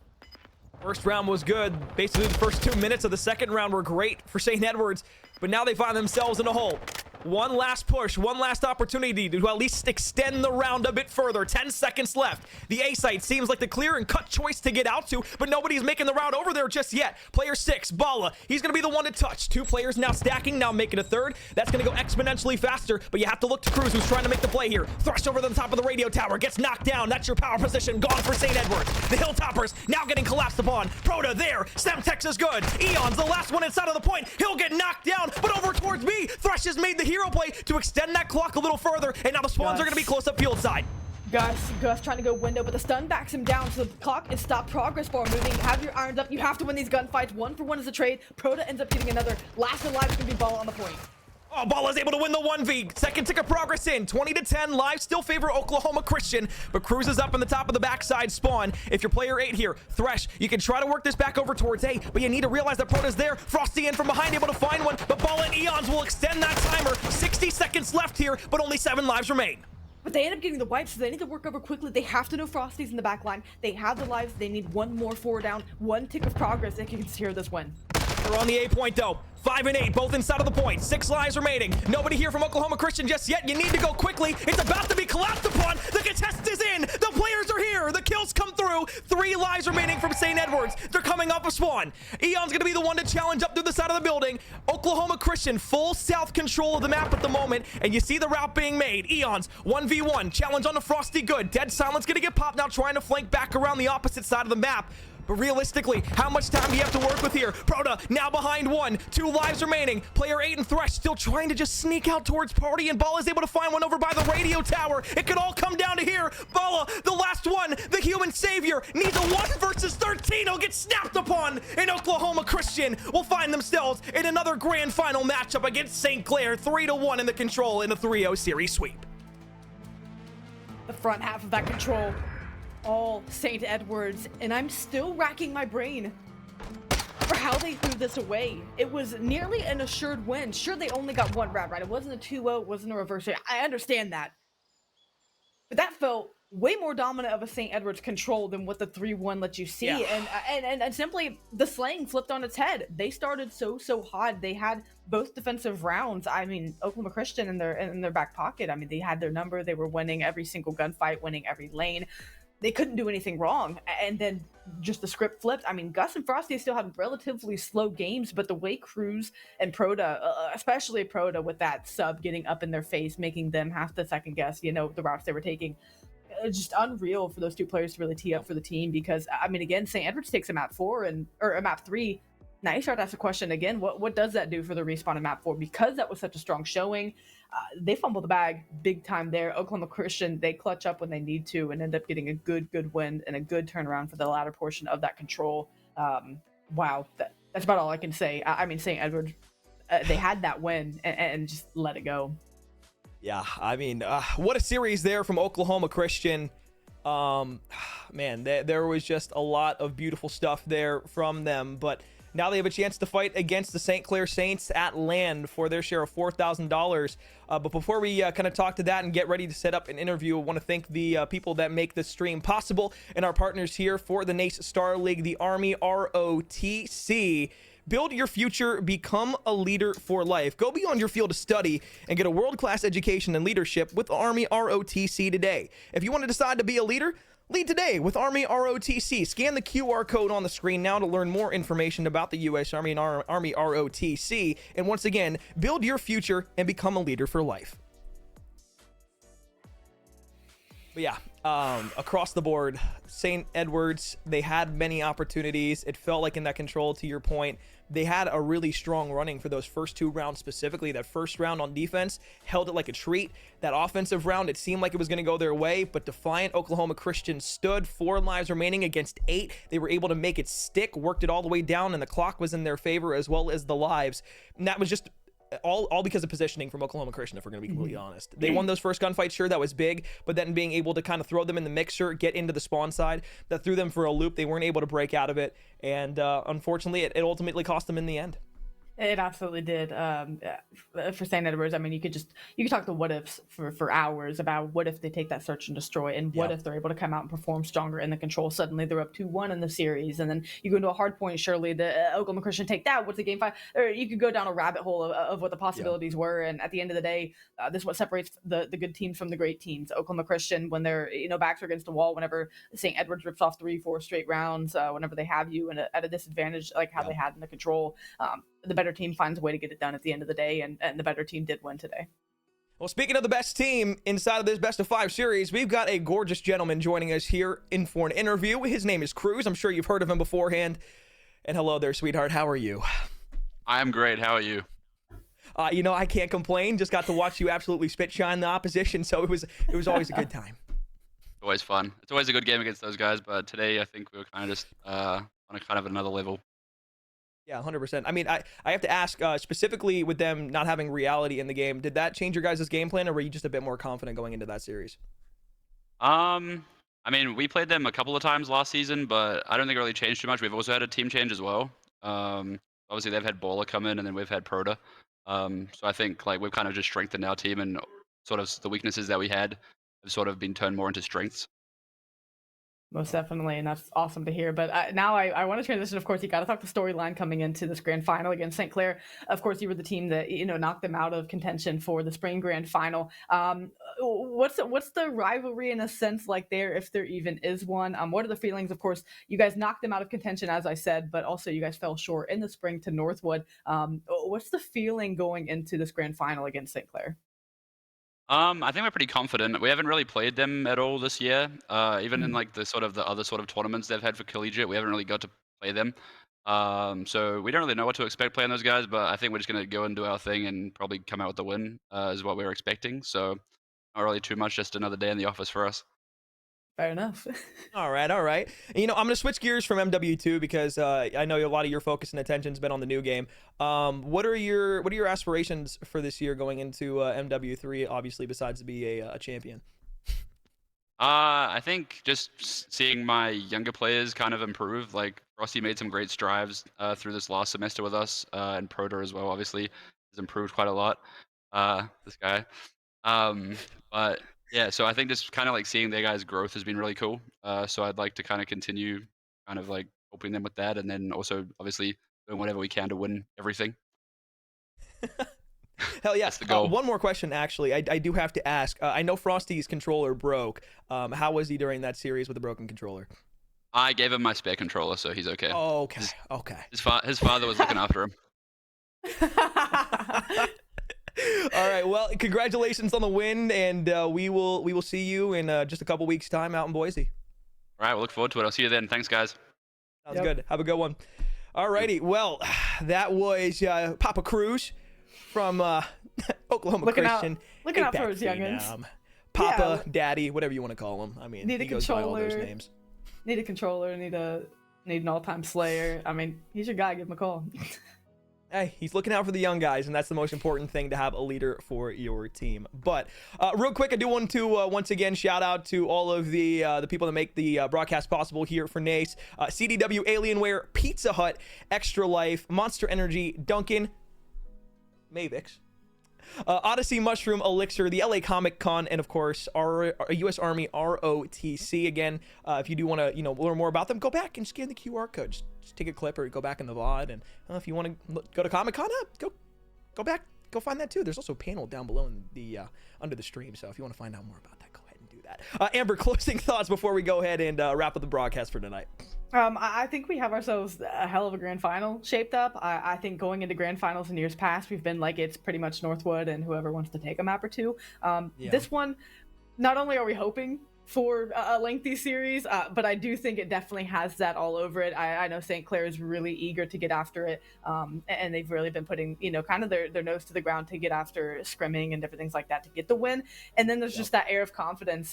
As Cruz said, they just want to take everything. They want to win everything. So, it's the guys that are looking at it like another day in the office, and then you have St. Clair, who this is kind of a revenge tour for them, and I think that's going to make for not only a great storyline and talking point as we get to Boise, but I also think it's going to make for a great series. I do as well. For Call of Duty specifically, the next time we will have ourselves a broadcast for the Star League will be the Open Premier Final. That will be Monday, November 27th. That should be roughly around 8 p.m. Eastern. So if you want to mark your calendars for that, if you're looking for the Open Premier Final, where you could probably see Northwood and Fisher facing off against one another, barring another team flies through, that will be quite the exciting Open Premier Finals, at least I personally think. The last few years, it's just, or I guess seasons, has just kind of been Fisher running through everybody down there, ultimately uncontested with Gunsy and Silly, but I think that Northwood dropping down there and now giving them a run for their money definitely will be something of a spectacle. But again, November 27th, that'll be the Open Premier Final, and then of course we will be out in Boise early December for what will be the LAN matchup between St. Clair and Oklahoma Christian. Folks, it's been a pleasure having you with us tonight. On behalf of myself, Amber, the production crew, and everybody at NACE that makes this possible, thank you so much for stopping by and spending your time with us on this Saturday night. We hope you have a wonderful rest of your Saturday. Stay safe, have fun, and we'll see you November 27th for the Open Premier Finals.